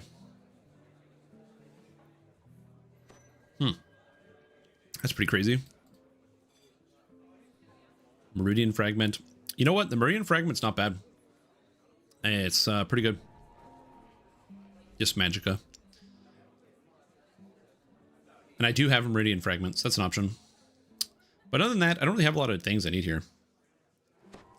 No, Path of Exile is more complicated because there's just more flexibility in terms of what you can use. In Path of Exile, every character can use everything, and in DDO, you're limited a lot more in terms of what you can use. But all right, this seems good. I don't hate this. This is not bad. Let me check my mail. The old mailbox. Mailbox. Didn't they add a mailbox to this? I thought they added a mailbox to Lamortia. Yeah, they did. There it is. Mailbox. Unconfirmed. Solar Gem of Blast Dice. Oh. Dude, are you sure you don't need this? This is a legendary rare item. I want to make good use of it. If I already have one, I'm going to mail it back to you. But I'll have to triple check on that. Because I don't think I have a Blast Dice on here. But again, we will triple check on that one. I got Lunar Gem of all sorts of stuff, Solar Gem of all sorts of stuff. But again, we're gonna see. Do I have any? Do I have any here? I got Imbue Dice, No Peaks, Gifts. Oh yeah, Final Burial. You want some Final Burial Turn Undead maximum hit dice? It could be yours. Okay, are you sure? All right. But yes, I have a Bound Ring of Frost. I have a Bound Ring of Flame. Do we have a Bound Ring of Acid? I don't have a Bound Ring of Acid? What? I have 2 Rings of Flames. And no Acid. Wow. Wow, dude. Wow. Damn. Unlucky. Like, actually unlucky. All right. Well, that's fine. Okay. So now, do I have any glaring issues with this gear set? Esoterica I get for free because of the boxes. Where in the flippin' flap do you get Touch of Power? Attunement's Gaze, Project Nemesis. Oh, I have that. That's a non-problem. Oh baby, this is why you do raid Saturdays, everybody. In fact, I'm pretty sure I have an Attunement's Gaze in my bank right now. Mage Right. Do I not have an Attunement's Gaze? Really? I don't. Wow, unlucky. Anyway, so we go Nemesis. No. Okay, well that's a project. I thought I had these. I don't do Project Nemesis that often. Damn. All right. Well, time to do Project Nemesis every week for the next 6 months. All right.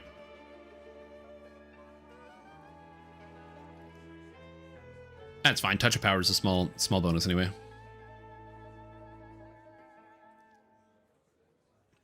Okay, did I set all my lunar augment slots? I didn't set all my moon augment slots. Oh shit. We did charisma. But I have a moon slot and a moon slot. I have 2 moon slots.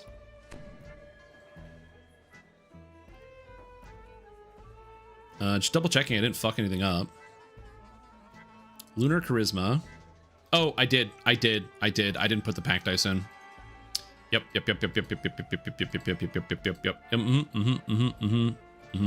Is in the boots.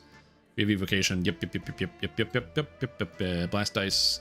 There we go. Now I'm like, why do I have extra slots? I don't have extra slots. Thank you for hitting me with the L. I appreciate that, Kaiju Care. It's hard to find the right time to like slam that in to make it past everybody, but you did.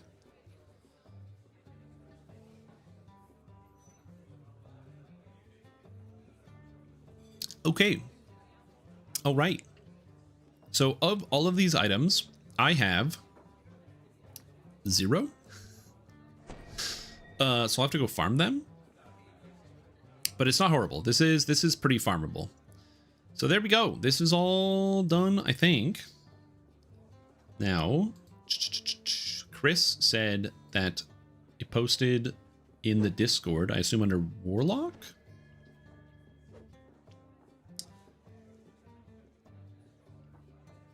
Oh, I haven't posted yet? Oh, okay. That's fair. I just wanted to have a double check. We have 25 D8s and 27 D6s per button click. Is it good enough? And that's also with a 66% crit and a 156% critical multiplier. So yeah, so this feels kind of good. Again, the only stat I'm missing that I wish I had was Insightful and Quality Physical Sheltering. I don't have Insightful or Quality Physical Sheltering. So unfortunately, I have 142 physical resistance rating. But I do have a lot of ablative armor, so I don't really care too much about that. I get Legendary Ash dripping with Sonic, dripping with Bane damage, and dripping with Acid. So that's kind of cool. Oh, wait a minute. The Earth Attunement stacking damage over time doesn't stack with dripping with acid, right? It doesn't stack with Woeful Acid. I think we talked about this. Or does the ring work with Woeful Acid? And gamers, let me know.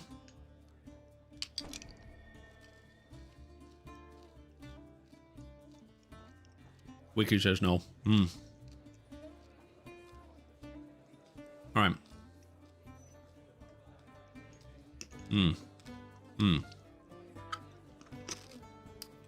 I could just do Woeful Energy. Because I have the relevant spell powers.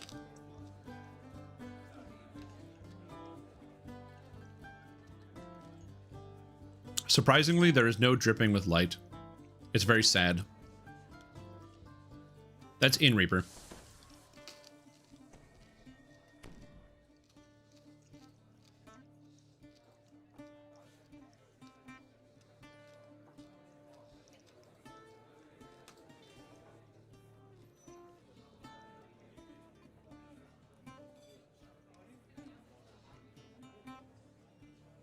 Because I don't have all of the Epic Destiny points, which would be nice if I did.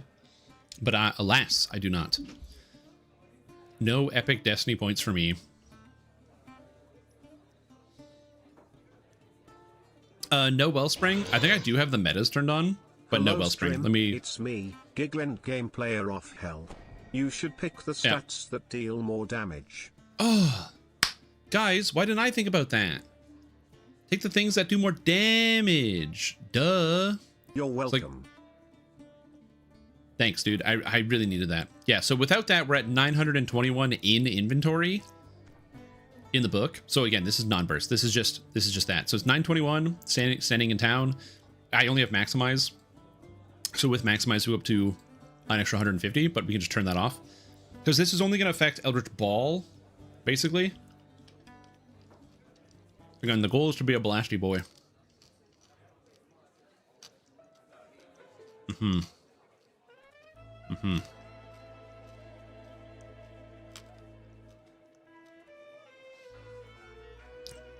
Yeah, I went for Tainted Scholar because I wanted to be able to test it out. And realistically, like, the damage is extremely similar. Losing it on 3% crit and then wave really sucks. But I'm picking up +3 DCs and +2 D8 Eldritch Blast. So I wanted to just have a chance to see what the character actually feels like by comparison. But the effect is actually very, very similar. So it's not like I'm missing out on too much. I could do that instead, but yeah. I'm not missing that much. This is an experiment. If I swap this to this, realistically, it's a change in 3 crit in the stats. So, but it wouldn't change my item build. It's the same item build either way.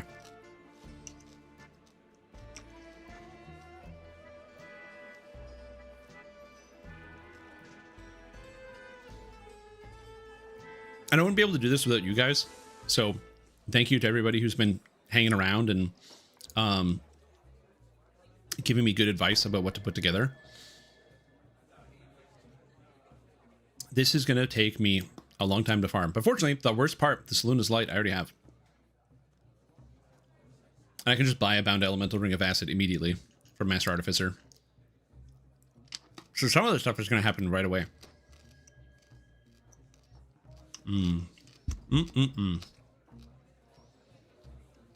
And now we save this.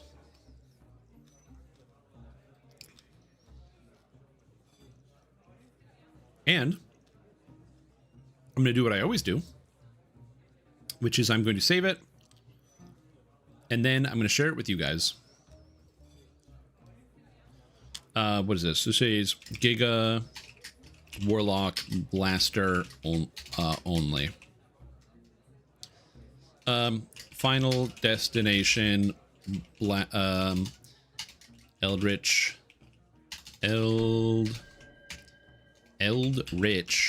Blast only. Great name for a build. Because again, the goal here, this is an experiment. I want to know how much Eldritch Blasting we can do and how powerful we can make the Eldritch Blast. So if you're like, oh, Strim, you could get more damage if you use Ruin and Greater Ruin. And you're right. I probably would get more damage if I used Ruin and Greater Ruin. I can't argue against that. But the reason why I am doing this specifically is because I want to be able to test out the Eldritch Blast damage as much as possible. But you can. Oh, don't worry, patient. This is going to show up. I did this and is in a as best way I could to explain what stats I wanted and how I was doing this in the process, because it's turning into a YouTube video, baby. I want to make it as clear as possible. All right, now. And now we do a quick gander because it was presented to me. Welcome to New Warlock 2.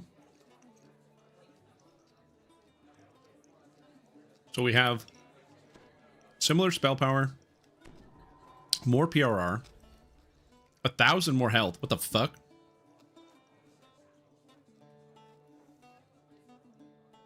I have no idea I have 1,000 more health than I do. Similar constitution, same charisma. Do you take Bagua? Your Bagwa's like 2 higher than mine. I just want to look at the stats first, and then we look here. Oh, Mind and Matter. Omniscience. Look at this guy. Oh, yeah, curses. I don't have any curses. I'm going to curse my gear later. Scientist Sight. Mystic Cloak. Yeah. Cruel Hands of Fate. Bloody End and Cleaving Claw. The Mind and Matter set is kind of sick here. I'm not gonna lie. Great choice. I do like this. Also, we got Dragon Soul Filigrees. I thought about Dragon Soul. I really did, but I'm not feeling it. I went with the autos instead. The spell cooldowns just seem more relevant to me. Also, my skills are higher. Did you not take, Oh, you took Touch of Death. Yo, this guy's touching death, you guys. Holy moly. I just couldn't justify it. I'm like, it's 90 negative amp, which is a lot. Don't get it twisted. But like, yeah, you get 279. That's a lot. That's a lot. Oh, is it 5 per level? That's hilarious. Oh yeah, negative spell power, 1,000. And then your multi is slightly higher.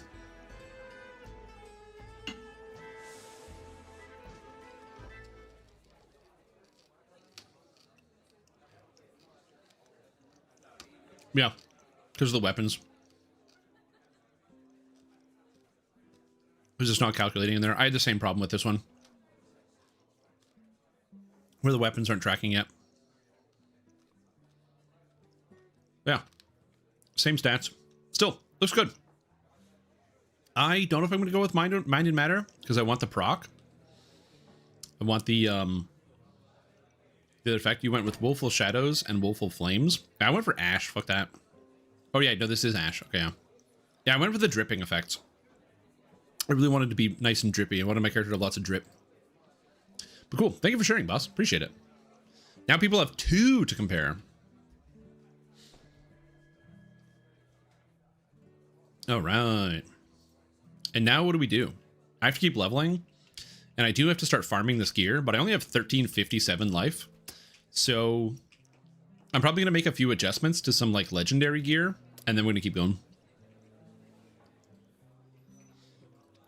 I also went Magus. When I look at this build and thinking, wow, this looks crazy. Just remember it's a Blaster Warlock. Yeah, I know, right? It's all this extra work. All this extra work, and then you're like, damn, look at all this stuff you're doing. And you know how the gameplay goes? Click the mouse, baby. Click the goddamn mouse. Brass Admiral. Why do I even have this? I'm already capped out on my Sentient Jewels, so I don't care. Just get rid of all this garbage. Go, go, go, go, go, go. Get it out of my inventory. Legendary HP? Yeah, I take the Legendary HP. It's too good not to take. I also don't have all the Primal Pass lives, which affects my health as well, unfortunately. I should have more Primal Pass lives, but I just don't. Alright, what do we do here? Get some stats. Let's get some free numbies. Oh. All.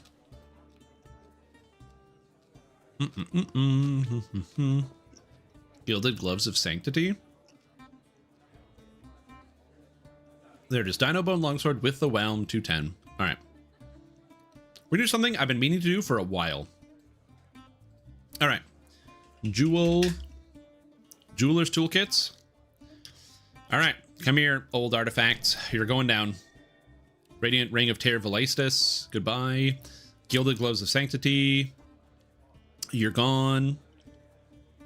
Dino Bone Ring. Am I ever going to wear a Dino Bone artifact ever again? Maybe.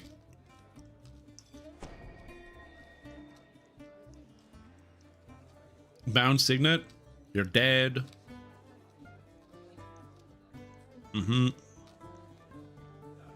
Emptied Belt. Empty Glove. Goodbye. Sigil of Regalport. Goodbye. Sapphire Spyglass? Why do I even have this?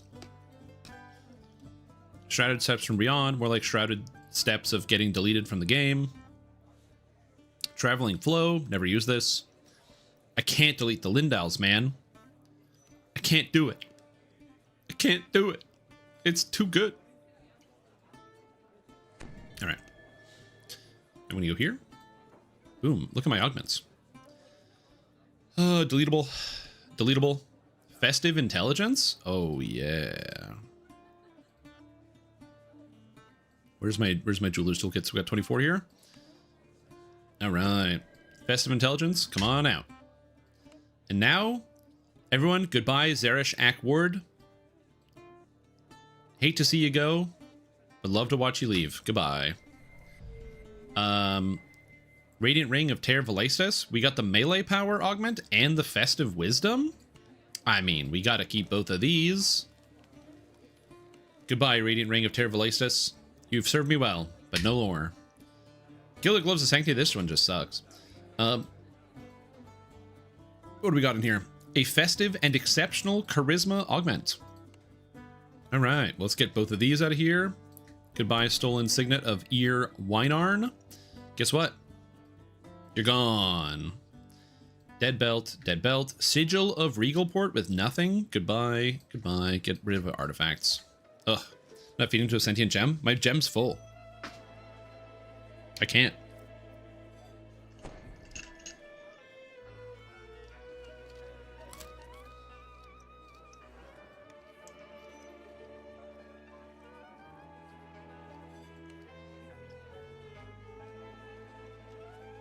All right. All right, so I need to get some gear that'll let me just do some leveling and some farming. So let's get some leveling farming gear. So Legendary Saloon's Light obviously is going to be good. We're going to make us a backpack. So backpack 3, or no, backpack 5 will be the like gearing backpack. So this one's good. What else do we have in here? Flame and Frost, Signet of Shar. I'm just looking for stuff that I can put on that'll give me like actual offensive stats. I gotta kill people.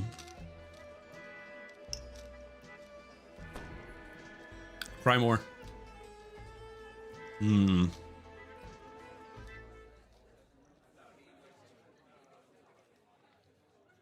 That's a lot of evocation focus, you know? It's pretty good for leveling. Collective sight with charisma. The wolf whistle, dude. It summons a werewolf. Let's go. Gem of many facets. Crown of snow. Duelist cloak. Another gem of many facets with elder's knowledge. Ugh. Goddamn, too many of these. Oh man, you know what? It's time to die. Slave Lord's items? I'm so sorry. Oh. Reaper power. And this one got cursed? Why did I curse this?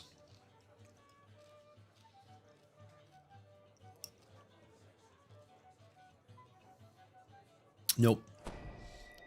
Everyone say goodbye to the Slave Lord's items as they go straight to hell. Goodbye, Slave Lords. Goodbye. Goodbye, Slave Lords. Goodbye. Goodbye, Slave Lords. All right. That may have been painful for some of you, but remember, those things belong to Slave Lords, dude. Our tainted merch. I gotta get rid of it. Are you crazy? I don't need some Morrowind level shit where some shopkeeper shows up. I was like, hey, I know where you got that. I'm like, oh. Listen, I swear. I killed them. I took it. Oh. Oh, you thought you could escape me, didn't you? Goodbye. Nah, it had to die. Okay. I'm learning. I don't have a terribly large amount of gear that is useful to me right now, which is unfortunate.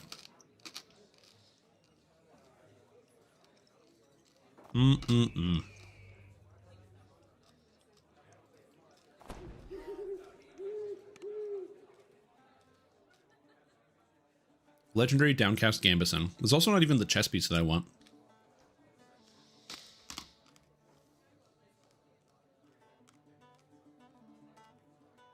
I might have some gear on some of the characters I can search for. We're going to do a little bit of that. Just doing some quick searching for some items.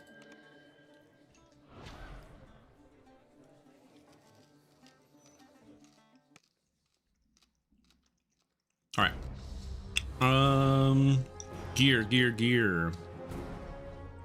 Charn guy, Ravenloft guy.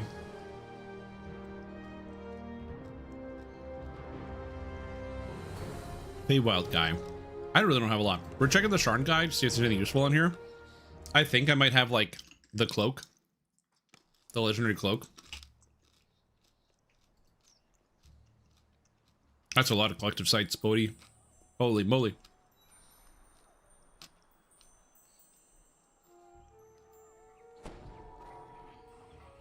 Okay, I do have a legendary hallowed castigators. I have a legendary hallowed castigators with feather falling topaz. Let's go. That's always fun. Do we have the cloak? Nope, no cloak. Damn. Is it in the bank? Maybe it's in the bank. No. Apparently I have 5 items. Heroic set and non-heroic non-set. Interesting. Well, I have 2 of these. And I don't need 2 of these, so we can just delete 1. Legendary Cloak of Balance. Mythic 1. Crafted with quality dex. We'll keep that. I have so much garbage. I could probably delete this character and I wouldn't even notice. If I'm being totally honest with you, I could just like straight up just give it the axe and I wouldn't even be aware that it happened. Which, that's okay. What is this? I'm gonna break your bank? With what? Oh shit. Oh shit. Oh shit. Yo, that saves me so much time. Oh my. Why, thank you. That is extremely kind of you.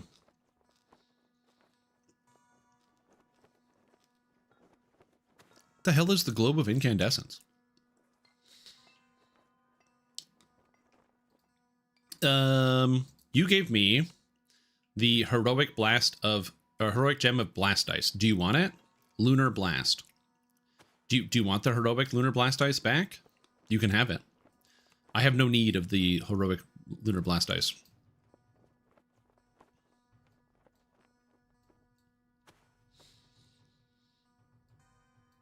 Oh, I also didn't check the main bank. Oh, God.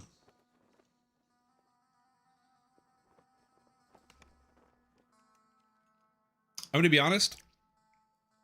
I'm very grateful for all my wonderful fans who helped me out with the farming of some of these items. Thank you so much, you guys. Without you, I couldn't do all of this. I mean, I could. It would just take so much longer. So I'm very grateful. So thank you. Unbelievable. I can't believe it. Okay, I have more garbage in here I didn't notice. So we're going to look for more garbage. That's it. I'm playing no Warlock. Hey, man. Maybe you're going to play a Warlock someday. You never know. You might fall off a bicycle, slam your head into some concrete, and get up and go, you know what? I'd like to sign a pact with a demon. Could happen. Happens to the best of us, you know what I mean?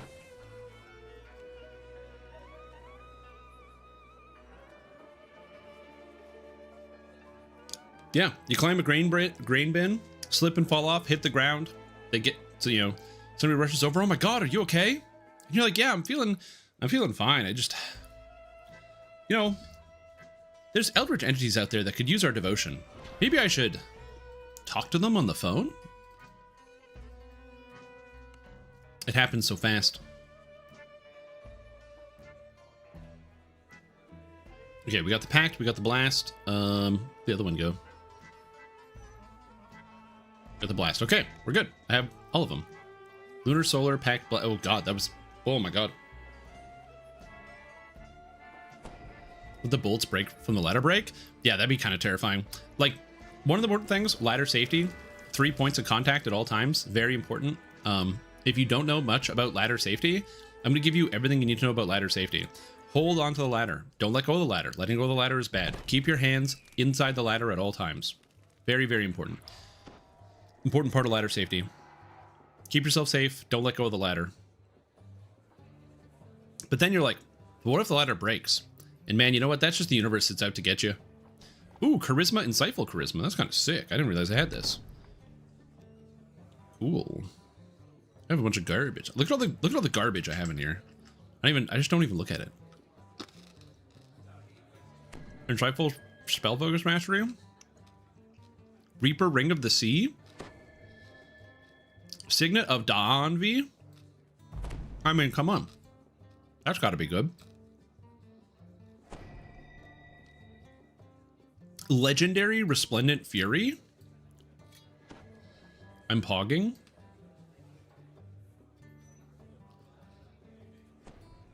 Legendary Hallowed Castigators. Cool. It's got swiftness on it. I don't need these bracers, so I'll just put that back in legendary. This one can go back in the heroics. I just remember, are you doing a guide for this hardcore light event? Yes, I'm just working on it still. It's taking me longer than I'm happy with, but I just want to make sure it is good. I have an Elder's Focus already. That's convenient. So I think all I need is the helmet now. So I just have to go like farm it out, which should be easy. But so it's just something I'm still working on. But I will get one for you. I have 2 wolf whistles. Oh my God. Why do I have 2 of those? Nobody knows. Sunken Slippers for insightful potency and quality potency. Not bad. I love the Sunken Slippers, man. That item is still in my heart. Legendary Wild Flame for the evocation focus. Does this give evocation focus? Oh, it does. I don't need this. Cool. So this item does nothing, so my weapon is useless. Put that away. We can put this away. Gold Curse Dagger. Again, if you're wondering what I'm doing, I'm just like trying to find items that I can put on for farming and leveling. And they thought they could escape. They went into a different slot. Man, that Reaper power on that one. Quality Sheltering. Oh, they thought they could escape me. You know what? They get to live today. They hid well. They hid well. Lionheart Ring with Festive Con 2. Lionheart Ring with nothing. Well, You got eaten. Goodbye. That's what I'm saying. Some people just hold on to stuff like legendary chamber boots. You know what I could do with this? Whoop. That's gone. That's why I watch stream ladder safety info. Yeah, dude. I used to work in and around different types of construction style things.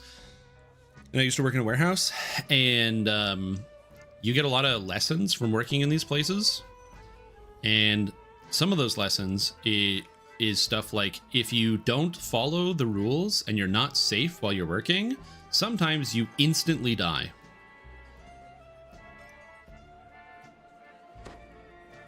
Yeah, it's one of those things you do learn when you're working either like in a warehouse. It's like, be careful, because this place is pretty safe as long as we all follow the rules. And when we stop following the rules, people start instantly dying. There's no time delay. It's just instantaneous. Good stuff. Okay, well, I got a bunch of spell power. I need a weapon, though. Weapon. Epic Scepter of Resonation. Crushed by forklifts? Bro, instant. When we did, when I say we, like you guys were there. Yeah, you guys remember being there? Oh, look at that. It's got a flame horn and a melt fang and everything. Beautiful. That saves you some time. I remember doing my first ever round of forklift certification, and there was there was this like French Canadian guy who like hated the Montreal government, like the municipality. He just hated the government so much, and he spent like half of the training session talking about how much he hated the government. But then he spent the other half, not the other half, before we even started anything, he's like, hey guys, I'm just going to show you a quick video to let you know about like forklift safety and everything else. And then he showed us a 30-minute video of people dying in forklift accidents. It was really hard to watch.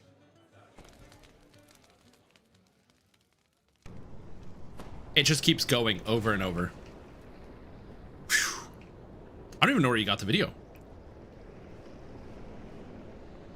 It was rough. But I tell you one thing, man, everybody was scared straight. You don't mess around on the forklift. Something strange has been sighted off. Okay, so my spell power is higher now. So we're at 675, which is not bad. We got some of the higher numbers because we got the Signet of Dawnvi. And we got the higher level Resplendent Fury. We got more stuff. I don't know. I couldn't tell you. This was like over a decade ago. Oh, yes, the Dead Ringer's the best item ever. All right, so I'm going to get started by farming out some items. But before we do get started, I got to use the bathroom. So I'm going to do that real quick. The only forklifting I do is at the dinner table. Ayo, Thanksgiving joke.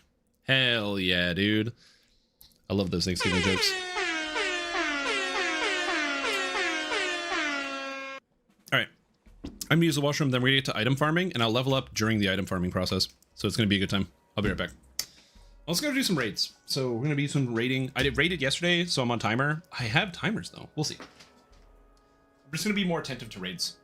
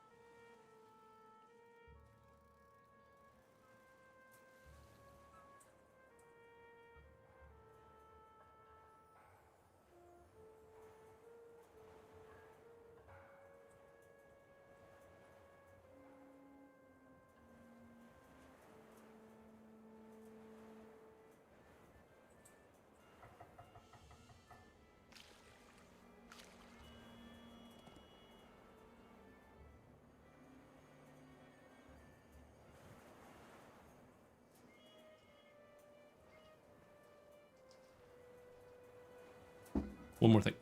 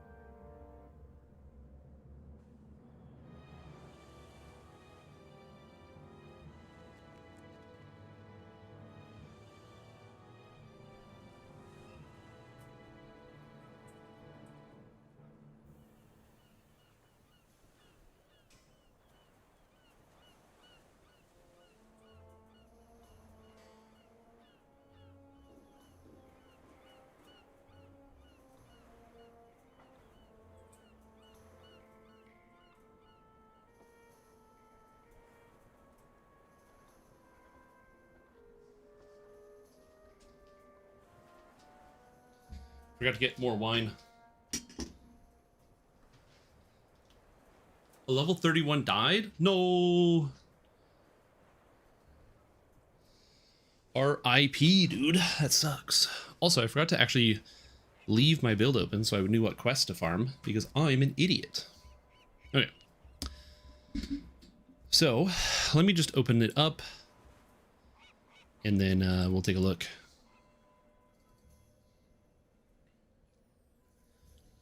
Yep.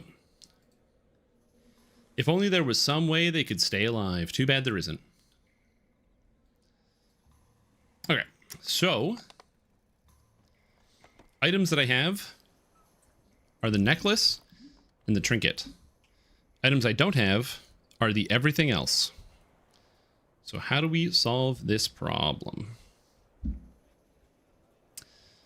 Okay, raid. So we have Den of Vipers, Relentless, Threats Old and New, and the boots are Threats Old and New. All right. So threats are definitely a raid I want to do a lot of. And there's no raids right now, so that's fine. So we're not going to do that. I'm going to go buy one of the rings before I forget. So it's the Bound Elemental Ring of Acid. So I'm going to buy that to make sure we have it. Hardest thing to get on the list? It's okay. Good old Legendary Saloonist Lights in the inventory, baby. That's easy. Yeah, hat is an easy one to do because I just need to get an Elder's Cap and then I can upgrade it. So that is not too bad. And then the rest of them. Sewer Site is from Covered Culvert. It's fun.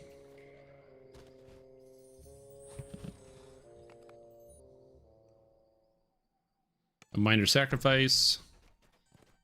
Gravekeeper's Vest is red named Rare Encounters. Oh my god. Oh no, why did I choose that chest? Oh. That's a bad idea. Whatever. Anyway. Nemesis. Not Nemesis. Artificer runes? I actually don't have that many. That is surprising.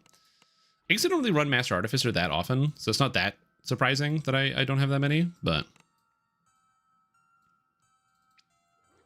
we'll just slam this back here, grab a ring, grab me a Bound Elemental Ring of Acid. Okay. All right, 3 down, or 2 down.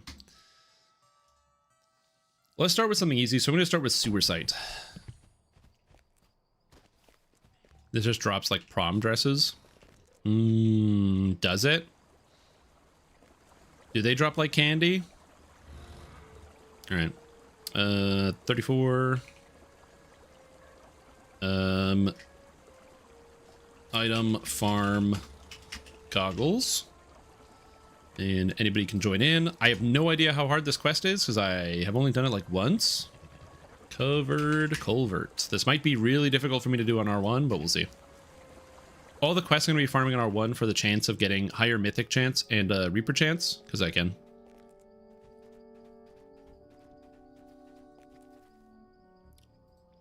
I've only done this quest, I think, twice. It's level 37. Holy moly.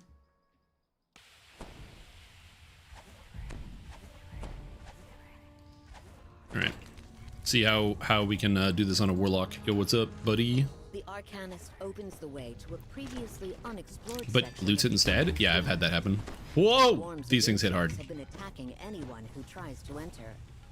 In response, the city has called in pest control, which is to say, Woo! you. Doors secured with a key. How about we chill for a sec? There must be a way to open Oh, and there's 2 Reapers? Pog, dude. Oh my god.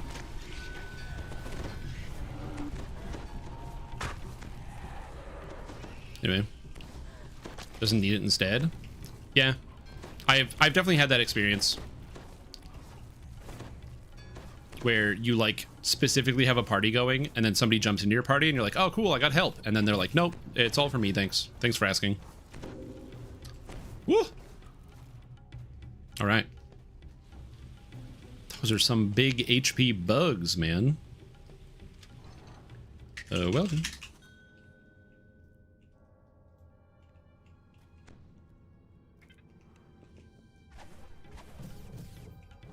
Alright. The plus 3 Shield Reaper Bastion, bonus Bastion. It was, Shield is so outdated. Yeah, it sucks. Because you see cool items and you're like, man, you know what I'd love to be using these items right now, but you can't because you know they're just not that good. Back in the day, 1,000 generations ago, they were so powerful, but now, ugh. Again, I have the Warlock debuffs, so I'm actually able to reduce the physical magical resistance rating of these things, so it's not all bad. Again, the damage will get there later. I don't have any relevant gear right now equipped. I'm still wearing heroic gear, so it's gonna take some time.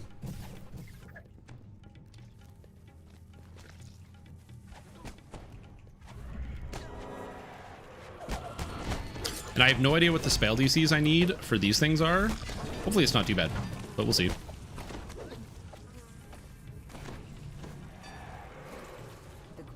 Also, I love the dings. They're like ding, ding, ding, as I'm actually knocking off their ability to cast spells. Oh, do we D-door out of here? Smart, smart. Again, I've done this quest maybe twice. But yeah, I've definitely had that experience where somebody joins in and then like there's an item that you need and you specifically have the farming group open for that item. Like you even type in the chat like, yo, this is what I'm looking for. And then somebody just keeps it and then they like keep farming it with you. Oh, that one's the worst. You found another locked door. This one sports a purple. And missed the whole gear section. Can you skip it and do it again? Yeah, it's gonna show up on a YouTube video. So you'll have a YouTube video for that. Woo!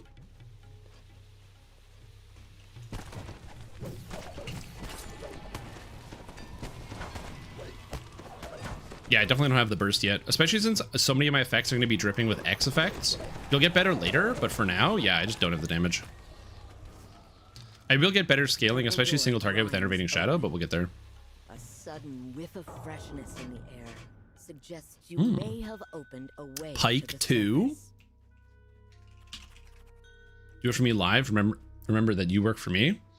You work for me, Spider-Man. Of this immense sinkhole stands oh, dude, this quest is fast. When he spots you, he breaks off his insane rant to attack. I didn't realize how fast this quest was. Holy.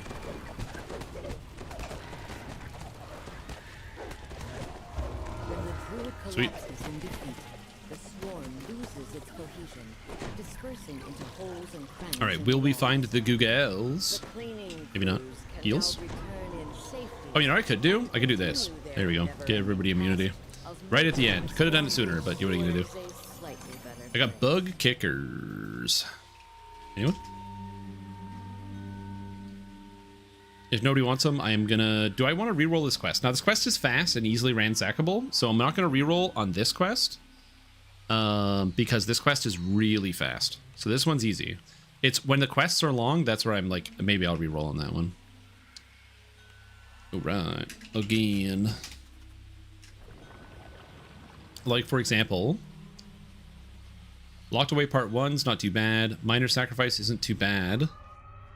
Vornir Frosthelm's chest. I have to farm that asshole? Oh no. Oh no, not Vornir Frosthelm. A benefit of farming all these is the speed. Hold on, this guy didn't accept my invitation. Is the heart seeds. The Arcanist opens the way to a previously unexplored section of the sunken sewer. Taking the +5 bolts though? True. It's a huge shame. People definitely should be. I don't think I can hit anything in here, because my DCs are only 98, which, like, you know, I don't have any gear, so it's not horrible, but it's only 98. This quest is next to the sunken sewer in the marketplace. Nice, dude. Well, Tyrbior, just make sure you play a character like Warlock, something that's really face roll, so you can hit it with the old belly roll, and just, like, grab the keyboard and rub it against your belly, and then boom, you're casting every spell you possibly can. Fullest speed ahead. In every sense of the word. This page is covered with dense, illegible scrolls. From what you can make out, whoever wrote it is completely out of touch with reality. Oh, it respawned. Sick. So if it jumps in the water, it respawns. Oh, I love that. I did not know if it jumps in the water, it respawns. A nearby gate squeals open when it's so classic. Yeah, this is a new quest that actually came out, by the way. This is a new one.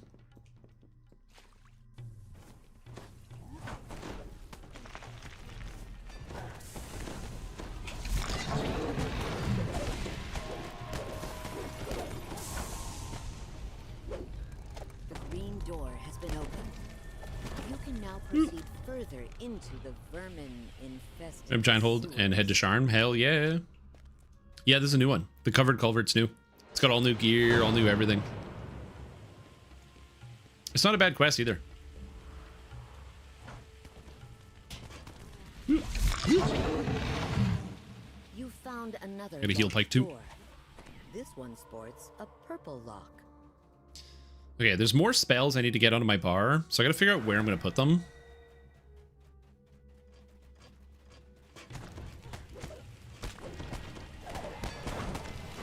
So that's gonna be a thing to figure out later. The purple door grinds open. Just be for heroic, yeah. Sudden freshness in the air suggests you it's may level have 4, I think. opened a way to the So it's pretty easy to do at the early levels. At the bottom of this immense sinkhole stands a druid. When he spots you, he PoE2 teaser? I didn't. I've been streaming all day, so I didn't know there's a new PoE2 teaser. Although to be fair, me personally, I'm currently at the point where like I don't need teasers anymore because I'm gonna play it anyway. It's just one of those like I'm already excited. I'm good. All right, Googles. Any Googles? Any Googles in the chat? Oh, all right. This is fast though. 2 minutes 45. Again, this is why like I'm gonna reroll on slow quests, but not on fast quests. 225. Get out of here. Like, will I reroll on the Wizard's Labyrinth? Maybe. Locked Away Part 1? Maybe. Honestly, most of my items are not really reroll worthy. It's not too bad, honestly. Also, we got a moat within 225? That's crazy. Timing. I didn't think we would. That's really, really fast. Yeah, it does. There's some really good items in heroics.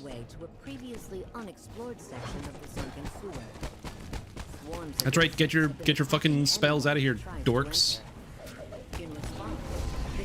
Stupid ass worms trying to cast spells. Too bad you can't because you're null magicked. One of the benefits of being Mags of the Eclipse and having the null magic aura, where or the null magic strike, where 15% of the time when I deal magic damage, I prevent enemies from casting spells, is so good.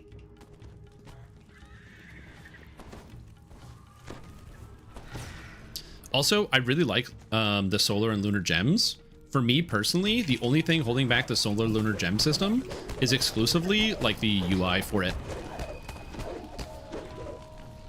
That's it. All we need is slightly better UI for it, and it's golden.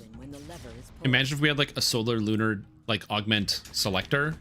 So instead of having to have like our augments in this big pile in the shared stash, instead it was like there's an actual page for it. Think like how in Path of Exile there's like the pages for all the fragments and stuff. The green door has been opened. You can now proceed further into the vermin-infested sewers. I'd love something like that.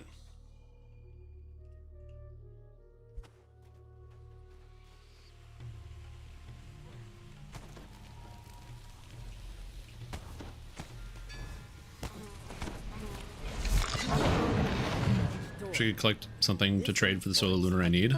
Yeah. Well, you're supposed to trade with other players. The issue is there's no real effective way of doing trade in DDO because either you use the Astral Shard auction house and then get, you know, trade in Astral Shards, which not everybody wants to do, or you don't use the Astral Shard auction house and you try to use the regular auction house and then nobody buys or sells anything because who needs platinum in current year? This page is covered with dense, illegible scrolls. From what you can make out, whoever wrote it is completely out of touch with reality. Did we go the wrong way? Oh yeah, we did. Purple Nice. door grinds open. Give us your lower feats. Yeah, Druidic Survival Mastery is a good one. Also, the ones that give you PRR and MRR for all your religious lower feats. Those ones are sick. This immense sinkhole stands a druid. When he spots you, he breaks off his insane rant to attack. When the druid collapses in defeat, Die, everybody. it loses its cohesion, dispersing into holes and crannies in the wall. All right, come on, goggles. Run number 3, give me the gogs. Zip. And continue their never-ending Any gogs? Oh, someone got sewer sites. Hell yeah. Yo. I need me some sewer sites. Let's look into this sewer, dude. Let's go. Oh, moat. Just gonna pop it on everybody here. Let's get into a fight.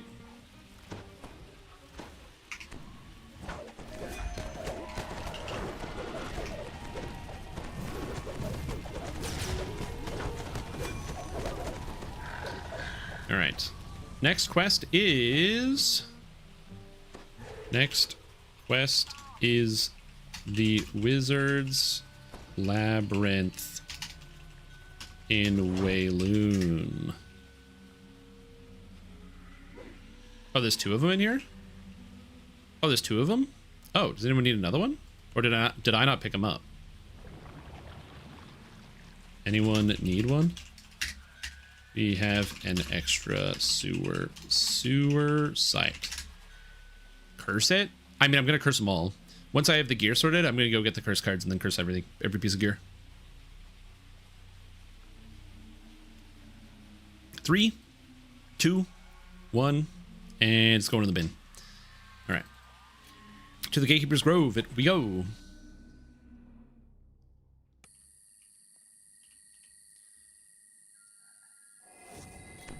Where are we going?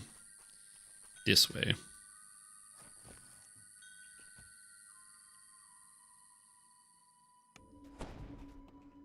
Oh, is there a Relentless? Oh, shit. I need a weapon from Relentless, don't I? I can't join the Relentless. I don't even have any of my stats, but I don't even have the level cap. Ugh. Not the Darkness and the Light. Not the Knife's Edge. Wizard's Labyrinth. Wizard. We'll get more Relentlesses done in the future. This is for the gloves. All right, gloves time. Raid is stupid easy. Can just join it. I mean, you're probably right. And I do need one item. I need the Slayer of the Living. So I probably should do more Relentless, but I feel bad. I don't know. I don't like getting carried through stuff, you know? I'm sure many of you also feel the same way because getting carried through stuff just doesn't feel as good. Like I want to be the one contributing. I want to be helping. But yes, I probably could just go get myself carried through Relentless.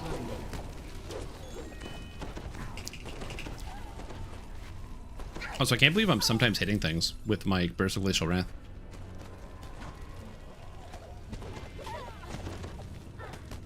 Saloon is light? Oh yeah. only to How can you be a discover real that DDO it's player if you don't guard embrace shop being a on the other piker? side. Never! But you notice a gap at the How about bottom this? of If the we door. finish this run and the Something Relentless could isn't squeeze in full there. by some miracle, Something small. then I'll pike the Relentless raid. Ooh, what's this? Technically, I do debuff, so it's not always useless. Wonderful. Because with Shadows Upon You and Warlock debuffs, it's minus 15 PRR MRR. Suddenly melts I'm just put it out there. and you find yourself surrounded by looming walls. The Grand Arcanist has made you a test subject in his labyrinth. Now to make your way out. Why do I have this open? Am I blind? Did I go the wrong way? I went the wrong way. God damn it. Corner, beckoning you over. Here we go.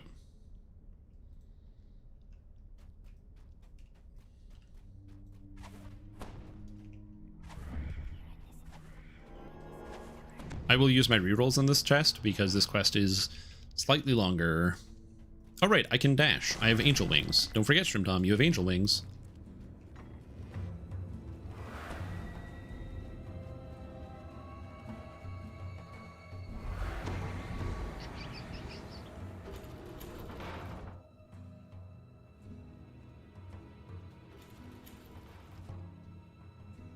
Divine Warlocks, that's me. I mean, there is a Celestial Warlock you can play as. It's not that crazy. Although I will say I was disappointed that Celestial Warlock in Pen and Paper doesn't do any healing whatsoever.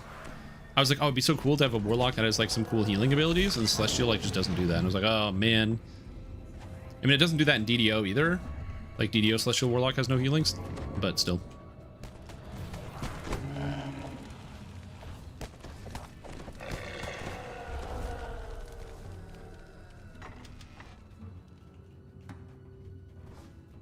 $100? Oh, nice. Congrats. Hope you got something good.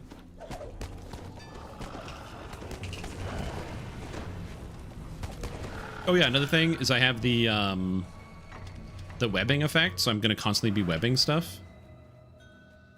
I'm the webbiest with this character. It's very nice. Oh, the moat? I don't care. I'm too busy. My brain is like, go make the Relentless raid. You found your way through the twists and turns of the Grand Arcanist's maze at long last. They got space, man. Although they already have a Warlock. Sure to let him know exactly what We'll see. you thought of it. What's this? How did you get in here? You ruined my experiment. These will make you suffer. Unholy equals healing, evil equals damage. Well, yeah, because Archons literally shoot a blast of light. So I agree. I'm glad they didn't decide to go that direction. Because how am I supposed to burn people with holy light? Listen, man, I'm going to be honest. Most paladins aren't doing a lot of healing.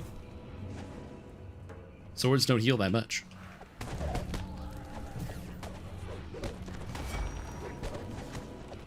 Hey, he's dead. You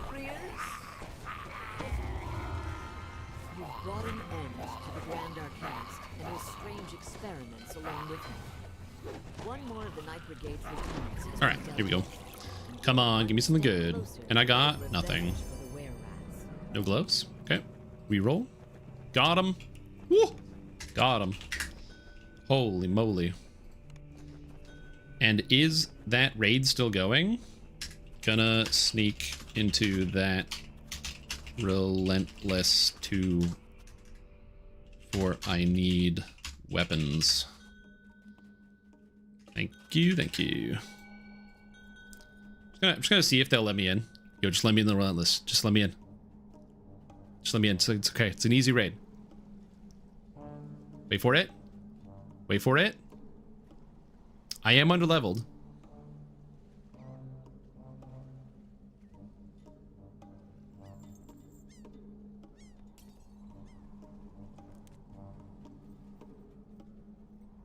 I didn't get declined yet.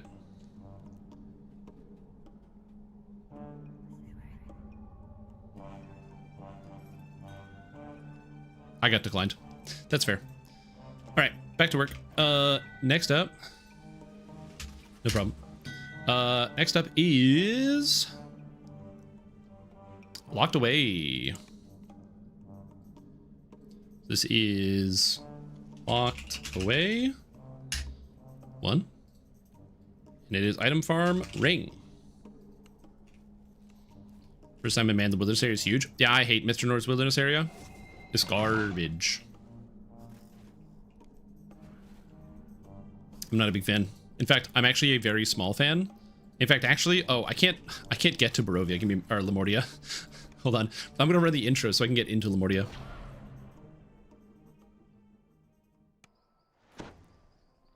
I can't even get in here, which is really funny.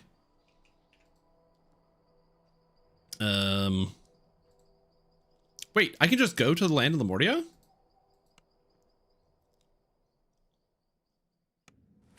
Oh, I did the quest, but I didn't talk to the guy in town. That's why. Okay, there we go. That's what it is. Hit the rares while I'm there. Ah, shit. Okay, let me pull up the map. True. Hey. Oh, good. Aura, nice. Lemortia map DDO. I could do a big circle of the rares. Okay, where are we going? Where am I? I don't know. Okay, so I think, because I just came in from Body Snatchers. So we go up this street. Oh, now I'm here. I'm too far forward. Hold on. So apparently there's Voice of Death over here. I gotta learn this.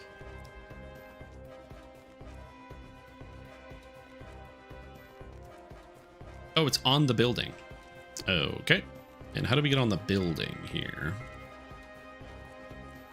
I guess I go across this way. So we go up here. It's not these guys, is it? No, that's just some guys. Almost. You can't catch me. I'm on a horse. Kind of. How do I get up here? Need feather falling.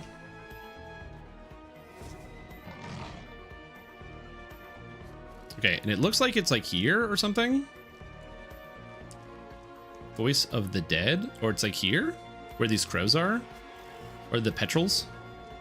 Yeah, it looks like it's here. Okay, it's not here. Check. So now we check White Fang,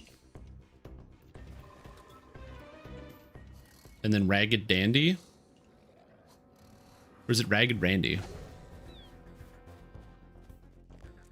So White Fang should be over here.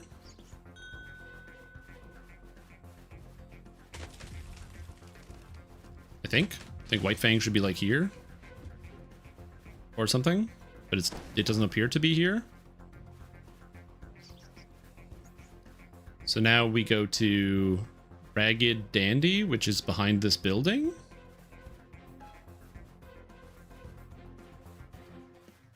Which is supposed to be here. And it also looks like there's nothing here. Okay, cool. And now we go into Ludendorff City Hall.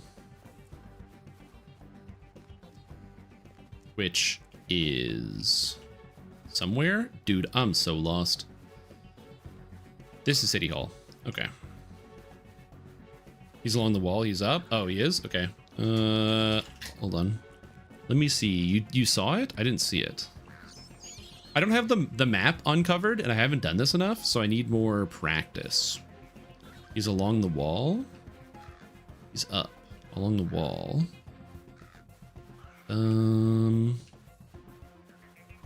Well, that doesn't really match up to the map here. Oh, south. Okay. Okay. I have this. What am I looking for? Ragged Dandy. I have rats. Oh, wait. Is it this thing? Oh, I see it now. I see it. Oh, it's a scarecrow. I didn't even know what I was looking for. So it's like, what? Okay, he's a scarecrow. This makes sense. All right. Armor. Zilch. Okay, rare farming will be something I have to do. We're gonna do the quest farming first, but I might as well get some of them on the way. Don't worry, I was very afraid of that scarecrow.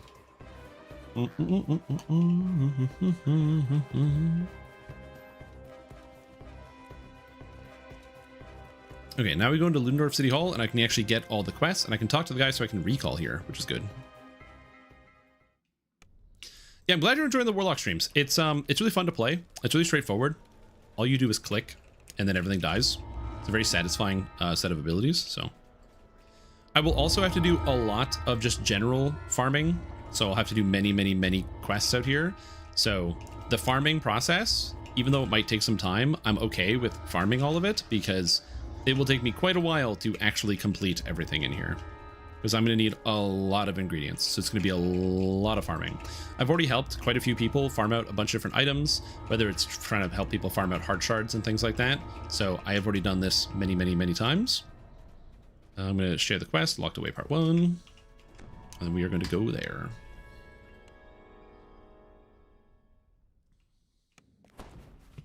Okay, so Locked Away Part 1 is also a longer quest, so I will use some of my rerolls here. And then I need the rare chest, and then also from Vornir? Frostheim? Drop a lot of mats too. Oh, okay, they do? That's good. I always hated farming purple named in Isle of Dread. They are mean. It's just a frost giants, whatever. Ooh, okay. So I can't hit anything with any spells in this expansion. Unlucky. My DCs are not high enough. So 98 is not enough. Unfortunately. I'll get them all eventually. Fortunately, nothing can resist any of my damage. It's not possible. So since I have non-resistible damage, it makes it a lot easier to take these guys down. One by one. Plus the slowing really helps. So yeah. Experiment started in the Hydra Rex. I haven't seen either. I've only ever seen the Giant. The other two, I have yet to see them spawn. Heroics or Epics. And every time I've checked.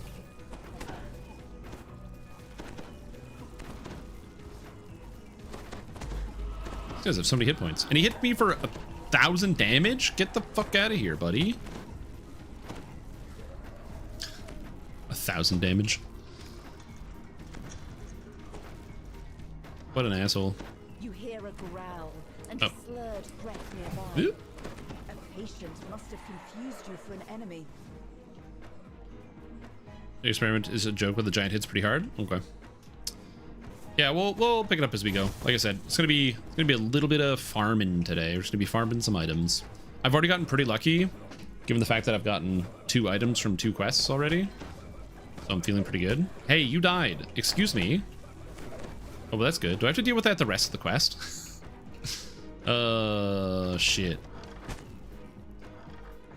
Well, that's a problem, I guess. In the center of this room. He scrutinizes you for a moment. Then a snarl. Prepare to die. I haven't seen you before. You must be the intruder. Okay. He gives you a curt nod. Stop moving. Just stand still. Before I pummel you into the ground. My God. Have a chat. Perhaps we can settle this without our fists. Perhaps we can settle this without our fists. Well, we could, if you tried, like one time. Then I'll make you wish you left. Block. I gave you the chance. Healing. Blocking. Perhaps a direct charge from the head orderly might bring it down. I need more cooldowns. Okay, we're good. Woo!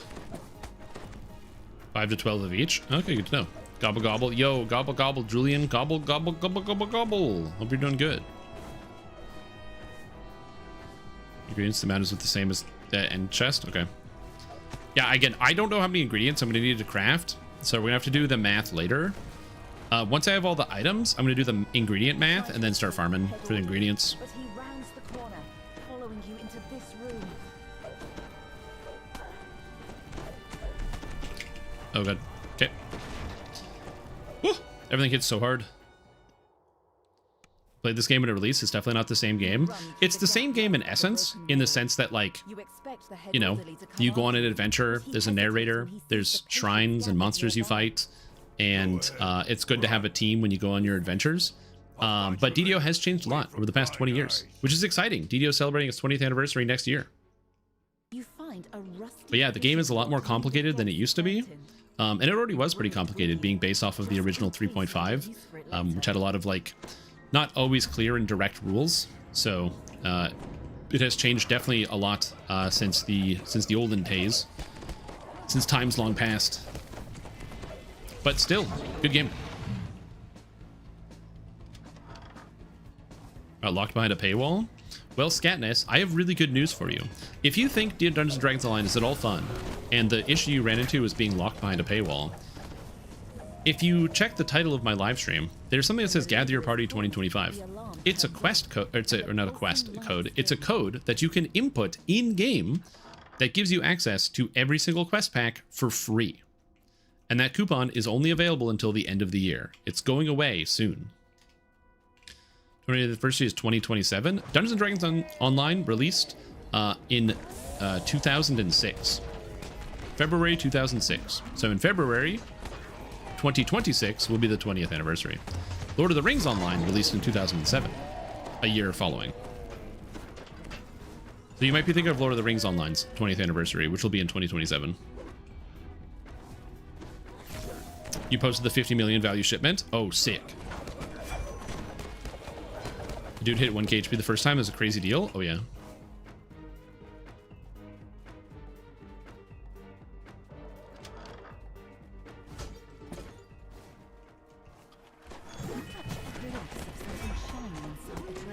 Alright. A key, perhaps? But the fetid water prevents you from getting a closer look. If the water were drained, you could use the fishing rod to probe the depths. Horido, I am not going to argue the idea of time, linear time. Next year's the 20th anniversary of the game. I don't know what to tell you, buddy.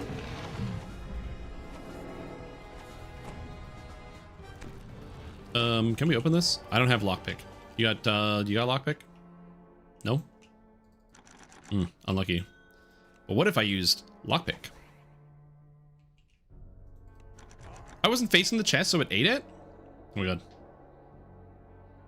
Well, not opening that one. Unlucky. Yeah, it was a pretty big deal. I still remember doing the original use Drossheart. Oh yeah, Drossheart can open locks.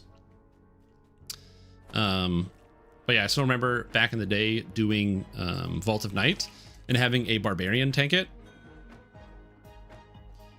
Oh, moat coming back. But having a barbarian tank the raid, where you would just have one guy standing there getting beat up by the dragon constantly, and everyone else was just spamming heals. I remember having my ranger the first time I did it. I just had a bunch of wands in my inventory, just like spamming heals into the barbarian who was soloing the entire dragon. Good times, man.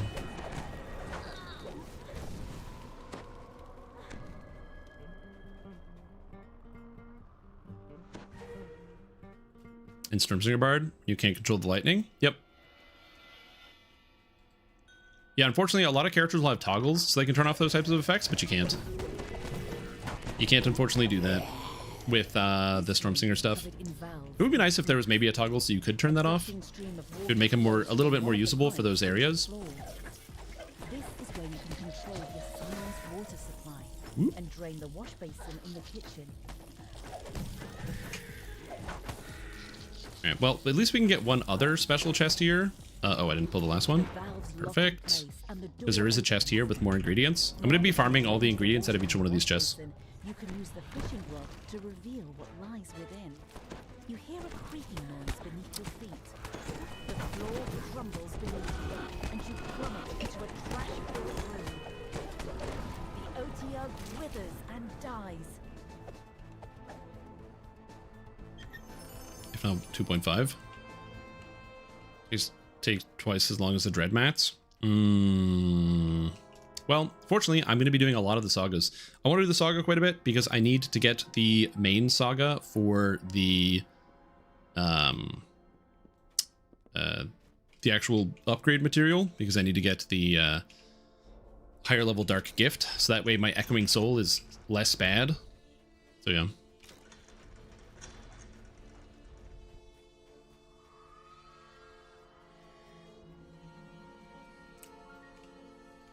All right. Now that the drain has been cleared, You use the fishing rod to latch onto whatever is inside. Your effort rewards you with a silver key. The missing key to the Patient's Wing. 2 ransack sagas for 4 items. Right beside this door reads Patient's Wing. That's not You'll good. need a silver key to All right, open the so door. checking the item list that I need the ring. So do we have a ring? No. All right. Ring check 1. I got the Gravekeeper's Heavy Cloak. Anyone need? Do I need this? No, I want the Gravekeeper's Elegant Cloak, not the Gravekeeper's Heavy Cloak. This one's not bad because the Profane Life Force is good. Arguably could be good for my character, but I want the Insightful Potency. Because the Insightful Potency is going to be more impactful for my character. I'm going to roll over that. We got a Solar Gem of Dex, which I don't terribly need. And we've got a Tangle of Wires. I'm pulling a lot of items today, which is very out of character. Consider Cleave or Great Cleave for my Dragon Lord. Depends. You definitely can consider using it. Single Weapon Fighter Dragon Lord, if you're not a Shader Kai, can make good use out of it. All right, again. And it's not too bad because you can pick up Power Attack, Cleave, and Great Cleave pretty consistently and easily. Yo, what's up, Mr. Lift? How are you doing? Oh, crap. This is part 2. Oh, I gotta fix this. Well, I didn't get the door. I'm an idiot.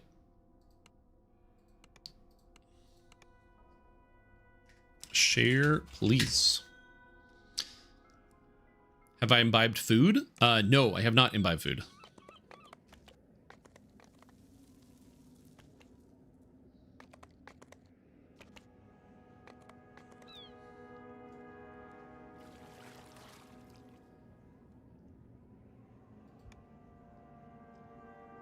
Oh, the lock bash? Yeah. All right, I'll just go town, hand in, and come back.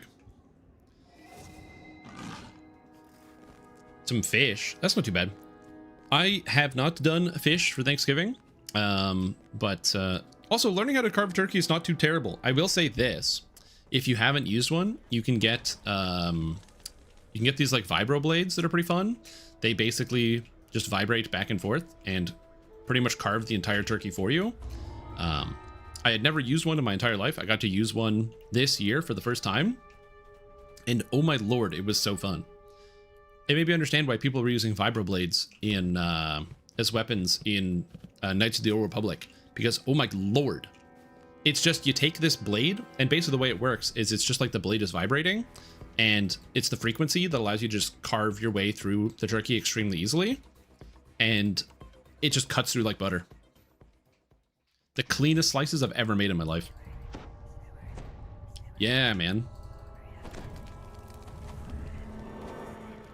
You've come to Ludendorff Asylum. Vibroblade, just like in Star Wars. The only one who knows but for cutting turkey. the unbreakable heart. I don't know how expensive it is, but the one I was using was pretty old, so hopefully not that expensive. Man, I can like not hit anything on these flesh golems. I'm just gonna drag him, I think. I think the solution is just drag him. Because I cannot hit him. The alarm! The voice says. An enemy of Dr. Mordheim has entered the asylum. Ow. Critting me for 1,000. Oh, I have 170 fortification. Do these guys all have fortification bypass? Because I feel like I'm getting crit a lot with 170 fortification. So yeah.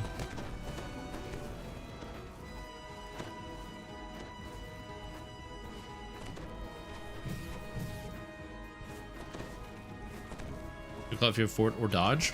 Yeah, I will say that I know that in Relentless, the boss has basically infinite fortification bypass. I think somebody said you need 560 fortification to be able to bypass it. And a slurred threat nearby.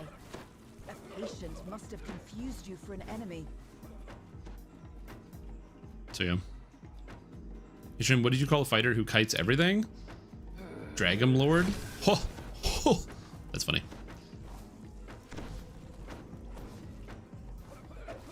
Okay, I'm gonna drag all these guys. I don't want to have to drag stuff, but unfortunately, as I'm still gearing out the Warlock, 100,000 hit points just takes quite a long time. That and the fact that I have some helpless damage and I can't properly use it.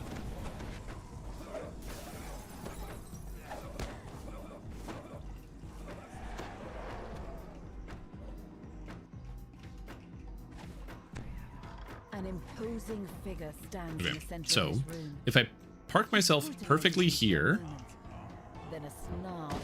first pull. All right, I figured that was how you could do it. I haven't seen you before.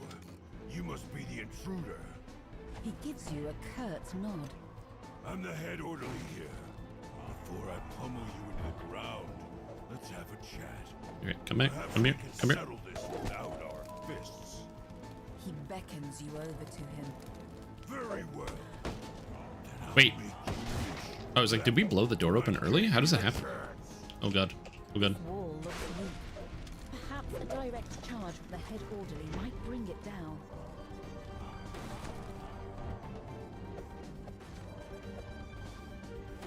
You try to escape the head orderly, but he rounds the corner, following you into this room.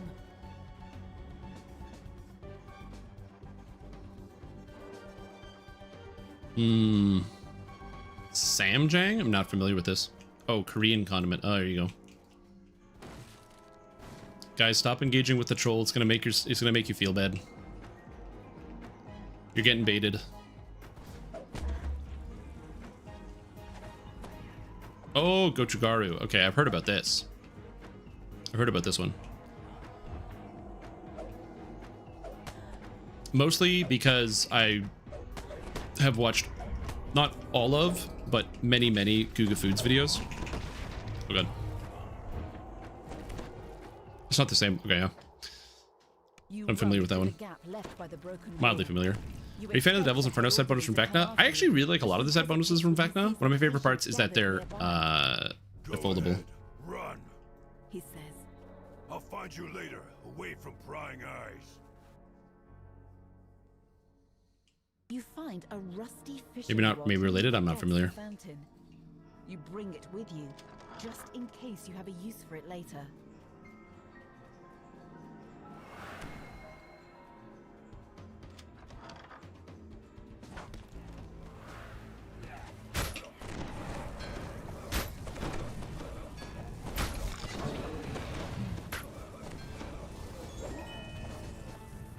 Guys, ignore the troll. When the lever is pulled, the alarm turns off, and the pulsing You're losing. You're getting trolled.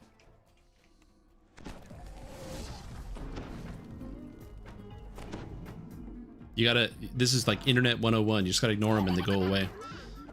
Oh, there's a troll in the YouTube chat who's managing to successfully troll people.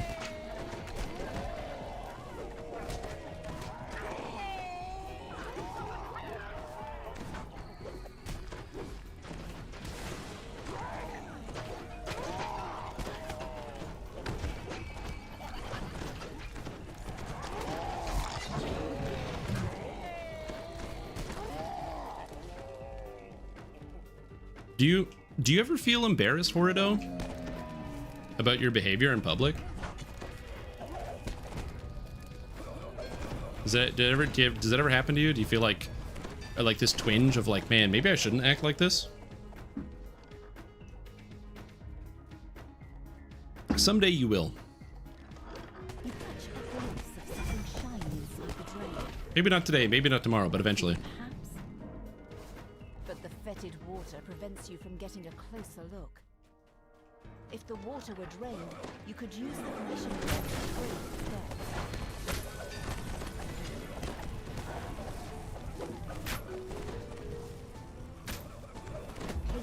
Yeah, thanks for my feedback. Nah, Stu, you're good. Yeah, DDO's still going. If you haven't played DDO in a while, it's still live. We got some brand new stuff that actually came out pretty recently. Like I'm playing as the Dark Bargainer. The floating part is not actually part of that. This is actually just a cool cosmetic they added recently. But it's like a type of Dampier, a half undead, a half vampire, that allows you to turn yourself fully undead and heal all the time.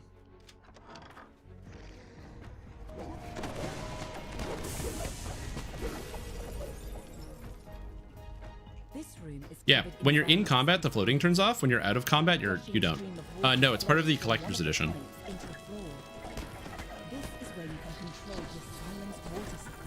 Yeah, I personally just liked a lot of the 3-piece Vecna sets, especially considering the 3-piece Vecna sets came after Isle of Dread, and then all of the 3-piece sets that also got combined with the 2-piece sets from the desert, which in my opinion were like huge successes. Big fan of that. The water from the wash basin, you can use the fishing rod to reveal what lies within.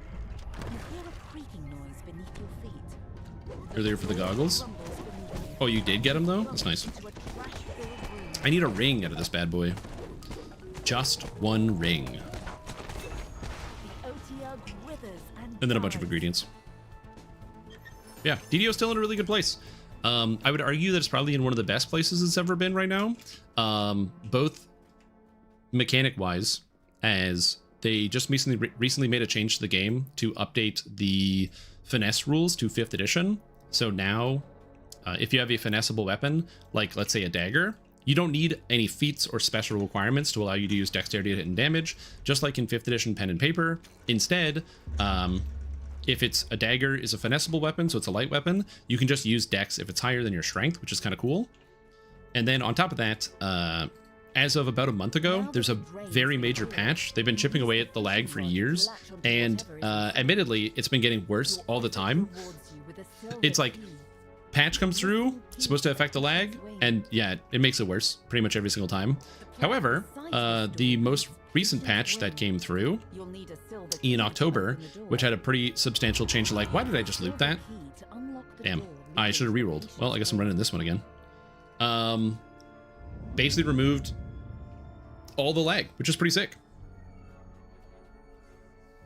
And as somebody who's been playing this game for 100,000 years, it's pretty sick. It's very, very satisfying to see. All right, again, still need that ring. I love loading and killing monsters on loading screen.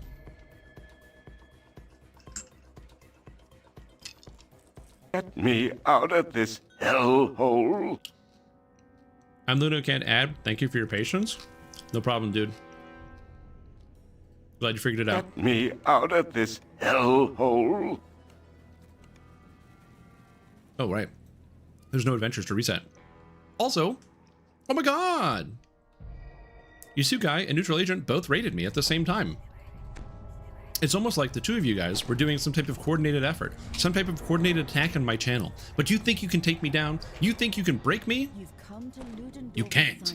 In search of Armin Auerbach, the only one who oh, but what I said, Horido, is I was being serious. I was being genuine. You should be embarrassed about your conduct on the internet. You were being too rude to people for no reason, even though people were talking to you directly and trying to correct you. So just consider your behavior. Okay? It's okay to be wrong on the internet. I'm wrong all the time, and people correct me in chat. But when I'm wrong, I go, are you sure? Or, let me check. And I investigate. I don't double down and start getting, like, yelling at people. So, it's okay to be wrong. It's okay to make a mistake. But check your behavior.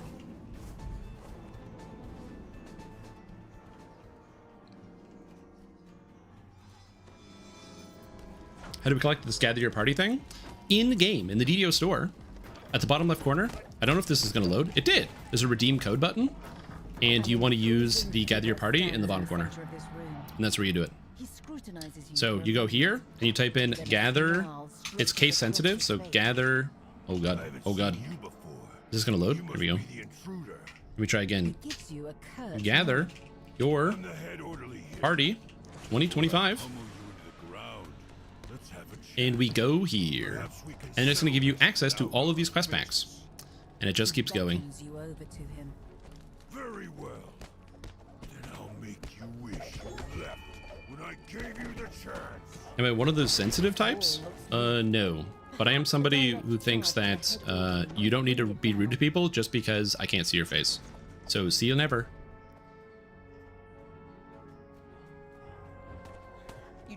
Go find another DDO community, dude. But he rounds the corner, following you into this room.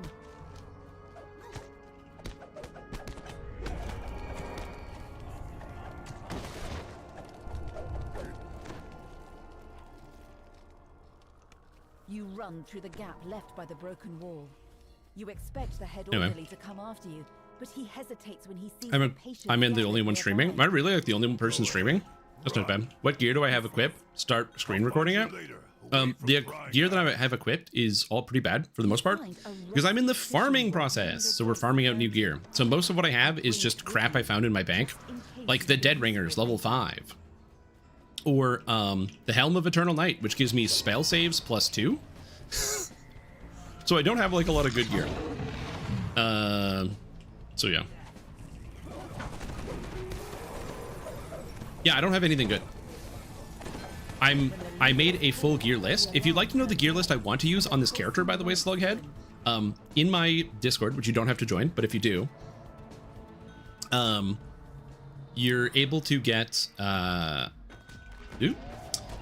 actually posted the Warlock build in the Warlock section.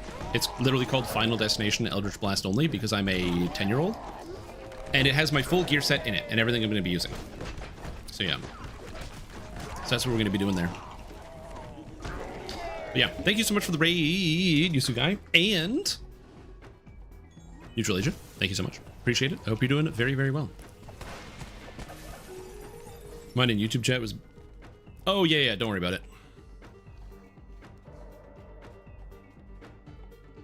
You catch a glimpse of something shiny inside the It's using 5e rules now? No, DDO doesn't use 5e rules. Basically what they've been doing is they've been taking things that make sense in 5th edition and they're just incorporating it as like natural changes to the game. So like as an example, one of the reasons why the change to dexterity to hit and damage is a really easy and natural change is because for the most part, any character that wants to use dexterity as their main damage source can do it, right? Like if I'm a rogue or a monk and I want to use dexterity as my weapon type, it's not too bad to be able to find and use. Like that one, that's not a difficult thing to be able to accomplish. And so since all of the characters that want to use it can already get access to it, instead of making it a requirement to be those classes, making it more flexible so those weapons already have those things, so then they could just change the weapons to do other stuff, given that's an existing rule in 5th edition.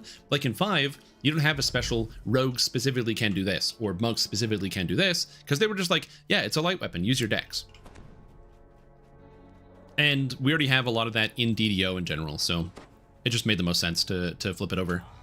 Similarly, in terms of art styles, you have stuff like the gnome art styles and description coming from 5. Dragonborn, again, started in 4. They weren't really in 3.5, not as a player race. So that came from like 4 and 5. So there are already a lot of things that we take directly from 5th edition in terms of its implementation, but the game is still to its core 3.5. But like, again, some of the ideas that just kind of make a lot of sense have been taken, and so they've just done some updating things. It also helps reduce some of the friction when somebody who maybe has played a 5th edition game and then they come to DDO and they can be like, cool, I'm playing a rogue, and then they equip a dagger and they're like, cool, I'm a rogue, I'm going to start with dex, I'm going to use a dagger because daggers are cool, and they equip that, and instead of getting immediately bodied because they don't have any strength, instead they actually get, some reasonable stats. They can actually attack with their weapon.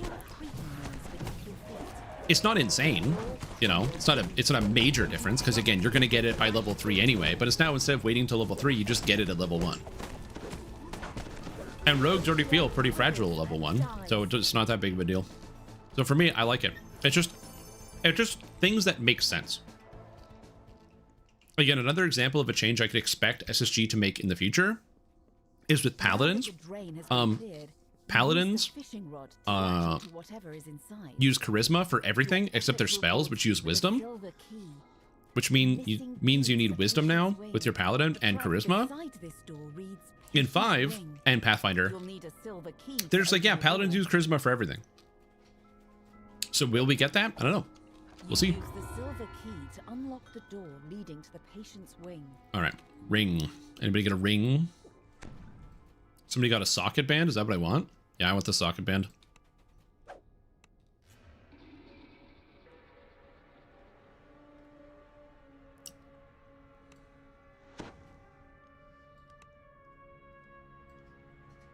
Looking for ring. If this person has it and they don't want it, yeah, wait to pass. Gonna reroll for cloak. Oops, caps. All right. Just gonna reroll, see if I can get the cloak. 1, 2. No. 3. No. I got nothing. Rip. Oh, they left as I was rerolling. Sick. Well, I'm glad I rerolled and didn't get it. Okay. Okay, pass. And then my last 2 items. Oh, I need Miner's Sacrifice. Sweet. Thank you, team. Thank you, thank you. Miner Sacrifice next. Sork Paladin. Yeah, you could. Sork Paladin could work, but I'm more thinking of just generally making it easier to build these characters. My tune is very squishy. Yeah, same. My tune doesn't have a lot of health. I have a lot of Reaper points, though. The Reaper points really help.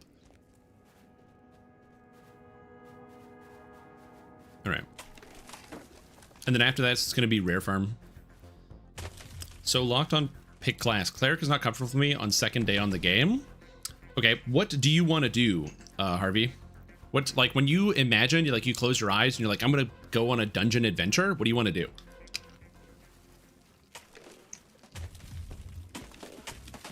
And then I can give a recommendation based on what you say.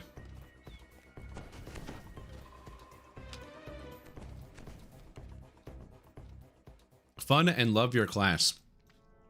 I mean, that is something we all want, so I can't argue with you there. True. I do want that. All right. So this is Miner. And we're farming for belt. An amplified voice calls out to you as you enter. Can't argue with that. If you're still struggling with cleric, just always remember, if you want to play a spellcaster type character, in the early levels, all spellcasters are going to feel fairly bad. And the reason is because that's kind of a staple of Dungeons and Dragons in general.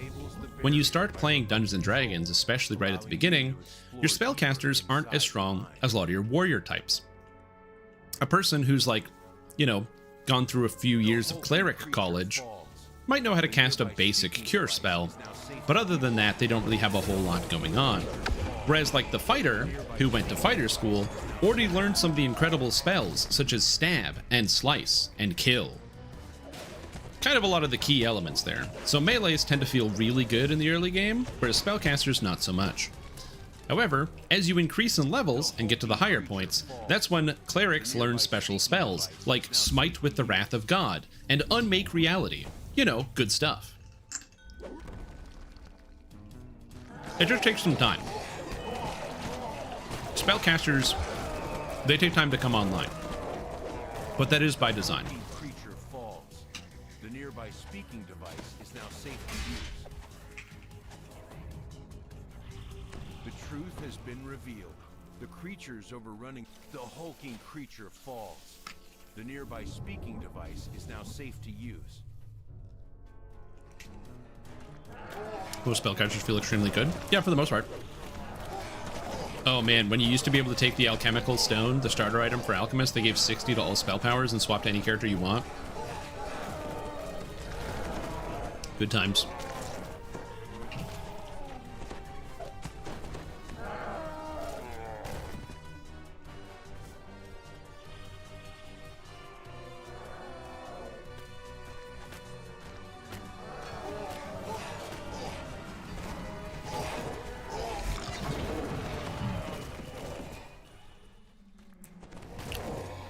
True, I did, yeah. It's entirely on me.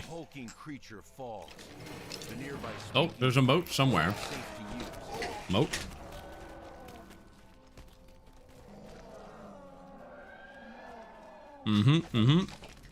Yeah, I need a belt from here.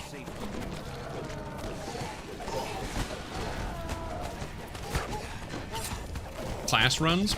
Do you mean like somebody playing the entire game using a cleric? Is that what you're asking? Or like video footage of somebody playing the character? I'm not sure what you mean by a class runs. I do have some videos like that. For example, I have my fighter solo guided playthrough, as well as a caster ranger and a bard spellsinger solo guided playthrough, where I play through the entire game and do my best to explain my decision making.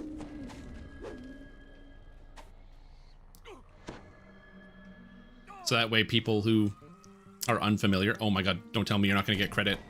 Oh, you got credit, thank god. I wasn't sure if you were here yet because I didn't expect you to fall in the lava. I also have I'm going to be having a new series of solo guided playthroughs coming out as well, but with Artificer instead, because I think it's a good way to reintroduce the melee Artificer, and also a good way to also kickstart this series as well.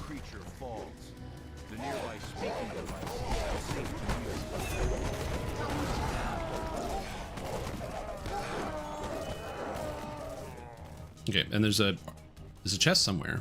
There it is. Like, I need the chest. I need the loot. Give me bleak conductors. The nearby speaking device is now safe to use. Yeah, I'm going to be doing melee Artificer, and the main reason I'm going to be doing melee is specifically because melee Artificer is not as popular, but thematically I find it interesting.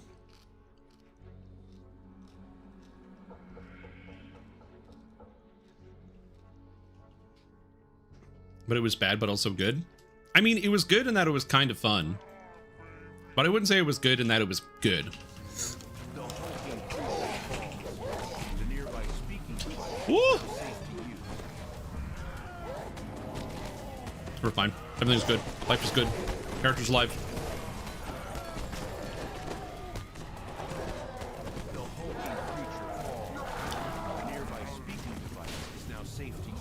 Yeah, so I'm going to start over with the Fae event so I can do it on the hardcore and also show people how to do it. Yep, Warforged, melee arty. It's going to be using Bastard Sword in one hand. I already have the build written up, so that's already done, which is nice.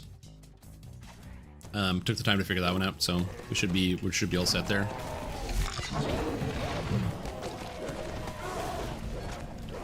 That's how you sell the story. True, we need good marketing. Oh, yo, we got a Ravager. I love that. Ravager's so cool with the instant kills. You have recovered a sample of Elysium, one of the 2 types of ore the Overseer needs.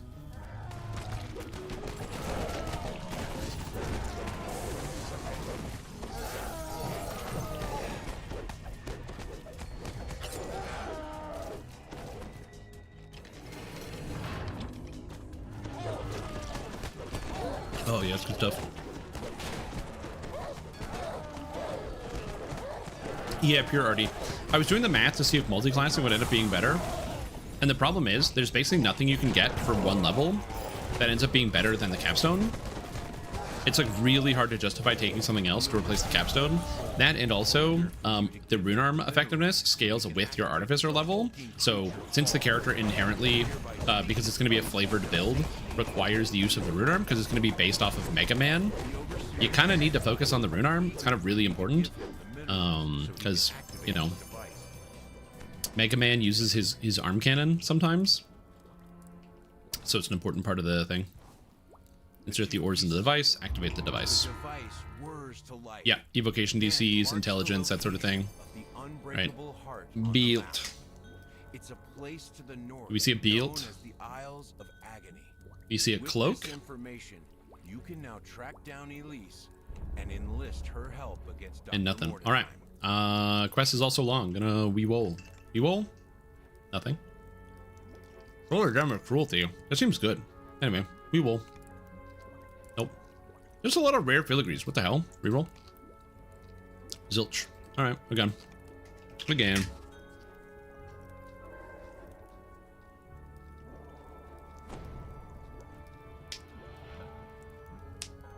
Well, again, the main problem with doing, with multi-classing Dragonlord and spending all your points in Dragonlord, so going tier 5 of the Dragonlord tree, is that I'm not an Artificer at that point.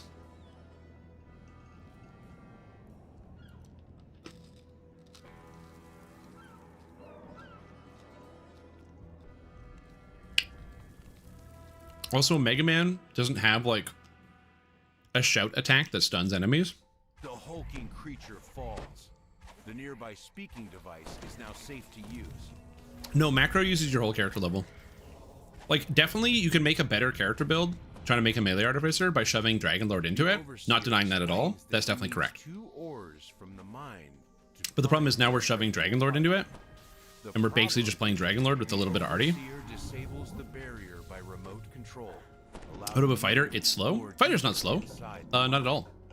Fighter can be quite quick, actually. Thanks to having access to a lot of feats, you're able to take stuff like Spring Attack as a fighter, which basically allows you to dash through the air and deal damage to enemies as you fly past them, which is quite good. So yeah, Fighter's actually strong and relatively fast.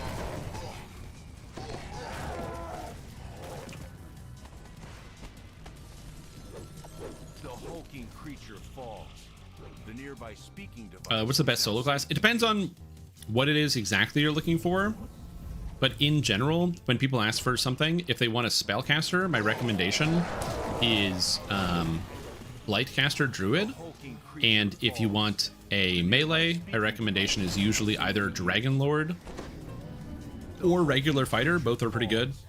The nearby speaking device is now safe to use. Excuse me. Or Monk or Dragon Disciple. All four of those are really powerful solo options. Barbarian's also good too. I just don't like Barbarian as much.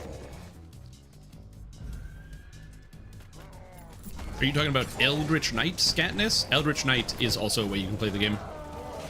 I actually have a video I called it the new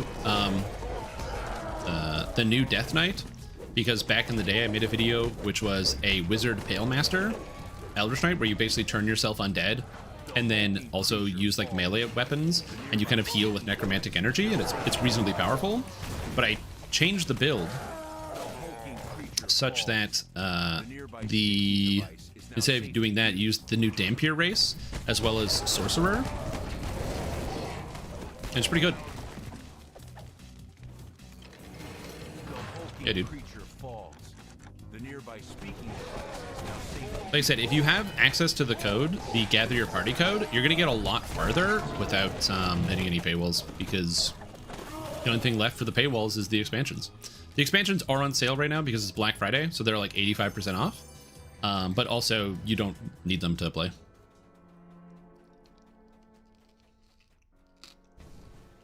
Yeah, I want to try some multi-class Sacred Fist shenanigans.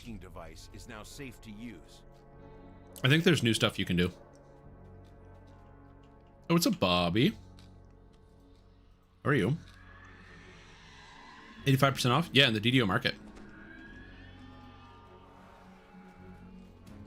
Healer Sacred Fist when? No.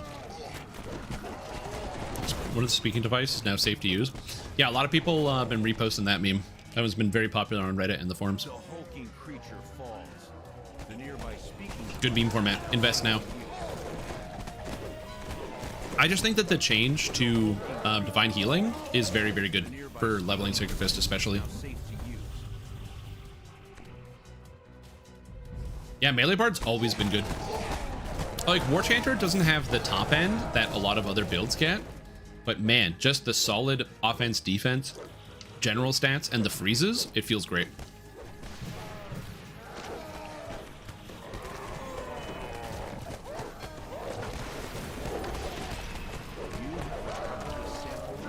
Like, a lot of people want War Chanter to get buffed because they're like, it should get critical threat range and multiplier. But here's the thing. War Chanter in a group is very good even without it, because not only do you add double strike, double shot, melee and range power, but you also add 6% melee damage. A 6% multiplier? Bro, it's so good.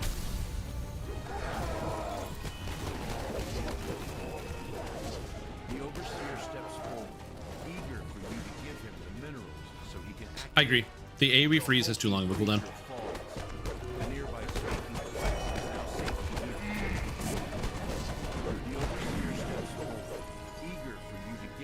Yeah, like I said, I think they definitely could buff up War Chanter if they want, but even still, like, if you have a War Chanter in your raid, you're never upset about it. So, alright, we got Zilch. My turn. You roll 1. No belt. You roll 2.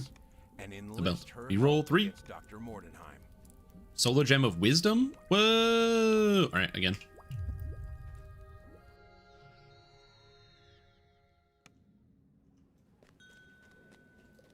drag it to the middle. So if you do this, you take it out by accident, drag it to the middle. That's how you fix it. Why drag to the middle? I don't know, but that is how you fix it. I've had the same problem because I'm like, why can't I get this in? Like, you're like dragging, you're like, it's not moving. I don't get it. It's not, nothing's happening. Because for some bizarre reason, drag it to the middle. Yep, that's how you fix it. Because I've also ran into that problem and had the panic of, what is going on? And you might be like, oh, obviously Strim, it's because you play Lord of the Rings Online, and that's also in that game as well. No, in Lord of the Rings Online, you can actually just drag to the tab. It works exactly like how you think it would. In DDO? No. DDO's got some random garbage. Wait, Bobby, you didn't know that? Well, now you do. Look at that. Helping people learn stuff. Left, right, and center. Also, please don't get excited and be like, wow, Strim, you know a lot of things. Bro, I'm so stupid. Don't get overexcited. Because you'll start trusting me, and then wham, you hear me say like the dumbest thing you've ever heard. But weird DDO UI solutions? Oh yeah.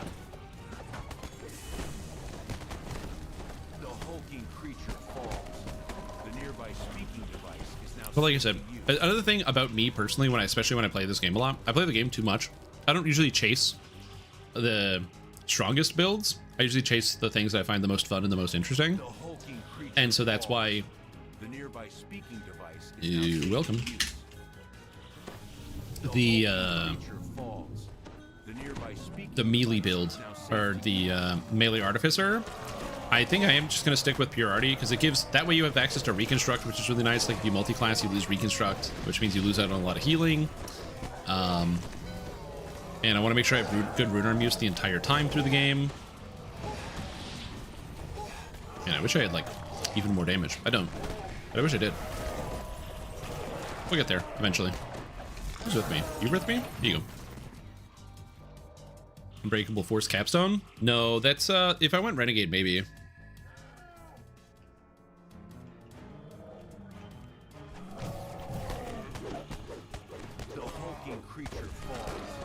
Look at the debuffs. He's so debuffed. The hulking creature falls.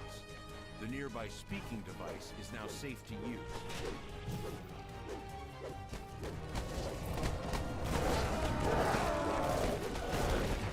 The Unbreakable Force Field is Renegade Mastermaker. That's the tank tree. Mastermaker's a tank tree. That's one. I'm gonna use the melee tree. Well, you take some of the tank tree in the melee tree because the tank tree has like the stun and stuff like that, and the 360 attack.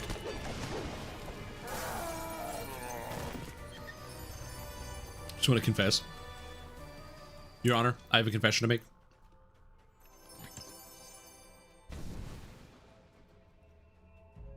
The hulking creature falls. The nearby speaking device is now safe to use. Bro!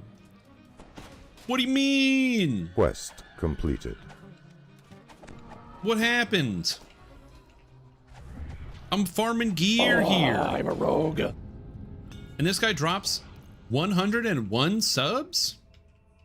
I'm a rogue. Oh my god. Whoa. Quest okay, first completed. of all, Fairy, that is unbelievably kind, young man. Unbelievably kind. Oh my god. Oh my god. I'm a rogue. Oh my god. Oh my god. Thank you so much. That is so generous of you. I'm very grateful for your support. Please be aware, I'm happy with your viewership. You never have to do that. Like, I'm super great. I'm not trying to say I'm not grateful, but like, this is overwhelming. This is a really big gift. So, my god, thank you so much. If you got gifted a sub by Fairy, I shall attend to you it better say thank you, because that was really, really nice. Oh my lord. And also, it's time to do some reading of some names. Yo, happy Thanksgiving to you as well. Thanks, dude. I really appreciate that. Oh my god. What the hell is happening? Quest. I will say, I'm a very lucky person. I'm very, very lucky to be in the position that I'm in. I shall attend to it in a trice. Yeah. Help me with my homework? Exactly. Just like Horse. Just like Horse did that one time. Well, speaking of subscriptions to this stream, welcome to Stream Team, Hell Viper, Jega TV, Effects 1X, My Couch is Soft, XD Bozo, great name.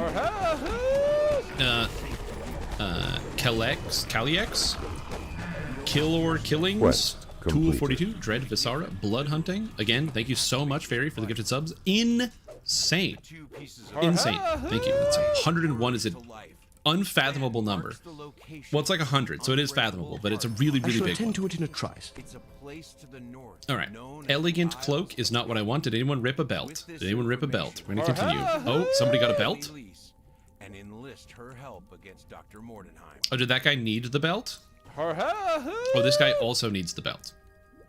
He took his belt. All right. He needed the belt. That's fair. Quest This guy's completed. looting. Hold. Did they get a belt? No. All right. And we roll. And we roll. All right. Again. Hopefully someone got the door. So we'll see. Oh, my lord. Quest completed. Whoop. Share. Welcome to Stream Team. Suffa ZFG. Big. Sugsalm. It's Klaus. Hoax Metal. A Trap of Logic. Mona Lisa Tisa. Varsh. Axolotl. Tex Humble J. Pablo Skis. Thank you very much. We're back inside. Zigzag, Wormshield, Mr. Lift, Yeti the Potato, Sarkfa, Mikex, King Corey, Neutral Agent, a lot of people. Slinkin, great name. Forever Vault, Reconips, Treasure Saint, Tony Carrera, Quest completed. Blade Edge, Tacky Vac, Smozo, Koj, Extra Onions, Guinness, Quest Julio completed. Simplicio, Noquar, Malsey, Skillless One, Aaron, Kriza, Scatness, welcome all of you to the stream team. Again, Fairy, thank you so much for the support. That's very, very kind of you. I hope you're having a fantastic giving of thanks. I hope you're really enjoying it, hanging out with the fam jam, having some delicious food, and hopefully also being plied with enough alcohol that you don't remember tomorrow. Chummer, welcome. Tulunian, Sinev, Kamuhera of Velast, Glitch Roar, welcome to the stream team. Modern Viking, Baryonyx, Dadon Krevidco, Jim Work Eat, hell yeah, great name. I shall attend to it in a trice. Roscoe, Metal Grey Beard, Niprone Scythe, Jirachai, LK Mary, welcome all of you to the stream team. My god, dude, that's so kind. Paying forward my good fortunes to those who deserve it. You know what? I will say, I did watch you run over 100 Crimson Townships. And this does feel like a really good reward for me for you completing your task, your quest successfully. So, you know, I think it's worth it. Reading names for an hour. It's not going to take a whole hour. I do want to make sure I read out all the names. And the reason I do that is, number one, I'm not so big that I can't afford to do that. And number two, I don't know. It's just like it's a really big deal, you know? It's a really big deal to me if somebody is going to share so much of their time and their money watching my chat and also talking. I'm very, very grateful. So I want to make sure that I am appropriately giving the level of attention that it deserves. Speaking of which, welcome to stream team Bardic Affogato, drew for you. 100 Shane, The Useless Whale, Rat Fan, Blue Jaeger, Schnockers, Zad Runis, Nashron Wows, Meat Souse, Falvor, Darth Dubious, Slughead, 50 Tom, Calix, Jason, Archaic Futurism, Takui, Ginger Gamer, Esnon, Jack Rin, Kevin, Riddy Boy, Winara Shade. Someone just died on my team. That just happened in game.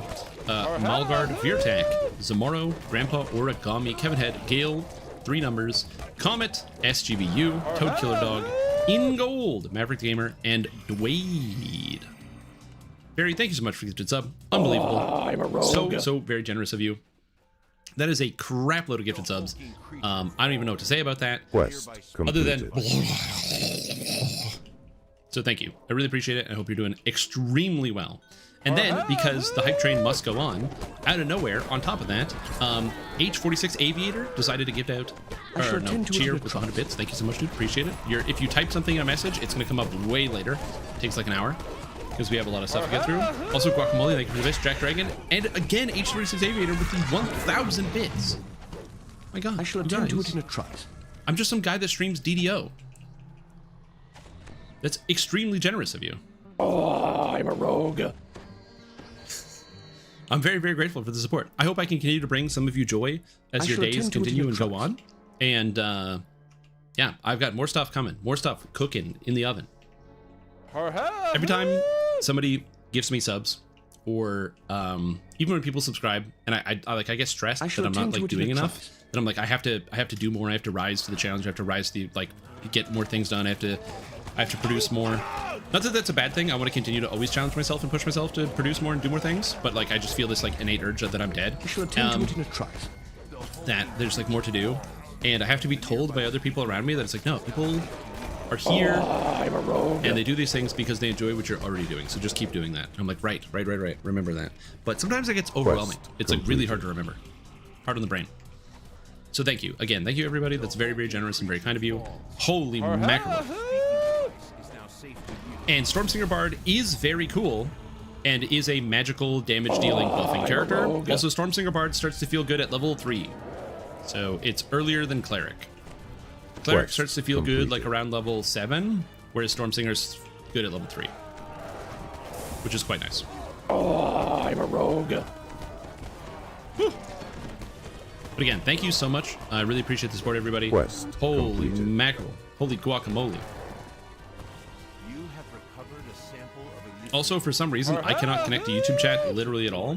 So I apologize, everyone in the YouTube chat. YouTube is not connecting me to the chat. It just keeps going like, sorry, you're not connected. So, I don't know. Quest completed.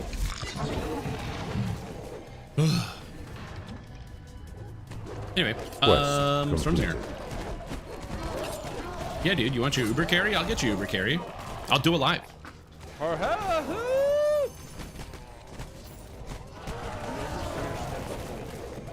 Yeah, but that's all casters. Undead contracts are going to be hard for everybody.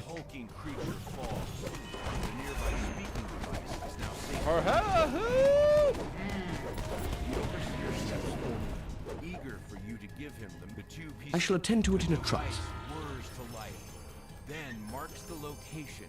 Okay. Come on, belt. Give me belt. Anyone got a belt? Anyone? No belt? No belt. Once again. We will. Come on. Come on, game. Nothing. All right. Quest completed. Once again. Yeah, but still, I really appreciate it. Very unbelievably generous and kind of you. And also everyone else that gave me some bits. Not to be forgotten, Guacamole, Jack Dragon, H46 Aviator, and Comet. I shall attend to it in a trice. Thank you. Really appreciate it, you guys. 1, 2, 3, 4, 5.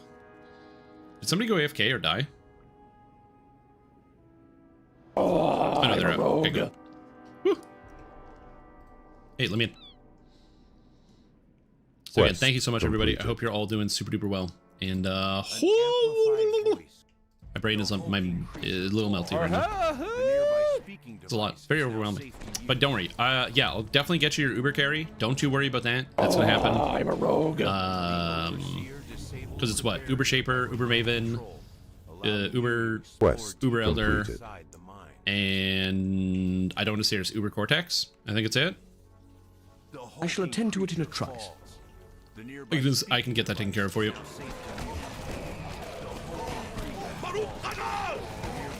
Because Uber Eater is also very easy for me, but the problem with Uber Eater is that they're expensive. It's really expensive. It's really expensive trying Uber Eater. Not that I don't think I would win it. Like, we have the money as well. It's not even that I don't think I would win, but just in the event that something goes awry and I lose the Uber Eater, it's really expensive to try again. Versus Uber Elder, which are cheap fragments. Uber Shaper, nobody even runs it. Super cheap.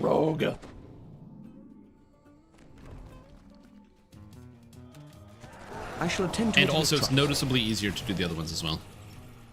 The hulking creature falls. The nearby Quest speaking device completed. is now safe to use. The hulking creature falls. Yeah, dude. The nearby Uber Shaper. Uber Shaper is hard still. Mostly because I can't just tank the ball phase. Quest If I could tank the ball phase, Uber Shaper would be super easy. But I can't tank the ball phase, so I actually have to dodge the ball phase. So even with 75% spell block, it means 1 in every 4 balls hits me. And if I get 1 in 4s in a row, I die. So I gotta be careful about that.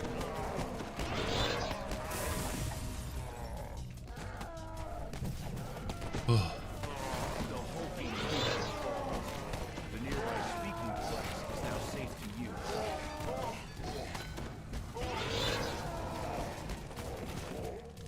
The hulking creature Anyway, we're good. falls. The nearby speaking device is now safe to use. All the bits. Again, I'm very, very grateful for the So support that you guys. means I get my Uber carry right? The nearby speaking Correct. device That's right. You're gonna get your Uber carry. Don't you worry. I mean, I already said I was gonna do that, but I'm still gonna do that. What's the best way to get jeweler's toolkits in mass quantities? Oh, I got this one, Mr. Lift. Hold on. I actually have an emote for this.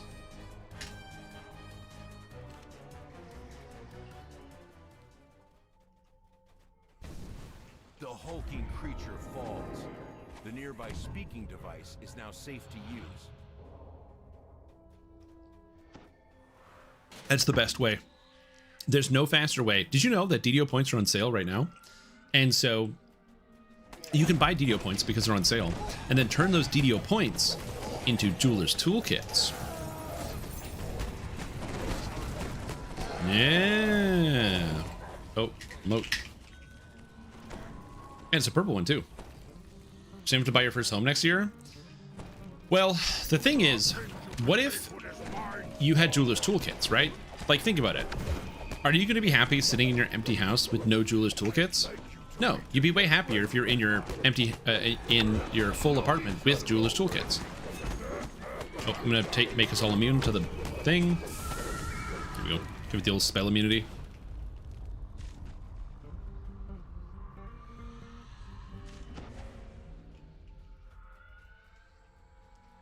This shit is toolkits, toolkits, toolkits. Exactly. Just triple dibble down. Triple dibble D, as Guy Fieri might say.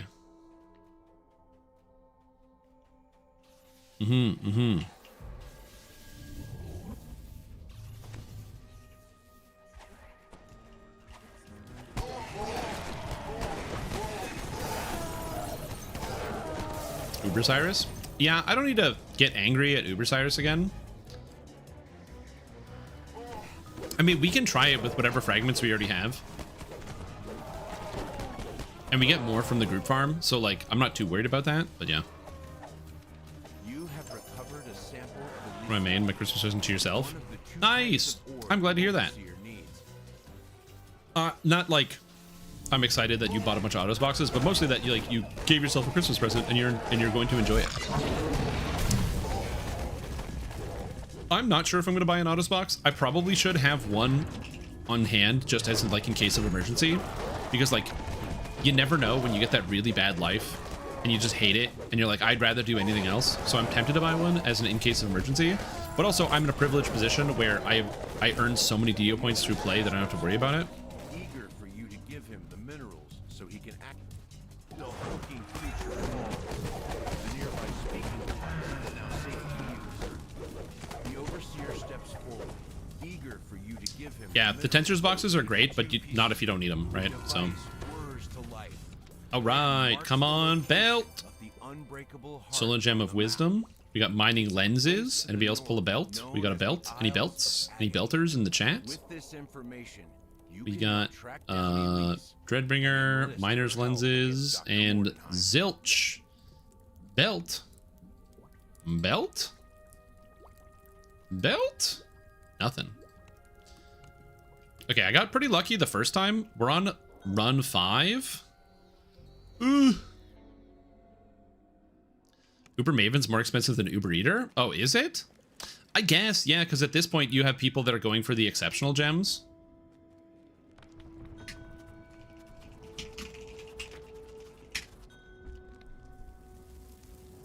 4, 5, 6. We're all out. Let's go.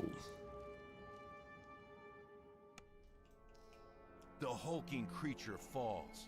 The nearby speaking device is now safe to use. Yeah, but I find Uber Maven to be pretty easy. In comparison. It is so much cheaper than Uber Eats. Okay, I don't really order any takeout for the most part, but if I do, my girlfriend and I ever get takeout, dude, I'm gonna go get that stuff. I hate paying for delivery because Uber Eats now does this really scummy thing where the last time I looked at it, I got so upset I closed the app, where they'll be like, yo, this place that's really far away, it's 99 cents for delivery. And you're like, that seems crazy. How is it 99 cents? And because now they have like an in-app fee, and the in-app fee is like, yeah, it's like 99 cents to get delivery, but now there's like a service fee of like $11.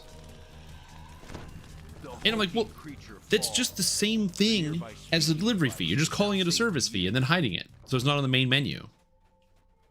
So I'm like, get out of here. I don't need your garbage. So the only thing I use those apps for is if for some reason I do decide where I'm like, yeah, I actually would like to get some takeout tonight. And so, or like, we're gonna like, hey, do you want to get dinner from somewhere nearby? I will use the apps to quickly scan around, to scan the world, to be like, hey, what are some restaurants in the local area that we haven't tried before? And then after that, I'll either call up or like go on the restaurant's individual website and order through there.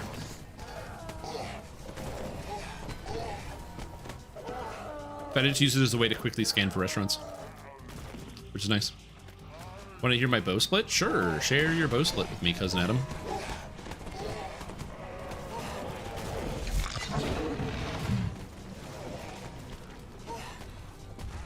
Every moment and chill. A moat in a room with gather guy talks forever.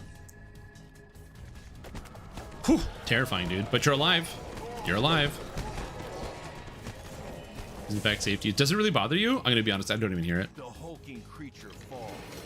The nearby speaking device is now safe. I mean, if it bothers some of you guys, I can turn the sound off if it's that big of a deal. I should probably heal myself. Probably a good idea, huh?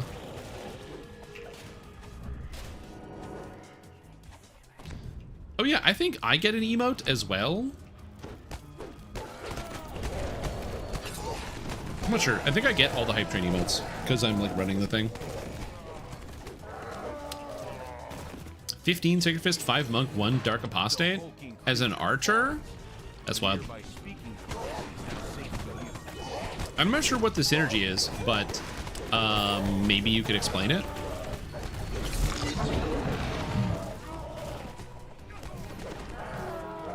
On the plus side, the benefit of running all these quests and looting all these chests is look at all the ingredients I'm getting.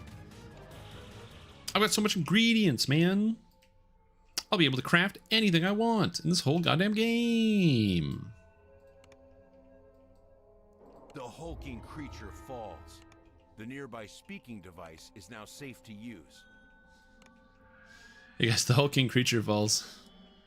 The nearby speaking device is now safe to use.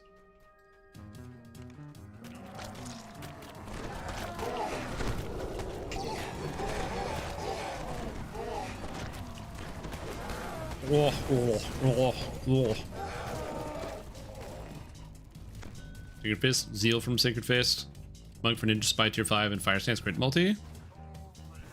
Oh wait, so you don't use Holy Sword? How do you at threat range? And multiplier? Wait, do you get that from Ninja Spy now? Oh, I didn't know that was a Ninja Spy. The nearby speaking device is now safe to use. Oh yeah, Blightcaster's like insane. Absolutely. Blightcaster's like my #1 recommendation for oh, moat. I'm blind and deaf and blind and deaf. I'm running.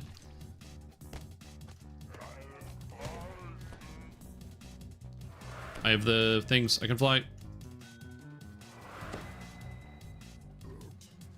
Oh, thanks.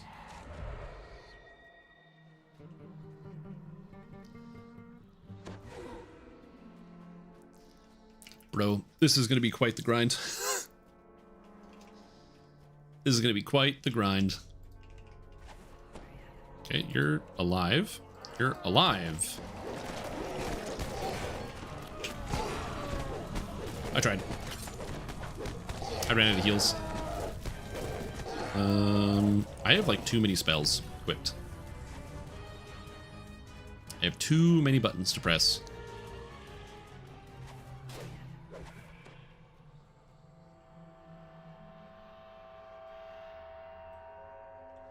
I don't need to have this keybound, so I can press the button.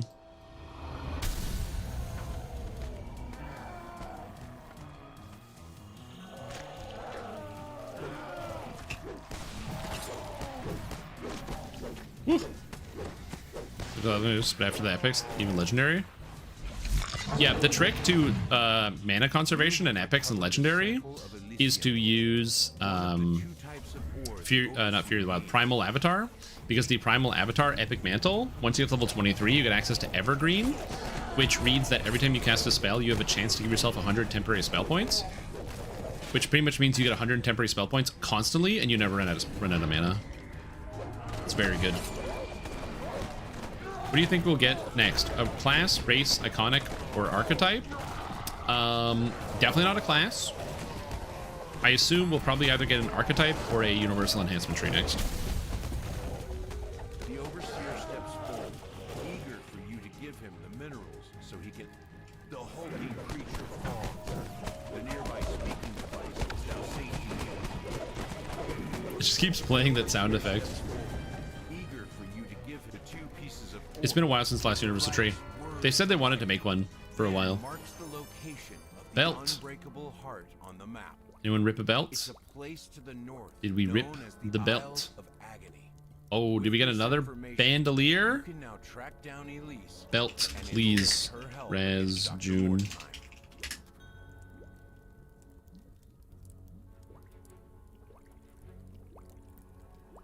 Thank you, thank you. Woo! All right, nice, nice. Now we need 2 more pieces of gear, still from Lamortia. Okay, now I'm rare farming for gear. So I'm doing a rare circuit for items for those who want them. Rare farming. And by rare farming, I mean literally rare, like in the adventure zone. Checking the purples every time? Yeah, we're checking all the purples every time.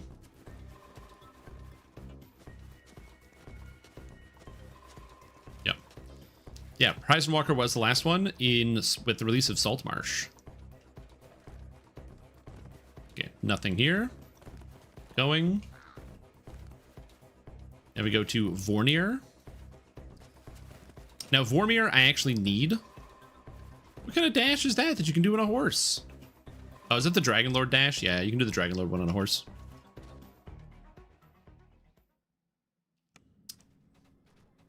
Patch in DDO, 18k files to update? Hell yeah.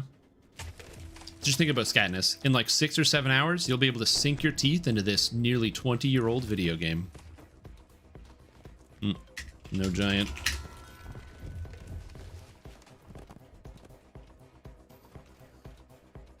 Yeah, you can Flight of Kings on a horse. It's pretty convenient. Oh my god, you guys want Gamba? All right.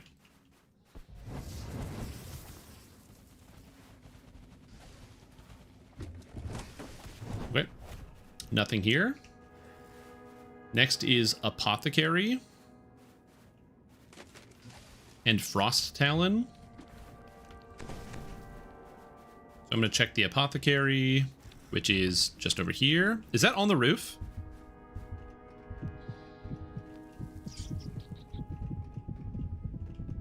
I don't know. Is Apothecary on the roof?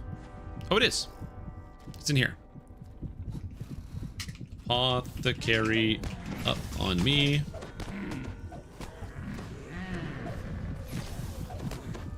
Oh god, the red alert.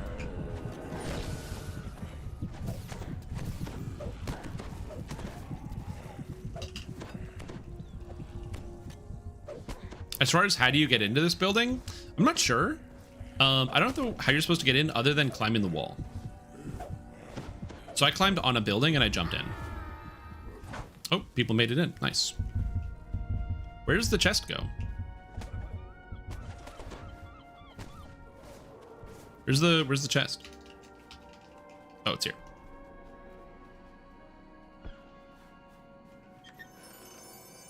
All right, and I'm looking for Gravekeeper's vest if it spawns. Oh, and moat as well. There's a moat here. Isn't that convenient? Isn't that neat?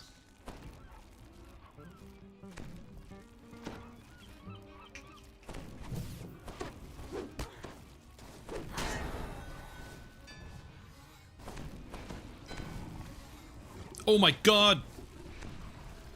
Dude, in Adventure Zone, these things have so much less health. Alright. Alright. How do we get out? How do you get out of this place? Is it this way? Ah, it's this way. Up here, then up here, then up here, then up here. Okay. The door? No, the door is the quest. All right, next we check Frost Talon.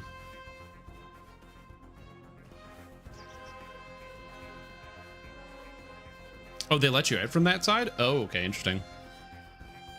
Oh, you can take the door to leave? Okay, I didn't know that. Neato. We have no Frost Talon, I don't think. There's no chest? Okay. No Frost Talon. Where am I checking now? Checking Fangs of Winter.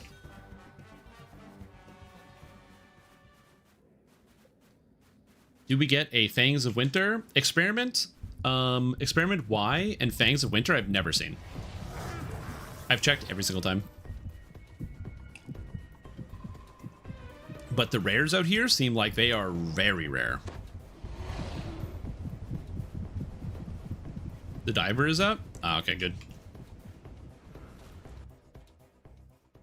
All right, go in here. Fangs is up. Oh, the Hydra's here. Oh, sick. Nice. All right, time to get it. I don't know how hard this thing is, so I'm just gonna hit it with my attacks. Be careful. Oh, it only has 2 million health, dude. It can't hurt that bad. Plus, I got this single target range. Woo! Yeah, let's heal this guy.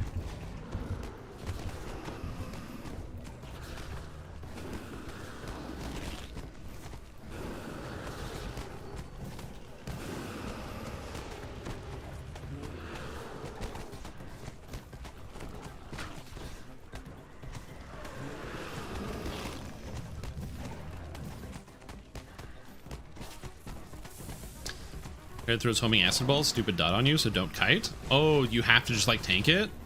Okay. That's good to know. Oh god. Oh, the heads come off. We have to slay the heads. Right. Rez. I got you. Another head. Okay.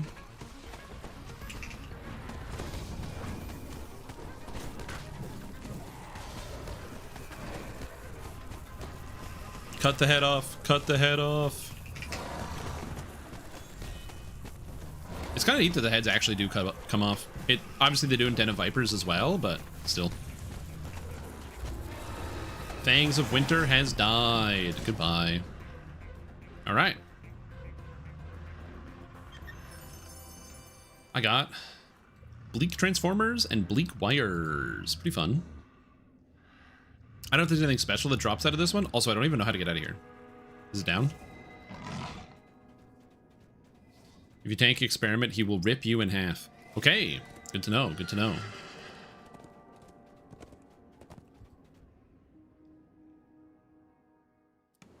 Item farm. Lamordia rares. Light armor. Each of the purples have specific name items? Okay, yeah. I need the one from the Frost Giant, so I get that. Apparently there's something called Boris that's around the corner from here. I'm gonna go try to find it. But still, the ingredients are good. So, it's not too bad. No, Lovelace was slain by Shadowwing Matriarch.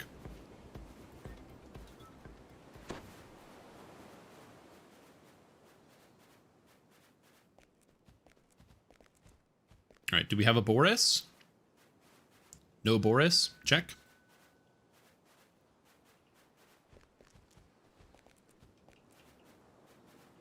Yeah. Again, I really like Den of Vipers. It's a really, really cool raid. Big fan of the implementation of everything they did there. We've already checked can spawn due to partial resets. Yeah, we'll just do the full reset. Just do a circle and do a full reset. It's not a big deal. Okay. It hits 4 times per swing. Okay, good to know. There's the bird watcher here. Does not look like we have a bird watcher. No bird watcher.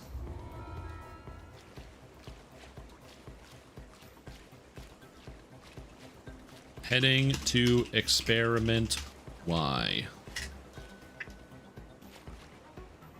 And then we reset. And then we check everything again. And the diver is this way, I think.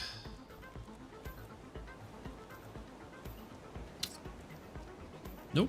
I missed the diver. Ah, crap. I don't know where it is. Well, it's somewhere around here. Oh, it's the shorter dock. Okay, okay. Good, good, good. And we did not get the armor. Oh, my backpack is full. All right. Backpack full. Consequences of my actions. Also, the purple names. Oh, God, the purple names. Or the purple alerts.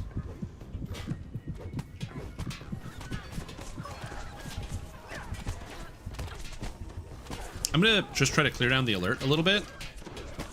That way there's just less of a problem with experiment Y. Okay. And then it's one of these buildings. It's this one? This one. Over here. He just falls over with like 10k less HP than the other 2 purples. Oh, interesting.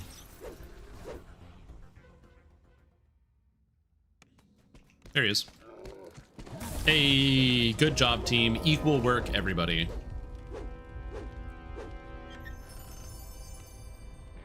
And lots of stuff. Cool. All right. Recall and reset.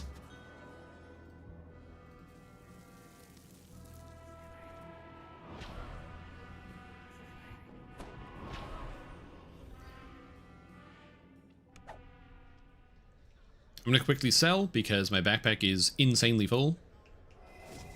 That's important. Yeah, I don't mind the farming of some of the rares for the most part, just because you get the ingredients along the way. But if the drop rates of the items is as low as it is in Isle of Dread, I might be a little unhappy about that, but hopefully it's not that bad. Because I remember Isle of Dread farming for that goddamn shield for so long on hardcore. It was a nightmare. Also, Bizaniac, welcome back to the stream team. We're doing a fantastic day. Reset. Fresh. Starting with Dandy. I don't know the exact route that you take through here, but I'm going to take this route. So we want to go this way. And we check the Ragged Dandy right away, and we go around. Multiple peeps, and we should see multiple armors per run, unless you're unlucky. Yeah, it happens. Any do for the items ultimate fan bundle of Charm? I haven't received my Astral Shards yet, as well as a Dimensional Bag. Did you log out and log in? No Dandy.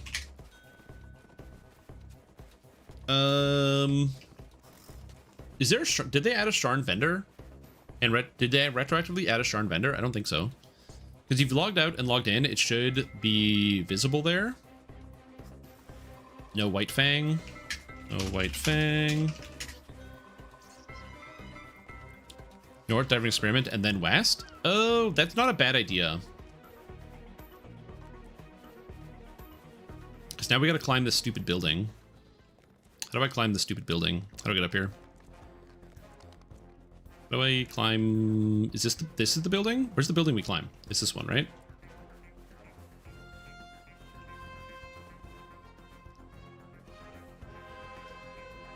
Yeah. Yeah.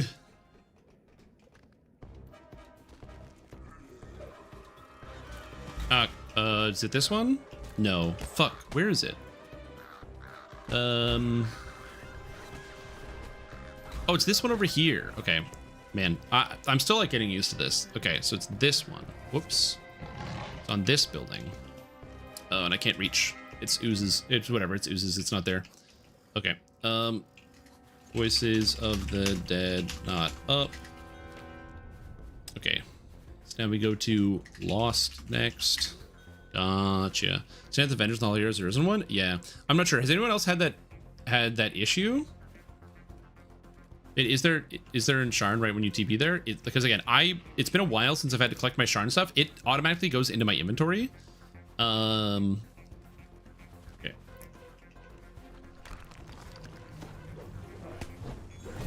So it's been a long time for me since I have had the check.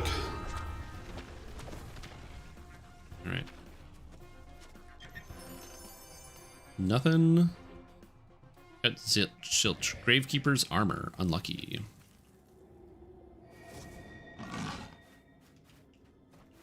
Checking giant.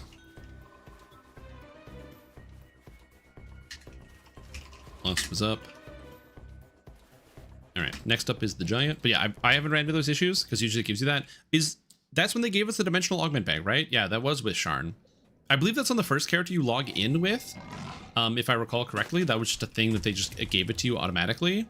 So it should just like immediately be in your inventory. Giant up.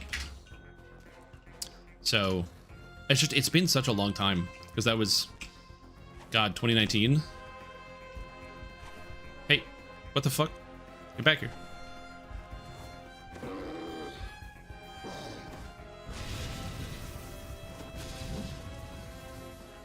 You missed me. Nice, I'll take that. Quest received. There's a fire escape, pretty much roof next to the guy. Right. Gotcha. This ice stuff is very annoying. You know what I can do? It just occurred to me. I can make myself immune. And I can ignore all the ice.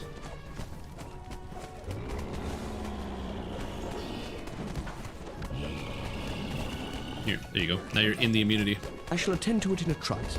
Also, Bridge of Schism out of here, gifting out, oh my lordy, 5 subs. Thank you so much for the support. I really appreciate it. I hope you're doing really well. Thank you so much. Welcome to the stream, Team Guacamole, Stroby Kenobi, I shall attend to Raise it in You a trice. Goat, Asarakis, and Hail 4. Need, what do I need from this guy? Cloak from this guy. Is it worth it to re-roll here, or should I just keep farming it? How rare is it going to be? I'm sure I'll just refarm it. I'm going to need the alternators anyway, so it's fine. Give me cosmetics and the tome. No shards, no dimensional bag. How did they give it to us? I'm trying to remember back, because you're right. When you use the item, so you have the Sharn item in your inventory, and when you use it, that's what gives you...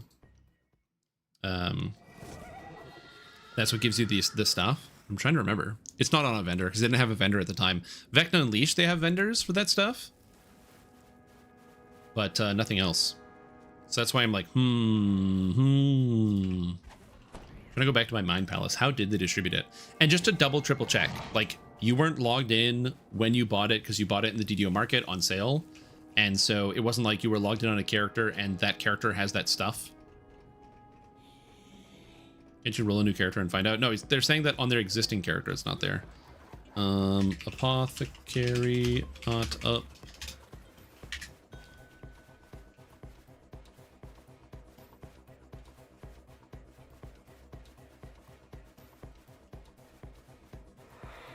We're getting, yeah, same thing. I remember just getting it when I logged in, so you should have it. People are reporting this problem with the Sharn stuff. Oh, there is? Interesting. That's not good.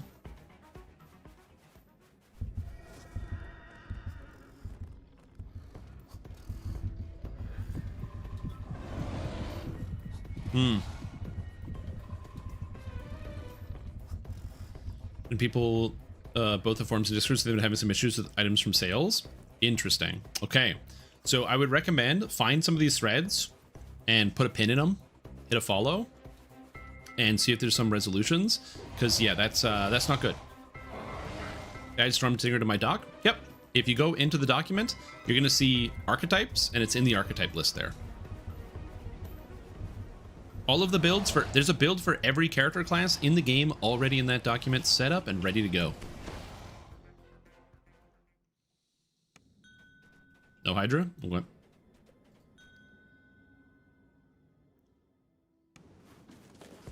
Cathode is up. Okay, you got cathode. Check.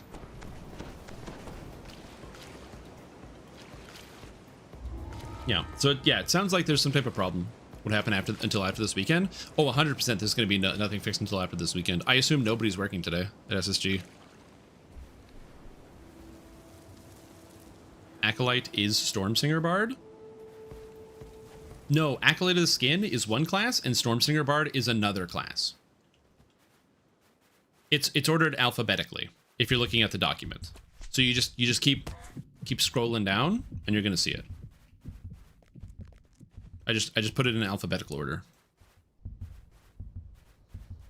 Lots of stuff was immune to poison. Is Poison Barbarian Alchemist actually good or is it a bad element? Poison is good because it's a fortitude save, so when your DCs are garbage and you can't hit anything, you can cheese it. At level 12, you get to ignore poison immunities entirely.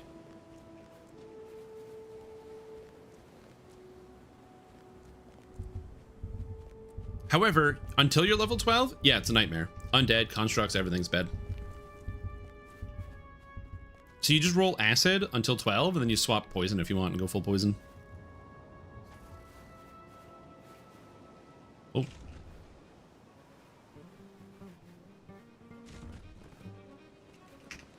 Gallows speaker. Get out of here. Oh my god, all the monsters literally instantly die.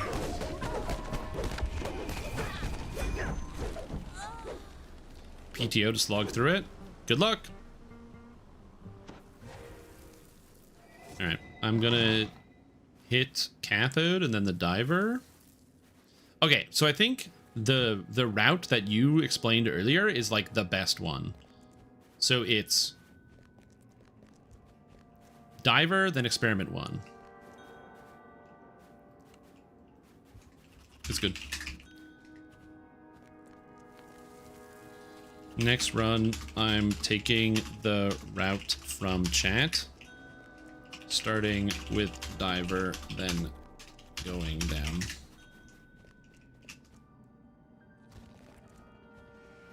You mentioned something's bugged? Yeah. Also, if you haven't done it yet, make sure to indicate if there are posts on the forums. I don't know if anybody has a link to one. Yeah, submit a ticket for sure. And then also put a post in the forums being like, I also didn't get my stuff, please. No diver. Just to make sure you cross your T's and dot your I's, because if multiple people are not able to get their stuff, which is bad, obviously people should be able to get their stuff, but if multiple people are not getting it, then you want to make sure your name is on the list. Experiment up. Yeah. Oh my god, what is happening? What is happening? Quest completed. Horse is giving up 50 subs? Quest completed. What madness is this? I'm taking my title back. Quest He's completed. back. He's back out of retirement, dude. He's coming back Quest out of retirement. Completed. Horse with the gifted subs. Horse, thank you so much. Really appreciate the support. I hope you're having a fantastic day. 50 gifted subs is a ridiculous amount. Guys, I don't understand. I'm just playing a video game badly. And yet you show me such love and support. I'm very, very grateful. But I'm deeply confused. And nauseous. Thank you. Horse, thank you so much for giving out 50 Galding and subs. Quest completed. Reset time. Welcome to the stream team. Phantasm Void, Mihoru Master, Trilogy 29, J Smee, R Smex, Chatgris, Nazi Rex, Lomslinger, Nguyen Hugh, Nickel, Z Alpha, Puppy Cat, Unqualified, Cheriok, Legion of the Onyx Tower, Bootsin. So many gifted subs. Again, this is insane. I'm really grateful, you guys. I'm a rogue. Again, I'm just some guy that makes bad DDO builds. What the heck? Voldemort, welcome to the stream team. Gabelius, Cathgar, Neurocon, Xerox54, M Doc, Tizak 3, Tizaki. There we go. All right. Fresh.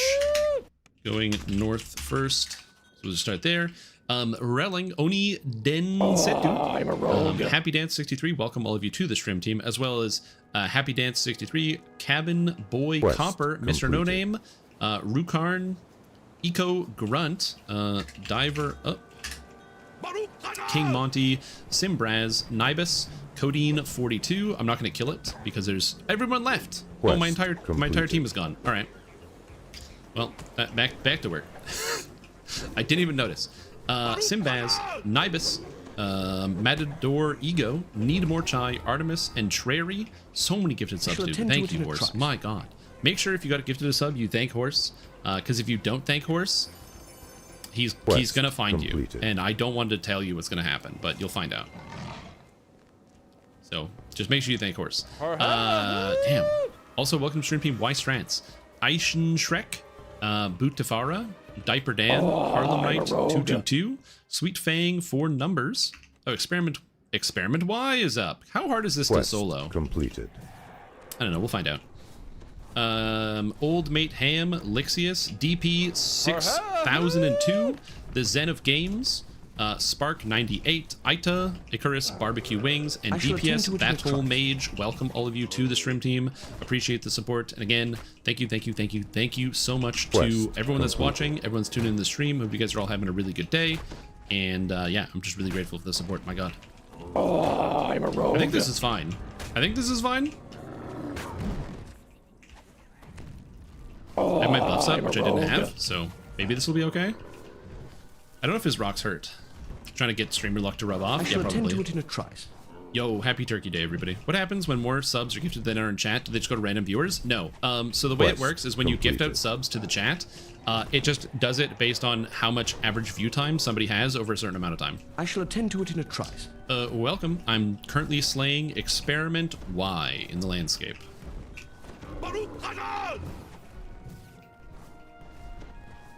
Forward one of the posts from DDO Discord to general attack to make it easier to find Quest for people. completed. Thank you, Patient. Really appreciate that. Well, it wouldn't I be shall that attend to bad it in a if I trice. had. Oh my God, the health went up by 2 million or by 500,000 since I started because of extra people entering the adventure zone. Kite or you die. Fine. I got lots of health. Also, I have a tank in my group called Murder Demon. Quest completed. So now it's good. So now I can just beat him. With the bug by Doug arriving at your door. Oh, good to know. I'm gonna try and tank a swing. No, I'm good. I got a tank here. We're fine. You're gonna try your bard. I hope I like it. Me too. Just remember, spellcasters are a little bit slower in the early game, so it will take some time for it to really kick into gear. Like I said, around level 3, if you follow the video guide that I posted and the instructions to where to put the enhancements, by the time you hit level 3, you should start decimating everything in front of you. But level 3 is really when you get to that point. Before level 3, it's gonna be quite slow. I shall attend to it in a trice. But again, thank you so much, Horse. Thank you so much for the gifted subs. Also, Fairy, as well as everyone that gave out bits. Bridge of Schism. Oh my God, there's so many names. H46 Aviator, Jack Dragon, Comet. Thank you, everybody. Again, as a reminder, your viewership is enough for me, and I really appreciate everyone tuning in. Don't ever feel like you have to gift out subs or gift out bits or anything like that. Absolutely not mandatory. Just enjoy the stream and have a good time. But my God, what is happening?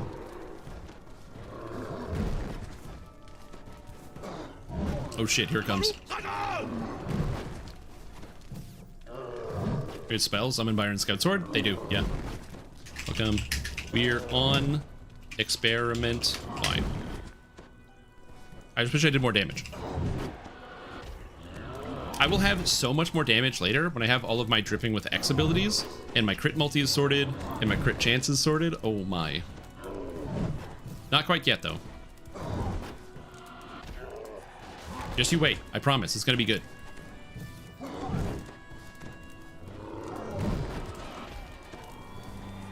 Yay, the bard shows up. Get him with the DPS, dude.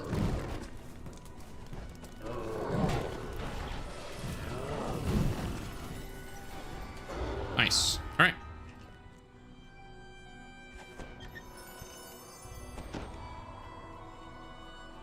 Woo! All right. Dandy next. So we go to the Ragged Dandy, which is over here. I play on full screen windowed. Always full screen windowed. I never use full screen for anything. I can't alt tab and I need to alt tab constantly. Dandy up.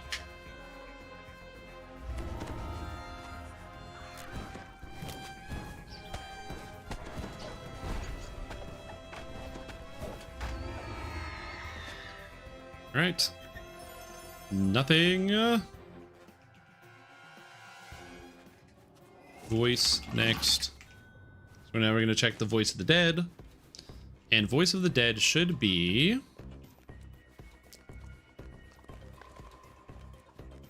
over here, I think.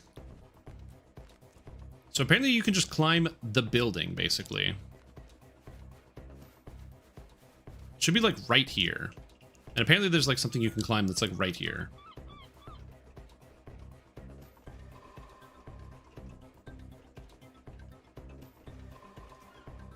It's up. Yep. Voice up.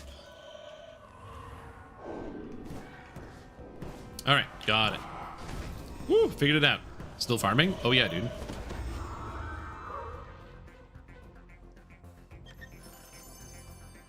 Zilch. Oh, wait. Gravekeeper's Gambison. That is medium. Anyone need?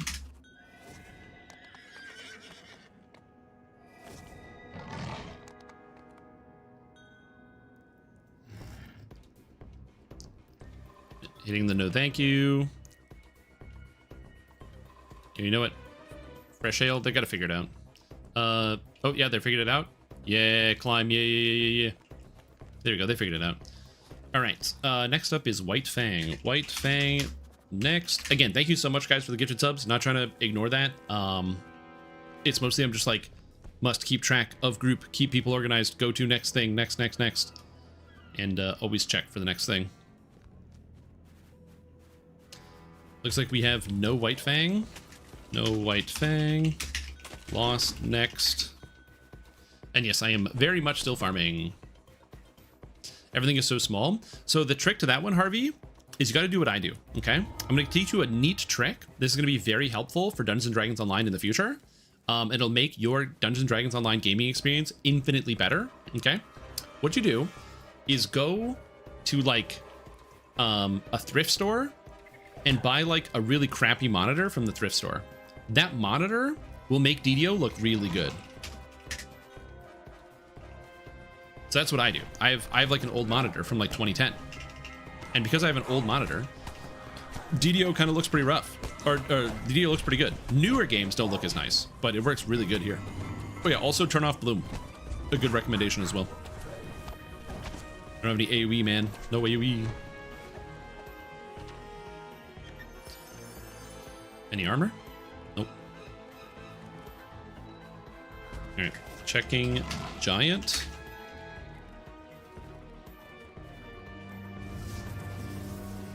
You have a 4K? Nah, I don't. Mine's only 1080p. It's small, nice and small monitor. So that way all my pictures and icons are big.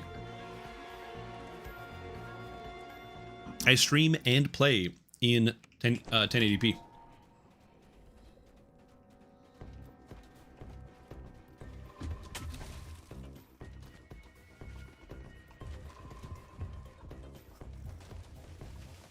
No giant.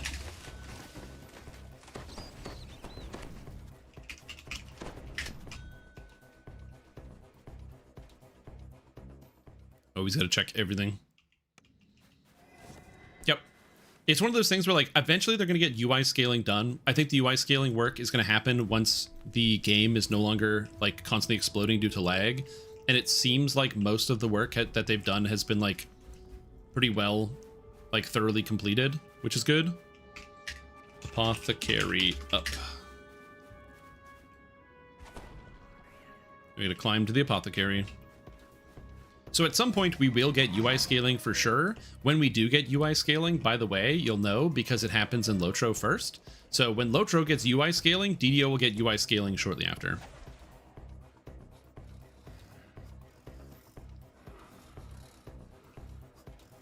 That's how this always works, unfortunately.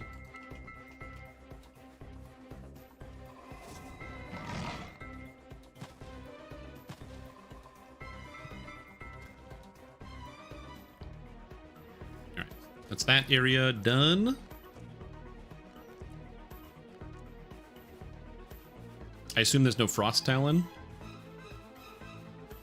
We may want to scale them. SSG has already said they're not going to be using AI for anything.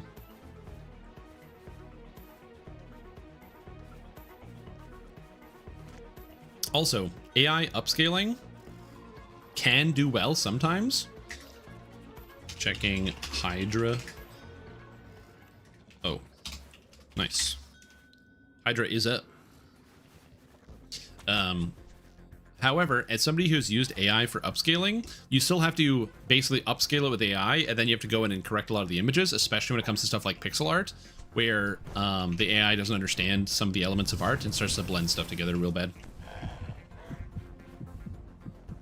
It's confirmed. So we don't know if the player base has changed since the lag adjustments, and the main reason we don't know is because we don't have a way to access the trend data. So either you need to have been like watching DDO audit every day for a screenshot and checking what the average player count is each day, because we don't have a way to look at the historical data as of right now. It exists, the DDO audit people have it, but it's not publicly available on the website. Okay. We have a red alert on the Hydra. Not ideal. Oh, nice. How dangerous is the Hydra at range? Whoa!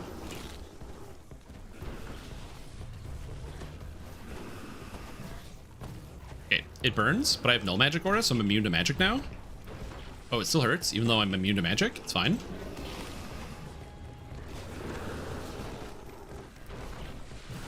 Oh. Oh, the lag is non-existent right now, Battle Mage.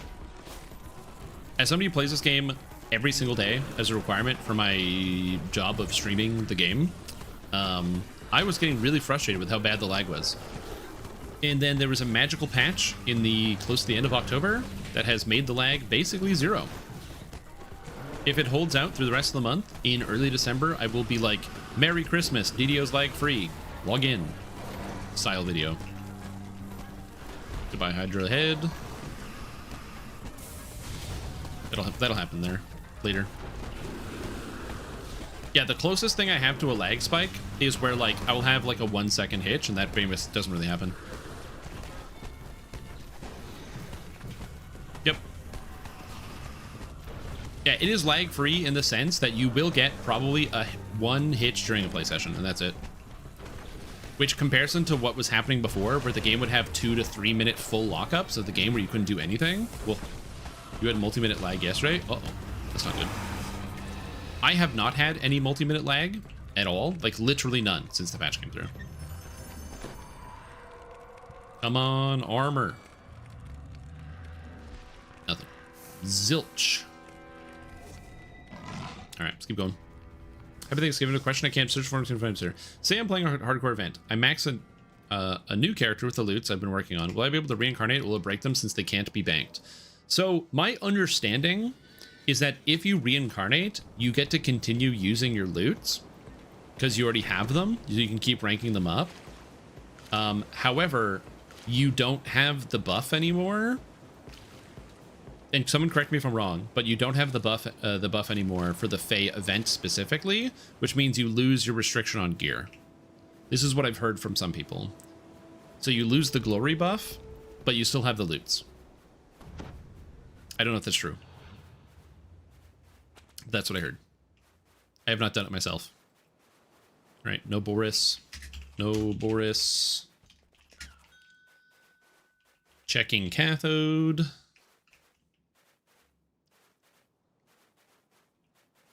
But yeah, you would have to get back to level 25 if you have an almost finished loot. Again, this is what I heard. Somebody correct me if I'm wrong. I could be telling you straight up lies. I could be lying on the internet. Who would do that? Just lie on the internet? Welcome.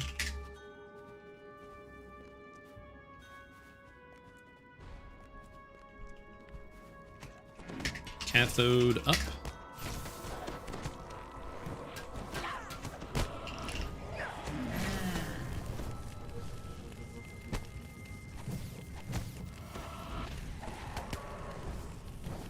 Okay, so a few more grinding out. There you go. All right. Boom. Nothing. Outfit. No. No.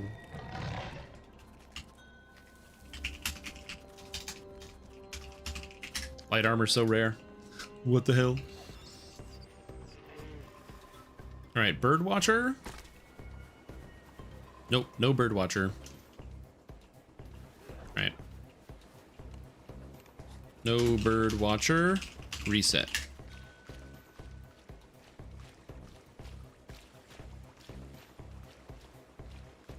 Damn.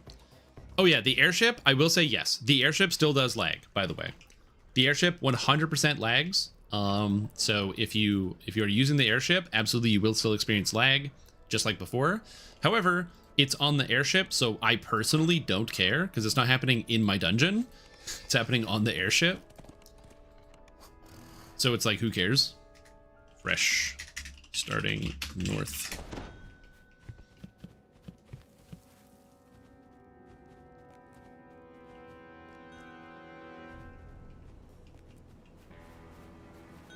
Welcome.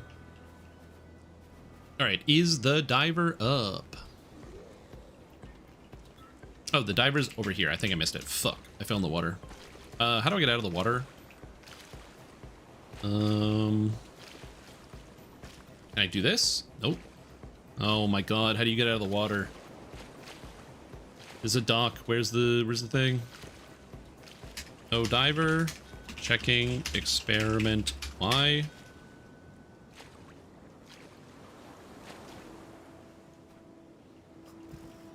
Obnoxious, getting lagged out and dying in Reapers.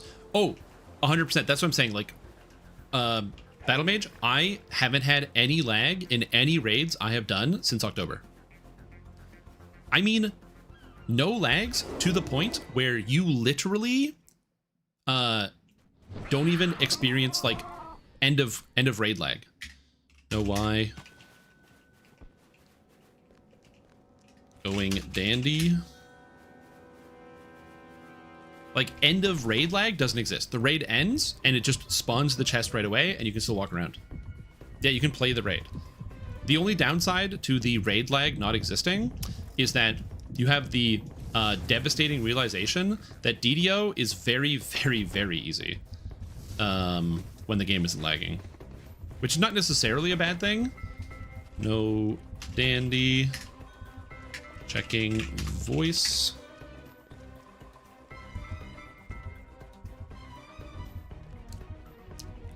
Yeah, it's so weird. It is bizarre. And yeah, transformative.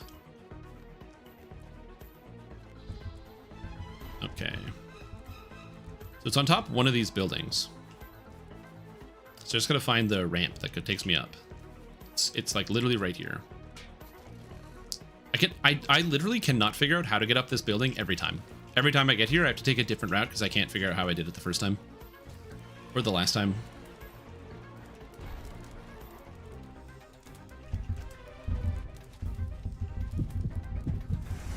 Fuck, and I fell. Oh my god. My jump.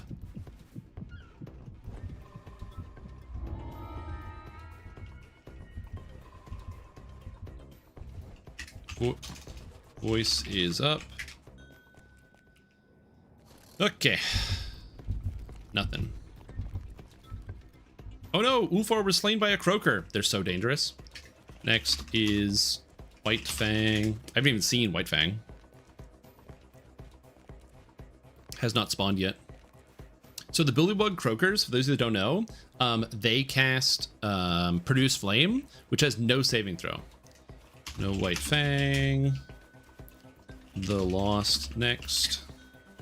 Yeah, I will say this again. I don't expect you to just automatically believe me and to be like, wow, there's like actually no lag. I promise you, raiding feels insane. It's completely different. Also, Yugo Dealer, I'm 100% with you. I really like the Lamortia Wilderness. I think it looks great. Are you doing the purple rares? Yeah, we're doing all of them. The Lost is up.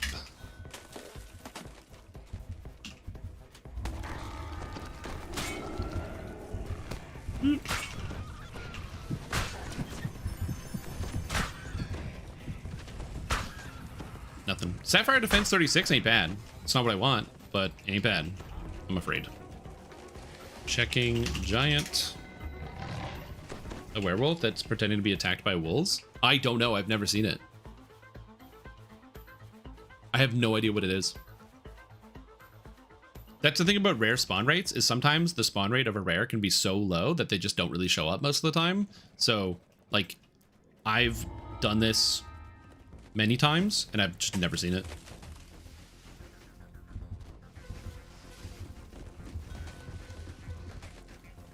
No giant? Wow, unlucky. They appear randomly, and you can fill any loot with them. Specific motes for specific loots. There are golden motes, which you can find in the game, that are in specific locations, that I don't want to spoil it for you, but there are 5 quests that have specific motes. Regla up. And, checking Apoth. When you get to them, they are transformative experiences. They're basically new sections of existing quests with new voice lines and special stuff. They're very cool. Again, I don't want to spoil them. Each one only works with one specific loot, so make sure you have all 5 of them in your inventory. No Apoth.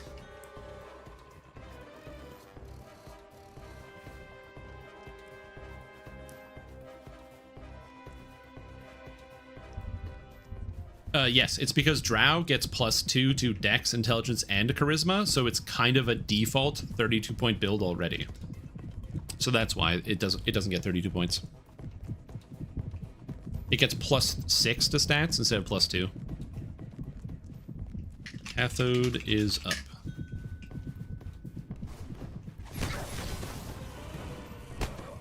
Yep, Drow do get 32-point builds later, but yeah.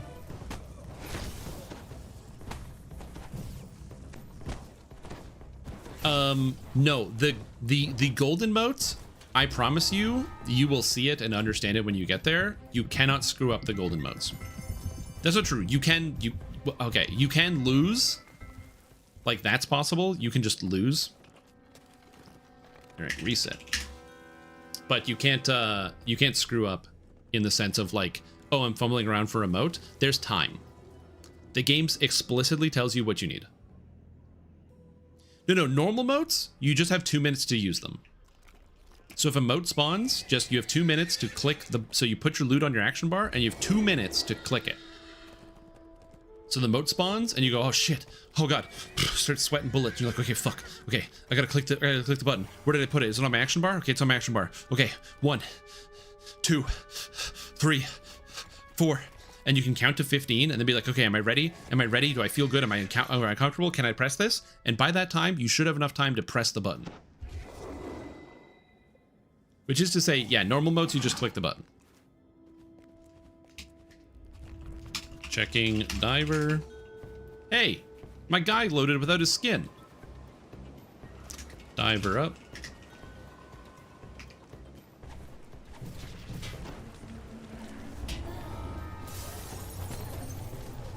Golden motes from this game, including yours. No.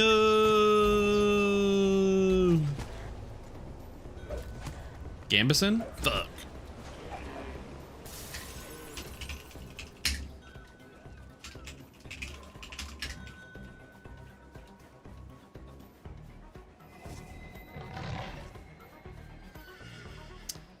Also, You can only collect a golden emote one time.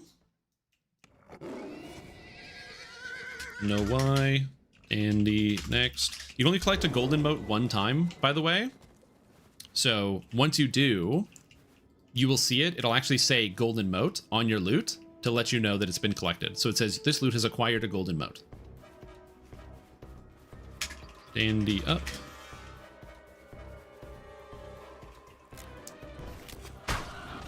So once you've done it, you're all set.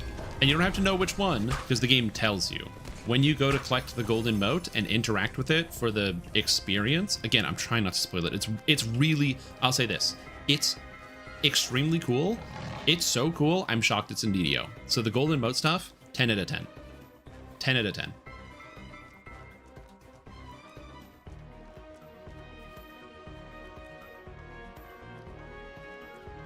All right, Voices of the Dead. So we're gonna hang a right here, and it should be here.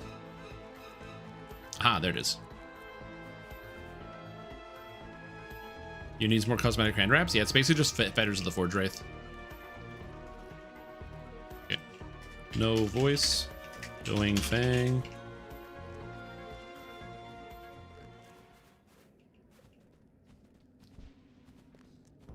Yep. If you want, I can tell you where the quests are. Oh. Oh. Oh. Can I have?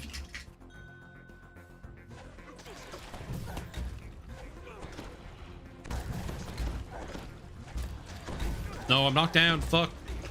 Get out of here, dorks. Get out of my dungeon. I'm trying to collect loot. Okay, we're good. Perfect. Thank you.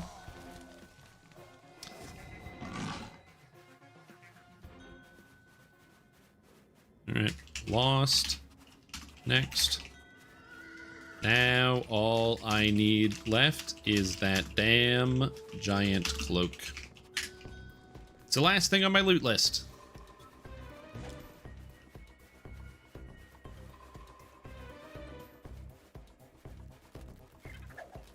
I figure might as well still just full farm it every time.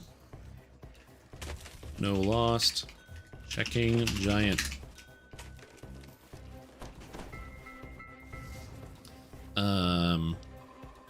Here, I'll narrow it down for you, Mr. Lift, just to make sure you find them while you're exploring. All of the golden motes are in expansions.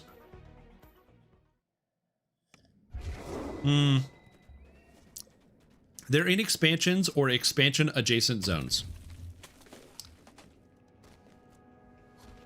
Expansion adjacent zones, yeah.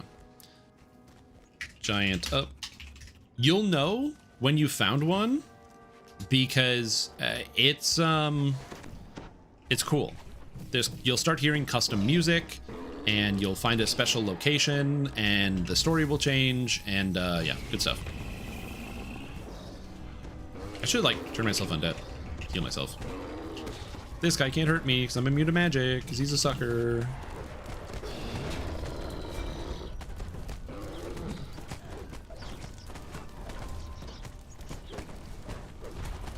Perfect. All right, come on, cloak. Nothing. Any cloak? Any cloakers in the chat? All right, Regula next.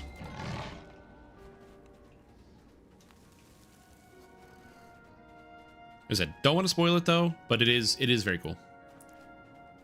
The only one I haven't done is the novice mote. So the loot of the novice is the only one I haven't done because unfortunately I was too high level to do it. So I'm going to be doing it in legendary later on. I can actually do it on this character, so I could go do it now.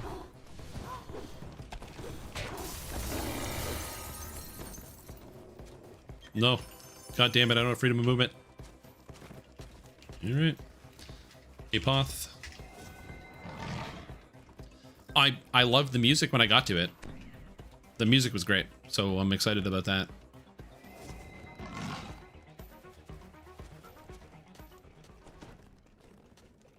The only one you've done? Yeah. I don't know what my favorite is. I'm going to be honest with you. The Apoth. a path up.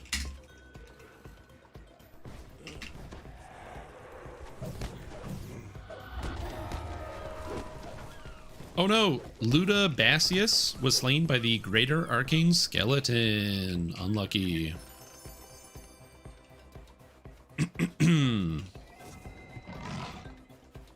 All right, climb, climb.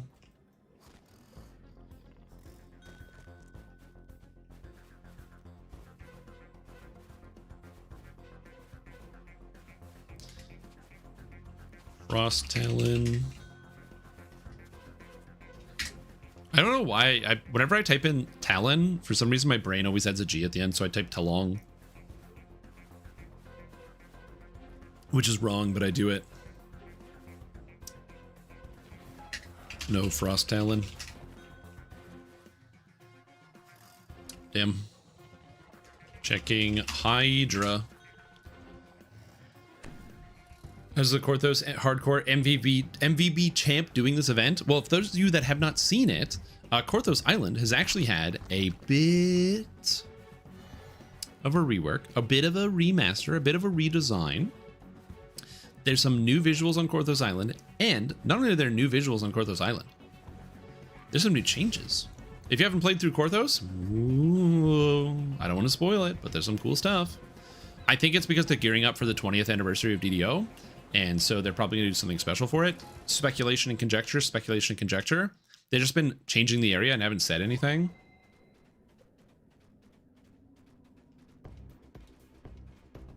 No Hydra. No Hydra.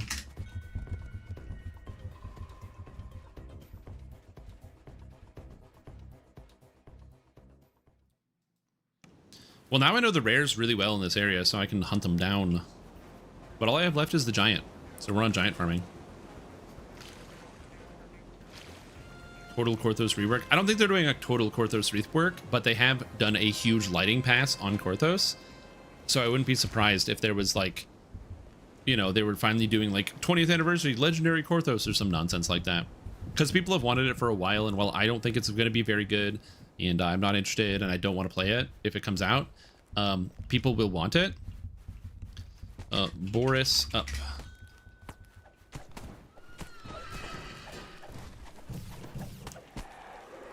Steam tunnels as well, yeah. Winter Court loots. But after getting them, is there anything to stop you from eating XP gems? No. There's nothing that stops you.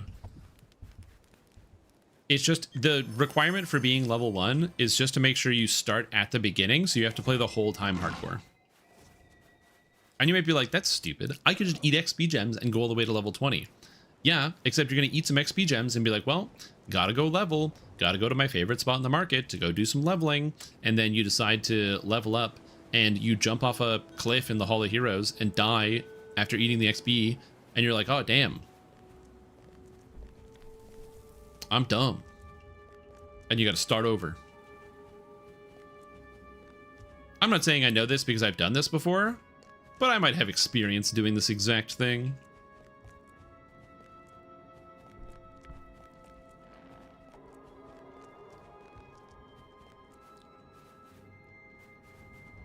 Well, yeah, and that's the other thing too. You don't really want to eat XP because you only find one moat per quest, and I promise you the moat part is the most tedious element of it. Is Birdwatcher up? Alright, no Birdwatcher. Alright, no Birdwatcher. Moving on to only giant farm, as I just need giant now.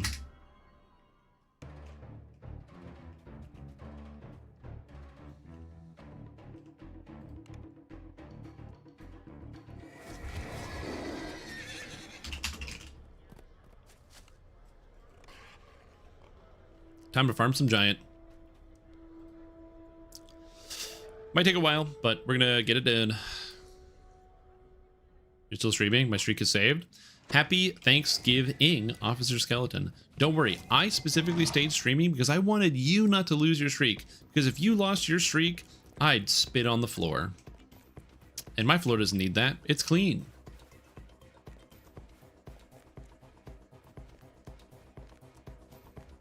Nah, dude. gold is tradable. So what you do is you pull out some gold and you buy Byron's Scout Sword, and then he solos everything for you. Crap. Crap. 2 times.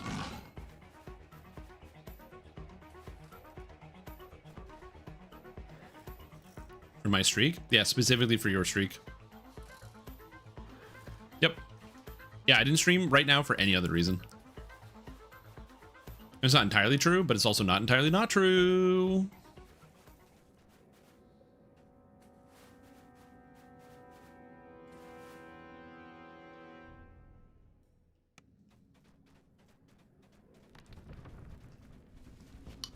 Now, do we have a giant? Come on, giant.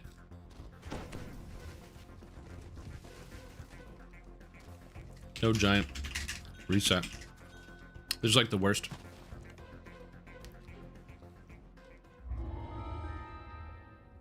And you might be like, oh, Shrim. If you're just gonna farm this giant, what do you do when you ransack? You know what I do? That's right. I log in my paladin. You know what happens when my paladin ransacks? That's right. I log in my other warlock. And you know what happens when my other warlock ransacks? I log in my bard.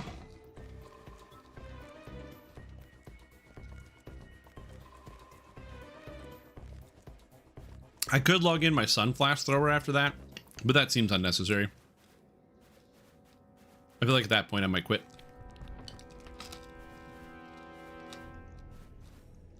Yeah, if I ransack 4 characters, I will throw the computer out the window, but hopefully it doesn't come to that. Yep, every single purple name has their own unique drop. Might as well just hit it because we're on the way.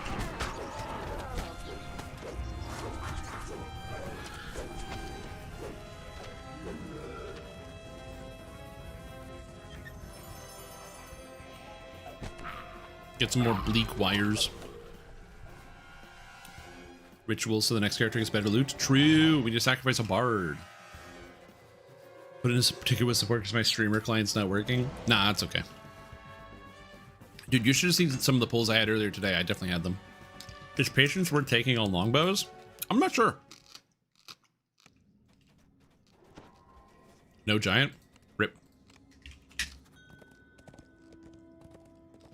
Boris died to a Bildrat pledge in the new explosive situation.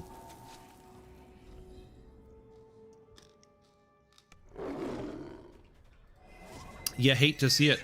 If you haven't ran the new explosive situation, by the way, is now a level 4 group quest as opposed to being a solo. And it's fun. I actually like it. It's a great quest. But it's dangerous. It is dangerous. They hit really hard, especially if you're not expecting it. Honestly, it's mostly just the spellcasters are a little overtuned.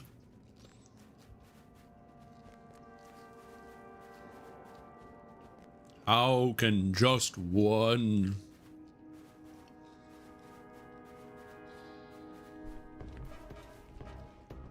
Excellent question.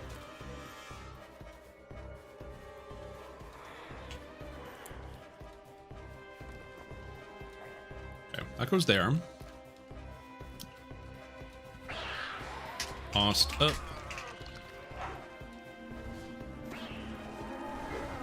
Horse gives you to sub to the stream? Hell yeah, dude. It's because Horse is the best.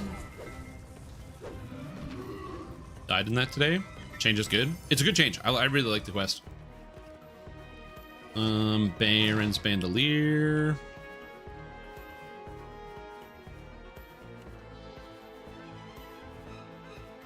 I'm just double checking to make sure I didn't sell anything by accident. It was. Happy Thursday. Hope you had a good October 13th. Yo, happy Thursday to you too, Awkward Ninja. And I did have a good October 13th. I did. And I'm having a good day today. Access the secret sub cave? True. You can access all the cool stuff we have in the secret sub cave. If you didn't know, there is the secret sub cave in the Discord where only subscribers can see it. And there's all sorts of cool stuff in there.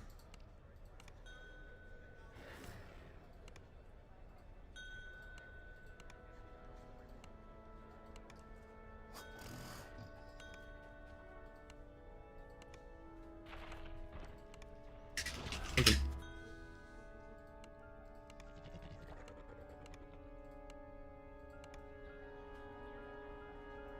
We gotta reset. I can't reset, dude. Oxandrolone? Is that a drug? Is that a medicine?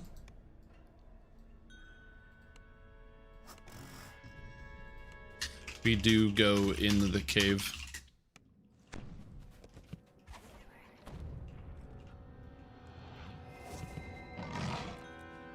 I've set it to Reaper. True. Yeah, there's actually, if you haven't seen it, there is a Sporkle, and it is Pokemon or pharmaceutical. So they give you a name, and you have to say whether it's a name of a drug or a name of a Pokemon. And I got perfect on that one. Mostly because I know all the Pokemon and some of the pharmaceuticals, but most of the Pokemon.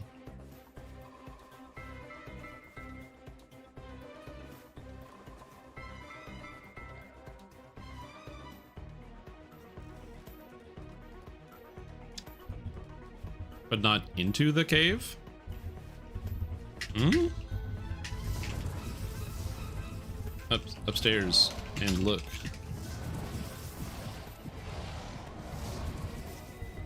You in a few days and sold like 5 divs worth of stuff. Dude, the asynchronous trading is so cool. One of my favorite parts about it is, you know that situation when you're playing and you're like, man, I really want like a Wanderlust right now to make my leveling speed a little bit faster, but there isn't a single person logged in who has one available for sale, or like you have to message like 50 million people because no one's responding because they don't want to sell anything. It's like, and it makes you want to break your keyboard. Now you don't have to deal with that problem, because if you want to buy one, it's just there. Very, very nice. I do appreciate the asynchronous trading. I'm not going to do SSF. The problem is, I like having specific uniques for like doing cool builds. I think SSF is definitely a good challenge, but like, man, I did this league with Summon Skeleton and Mages, and I knew I wanted Summon Skeleton and Mages, which means I needed a Flesh Crafter chest unique, and I needed the gem, and farming out for either of those is really annoying.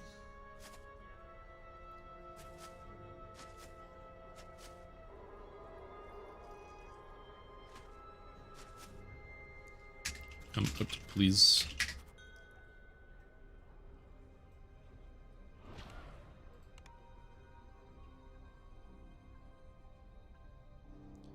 Tune is way too strong. Here you go.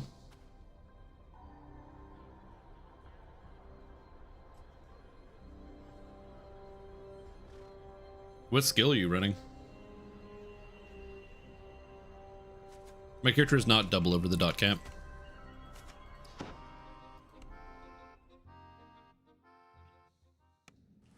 Ignite, eviscerate. Oh yeah, eviscerate.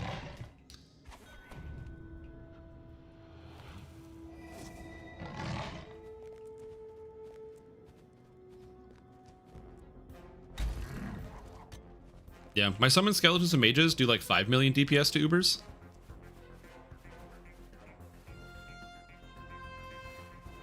So it's pretty fun. It's been a good challenge.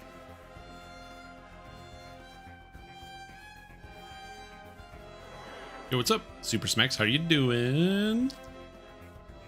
How's it going? Lost up. Since it's on the way, might as well just hit him. Who knows, maybe you'll get some more ingredients. Well, not who knows, it's literally how it works. Bam. I've never had a character that is like so strong that I've trivialized the entire game before, without like just tons and tons of work.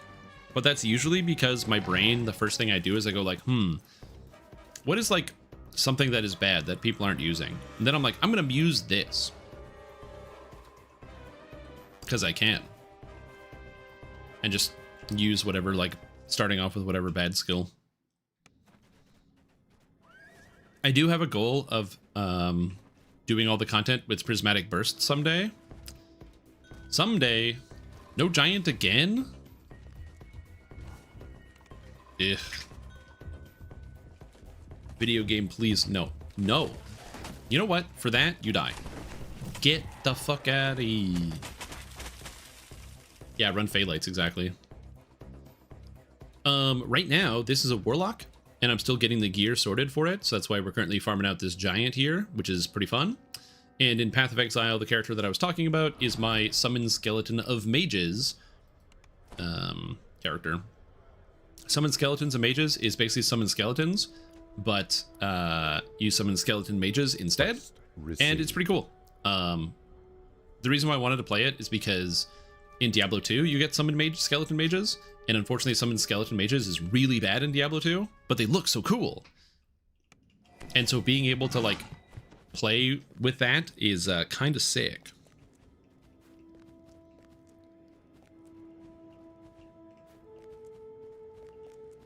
Which item am I chasing after? The cloak. Phalite Strati Warlock is the move. I don't know about that. I tried Strati Champion Mantle, and it feels really bad.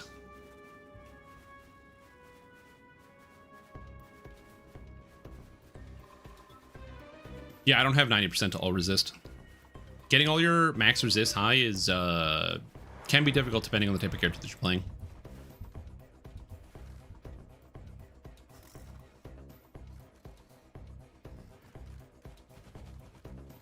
The only time I've ever gotten max 90 on all res is either when I played Chieftain, because Chieftain does it pretty easy, or with a Mage Blood.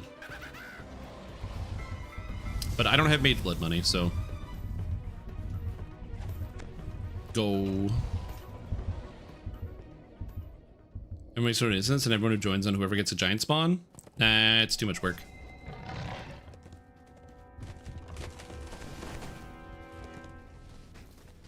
But it's also pricey, yeah. I mean, a Mage Blood is pretty pricey, right? Is there nothing? Zip, dude. Oh, giant. He's set. Yeah, I want the cloak.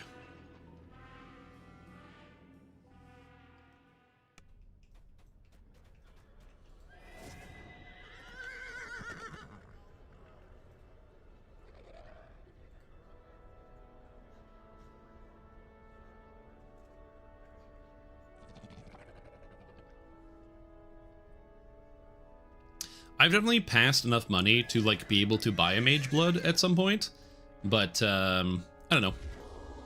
I just don't do, like, the saving up. I make a lot of, like, incremental upgrades. You got a mirror early in Settlers League? Damn, that's crazy. Someday, I hope to drop a mirror. I think that would be cool. It is not likely, but with the amount of hours I have in Path of Exile, it would be neat to see.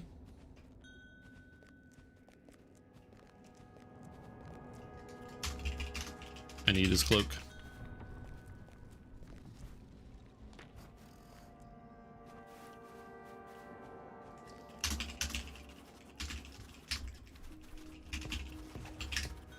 I just need this giant's cloak. If he gives it to me, I'll leave him alone.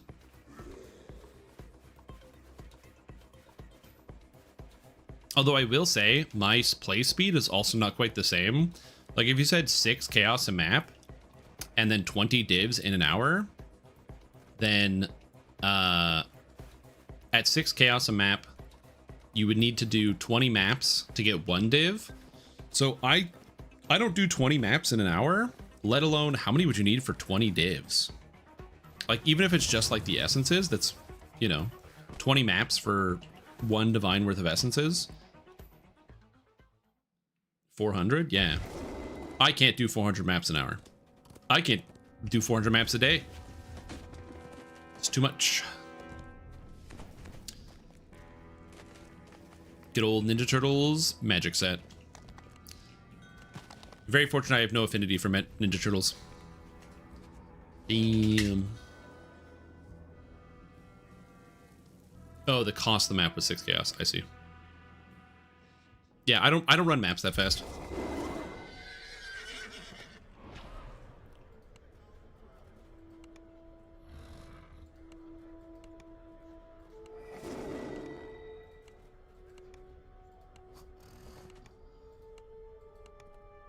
Someday, maybe. It's like the importance of movement speed in a game, like in pretty much every single video game, is staggering. Especially if you're like not aware of like how impactful it is. Oh my god, recall please. But like movement speed is a really, really important thing when it comes to clear in video games. Please recall. Mobs and kill the boss. Yeah, I can't do that. I don't like to do that. I like to clear everything.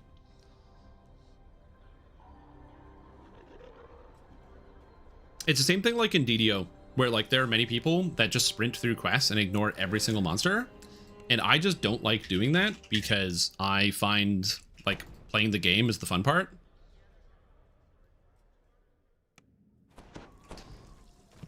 Where I'm like, man, I want to fight the monsters. I made my character so I can fight the monsters.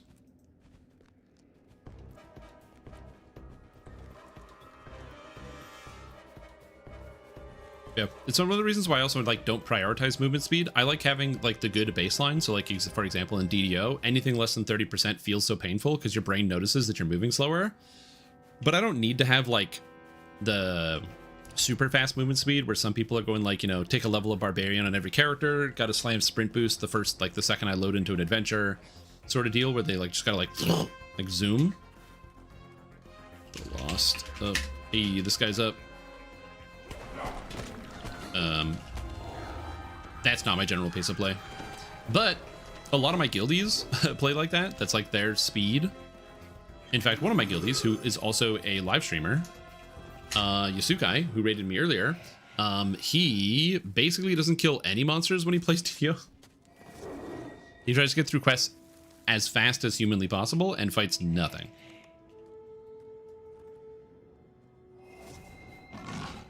Oh, the fact that it spreads? Yeah, it does. And it also, as long as the corpse isn't destroyed, the corpse still has the effect going on it. So ignite proliferation is really cool because even when the monster is dead, it's still proliferating. Yeah. Yeah, prolif is awesome.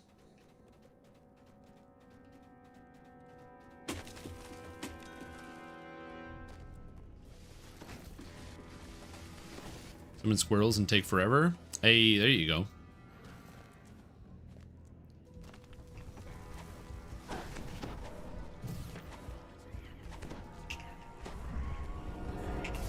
Hey, don't iceberg me, dirtbag. I'm immune to your magic. Hey, what? I have the null magic mantle, and this guy hits me with his circles? What the hell? Yeah, I haven't played an Ignite Prolif build in a while. I'm trying to think of when the last Ignite Prolif build I really played was. I honestly couldn't tell you. Like last league, the build that I played was a Void Sphere of Rending, Ignite, and Poison Elementalist. So I used Black Flame to cause the Ignites to turn into Chaos damage, and also did Poison stacking. And it was pretty cool. Pretty cool. I used that to clear all the Ubers. No cloak. This is probably the boss that I should have been re-rolling on, now that I think about it. But it's okay. Do you get a cloak? He loots? Nothing. Alright.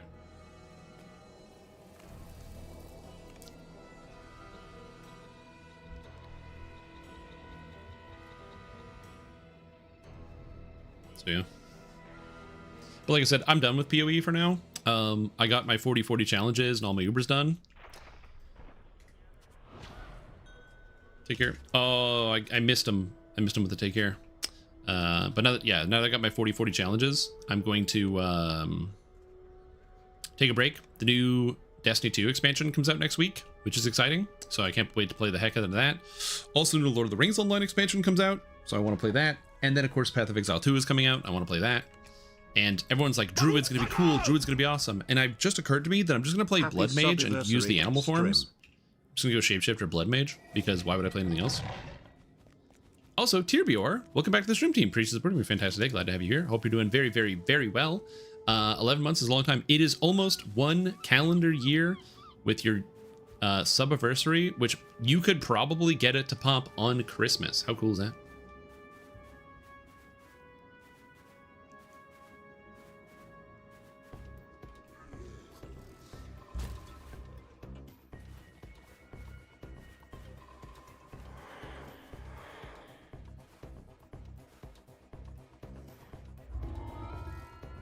Well, the Lost is up, so I might as well farm this bad boy. Yeah, the Eldritch Implicits. Yeah. I burned 400 of the Grand Eldritch Embers before I got what I wanted on my gloves. It was very upsetting. Fortunately, they were all ones that I had farmed out, but man, that was a lot of divines to burn.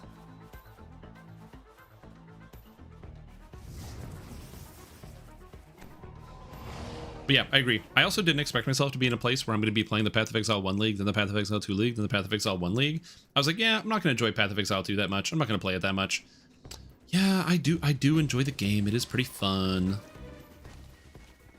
The new Hollow Palm technique was pretty good.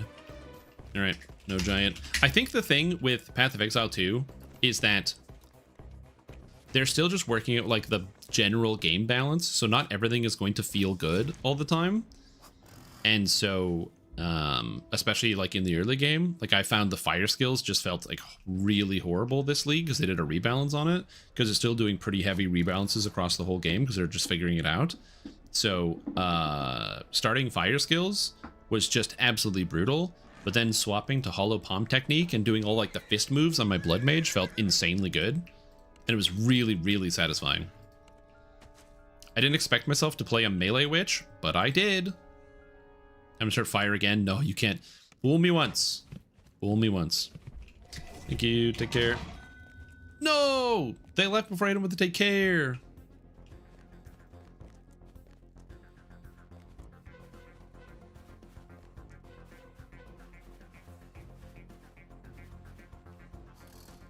Damn, unlucky.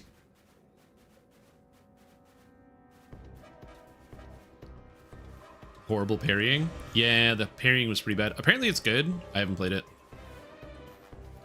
Hero 2 is taking resources? Oh yeah, 100% it is. I mean, they've also admitted that they're still trying to get the balance of the flow between the two games to get like the releases so that every 2 months you get a Path of Exile release of some kind.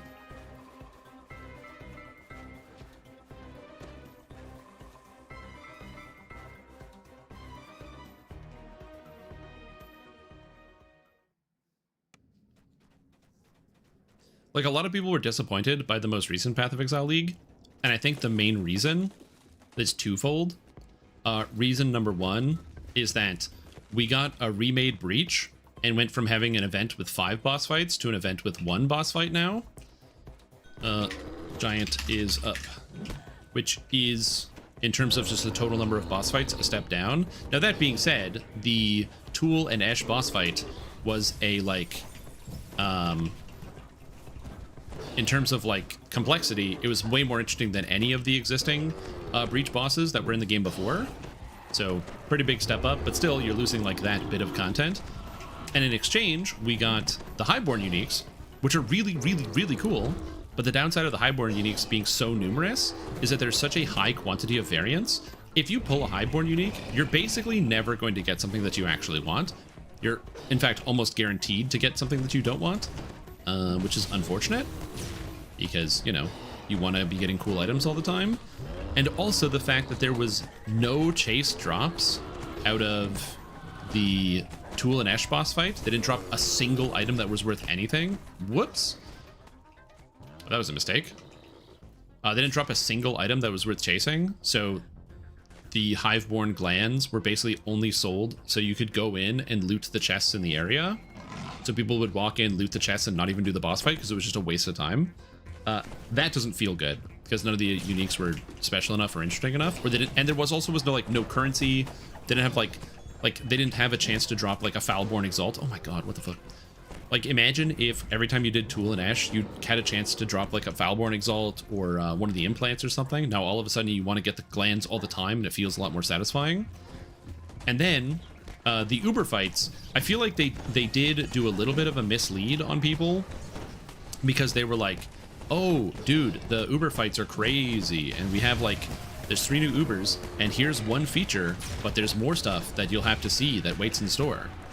And it's like, no. Everything they said in the videos was, for the new Uber fights, was the only changes in the Uber fights, which, by the way, is not a bad thing. I thought that the new Uber fights are cool. Okay, I'm not saying they're bad at all. But, like, that was it. So I felt there was a bit of misleading marketing there. But then on top of that, it was the fact that there was, again, no chase items. One of the best items in the game, the Divine, or the Div Card flask, that flask was still from the non-Uber version, and so there's basically no good items from any of the Ubers. Now, the Uber Incarnation of Dread, there is a build that is going around with that new sword from the Uber Incarnation of Dread that's worth a lot of money, but outside of that, dude, the other Uber fragments are like 2 chaos for the fight. Like, it's brutal, because no one cares. There's not a single item that you want to get out of any of those fights. I'm gonna reroll. Come on, give me the cloak. Come on, give me the cloak. Come on, give me the cloak. I didn't get the cloak. All right. We're gonna keep farming for the cloak. So I think that the actual boss fights not having any amount of like tangible longevity, and then also I'm gonna wait in case this guy gets the cloak. That's an issue. And then also the Foulborn uniques, which, by the way, extremely cool. I'm in no capacity saying Foulborn uniques bad or uninteresting. There's so many really interesting ones, and I hope that the Foulborn uniques stay as a mechanic so we can get them in the future. They're so cool. So many cool builds, so many build enabling things. I'm a huge fan. I absolutely love it. But because the variance is so high, you can ignore 99% of them like you can with most uniques. So you end up just having more inventories full of garbage. Fresh. And that just doesn't feel good for anybody. So I think that's kind of like the main issue, and why this league doesn't have as much staying power for some as others, is that in Path of Exile Settlers League, the big chase boss fight is the crater, where you get the Starfall Knight, who drops Fallen, one of the best items ever added to the game. So not only is the fight rare, but the drop is rare. So it adds this level of like, I gotta keep farming, I gotta get my Fallen, I gotta do whatever. Whereas in this boss fight, or this one, the high brain glands drop like crazy. They drop from the mysterious womb gifts, they drop from the hives, they drop from Varun. You're just getting them left and right. I have a whole stash tab full of them, and the boss is worth literally nothing. Which is a pretty rough sell.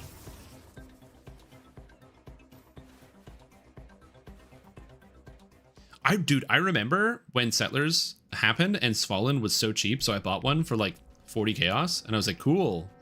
And then the price went up, up, up.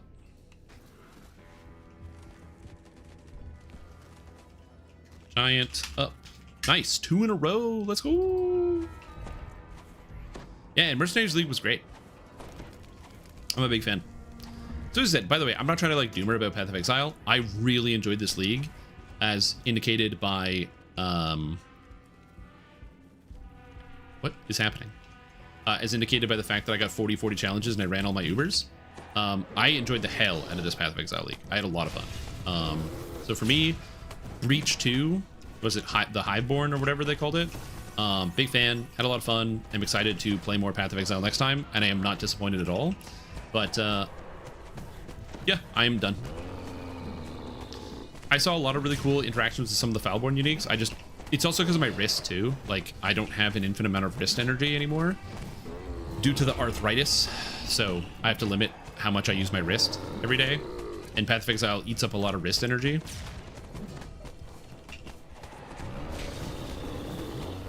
Doriani's kind of ruined it. I mean, you didn't have to use Doriani's.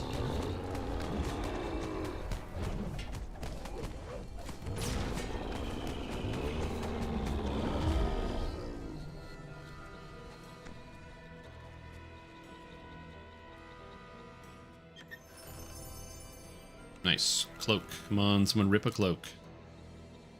No. No. No. Rip. Damn. Again. Get a trackball swim? Stream? I swear by it. Probably not.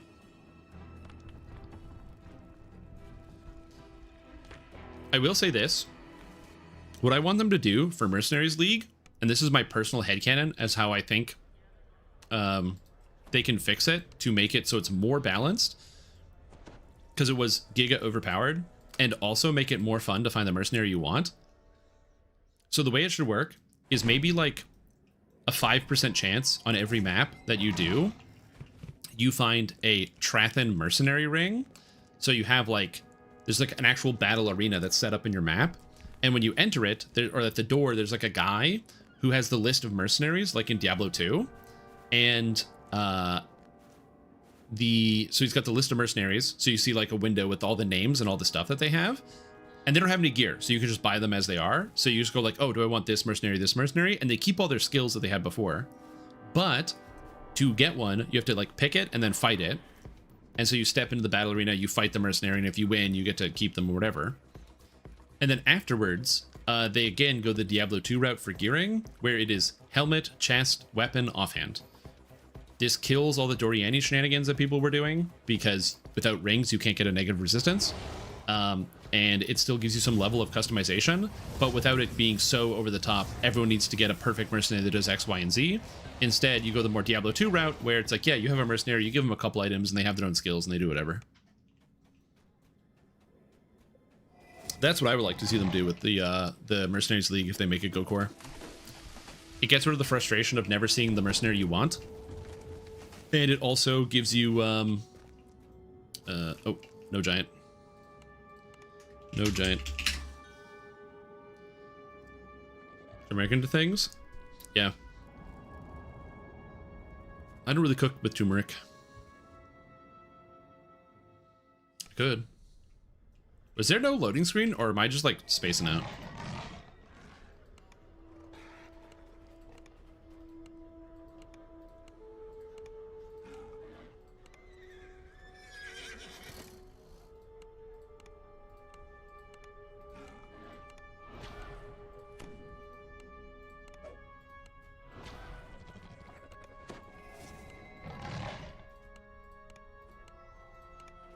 Oh my god, dude. Like, the problem is it takes as long as it does to do 2 runs for people to recall out of the dungeon.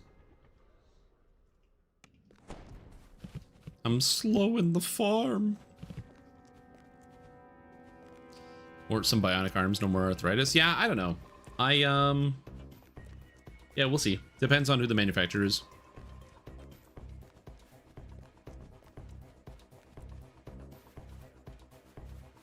Oh god. Deadmonger duelist. Go away.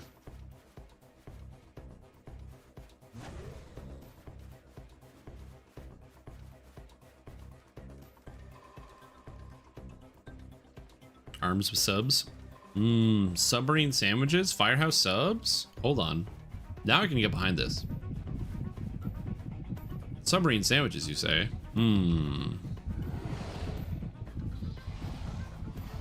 I do like me some submarine sandwiches.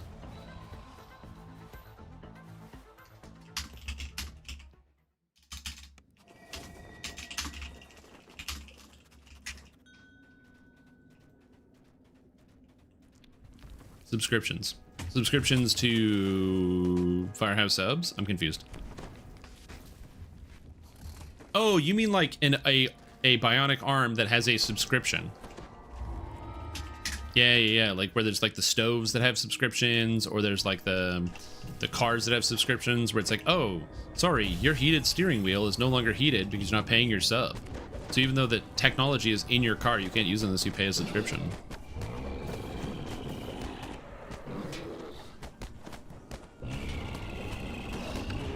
Find all the greaserks. True.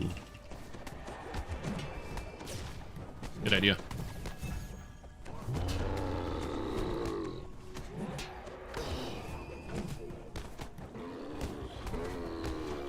Die, giant. I appreciate that Bonago Battle Axe is able to tank this for me. It's very convenient. because I don't want to tank this giant.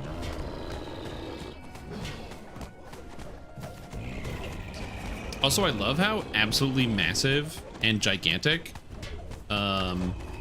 this like half-orc purple dragon knight is on the mount. Cloak. Nothing.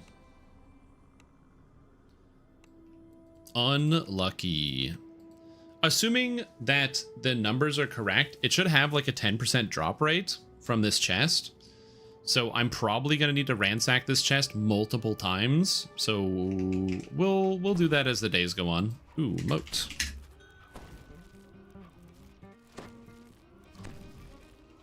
Whew.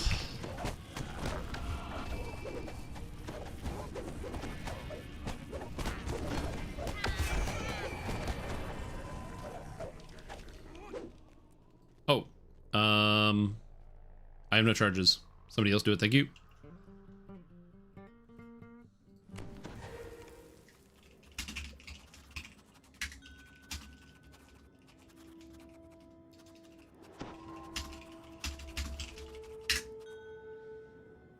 All right.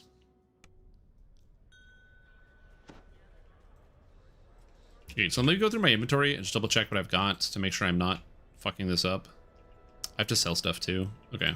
Vendor.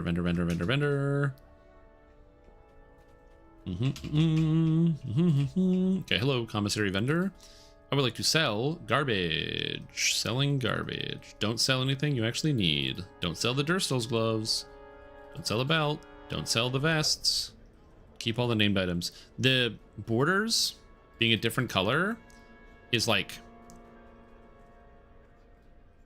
It's a tough one to deal with, man. It's a tough one to deal with.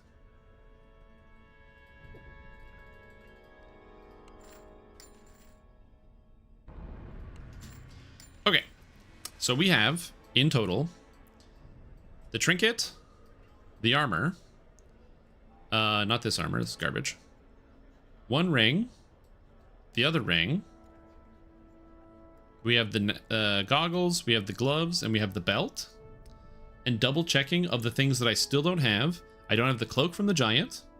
I don't have the bracers from the raid. I don't have the boots from the raid. I don't have the offhand from the raid. I don't have the main hand from the raid. And I don't have the helmet.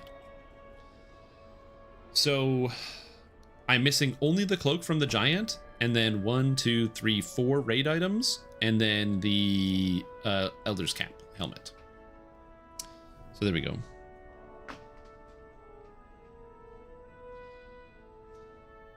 Elemental solar gems, which are apparently supposed to be rare. I mean, that sounds about right.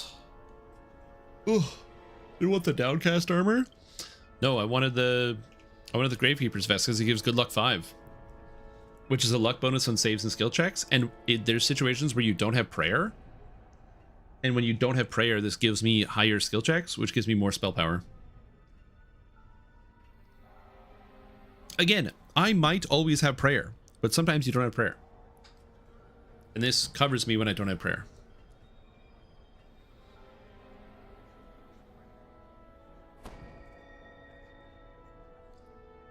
Especially slow tonight. Oh, my load times are pretty good. Zoomy. Zoomy. Anyways. And now I have also all of the ingredients as well. So I have loads of these bleak ingredients now. Oh, that's not that many bleak ingredients. Whoop. That's fine, don't worry about it. So we put this in here, bank everything, and then we search by bleak. No, I'm good for now. Oh, that's not a lot of materials, is it? I got 6 bleak transformers from all of that?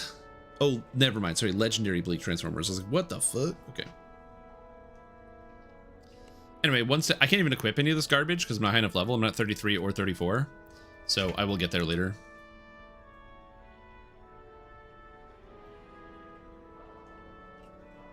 I've done a match. Let me know what you need. Yeah, I'm going to do the math later. I just don't have the energy to do the math now. And do you know why I don't have the energy to do the math now? It's because it's the end of the live stream. Hey, what's up, you guys? I'm tired. And so that's all I got. It's all the energy I have left in my bones. So I think I'm going to end the stream here. So I hope you guys have enjoyed yourself. Thank you so much for everyone who gifted a bunch of subs today. You guys are crazy. And thank you so much for all of the support. You're wonderful. I really appreciate it. Everyone who tuned in, everyone who had a good time. You guys are great. Everyone who helped me farm, who just jumped into my quests and were like, yo, stream, let me help you farm out. So that's really kind. We'll be back tomorrow with some more Dungeons & Dragons Online content, which I'm very excited to share. And yeah, it was good. It was fun to like put these items together. How do you make an item list? Like it took a while. Also to everyone who was in chat and helped me like figure out what gear I should use on my character. I never would have went to the Elder set if it wasn't for prodding by chat. So, you know, again, I'm grateful for the people who tune in and want to help me with things like that. But yeah, happy Thanksgiving to all you Americans. Hope you're all having a good day. And with that, I'm tired. I'm very tired. Ugh. I actually didn't want to stream today because I was in a really weird headspace, but I'm glad I did because it was a, well, like I said, I was just in a weird headspace. So I'm happy I'm in a better headspace now. But sometimes it just takes time. So yeah. Yeah, thank you guys for watching. Hope you had a good time. I've enjoyed my day today. And,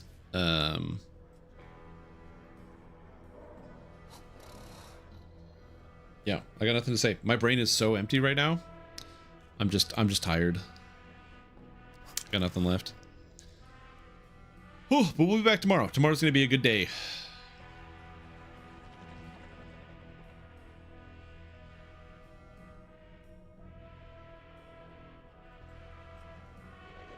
Take care, everybody. Drive safe.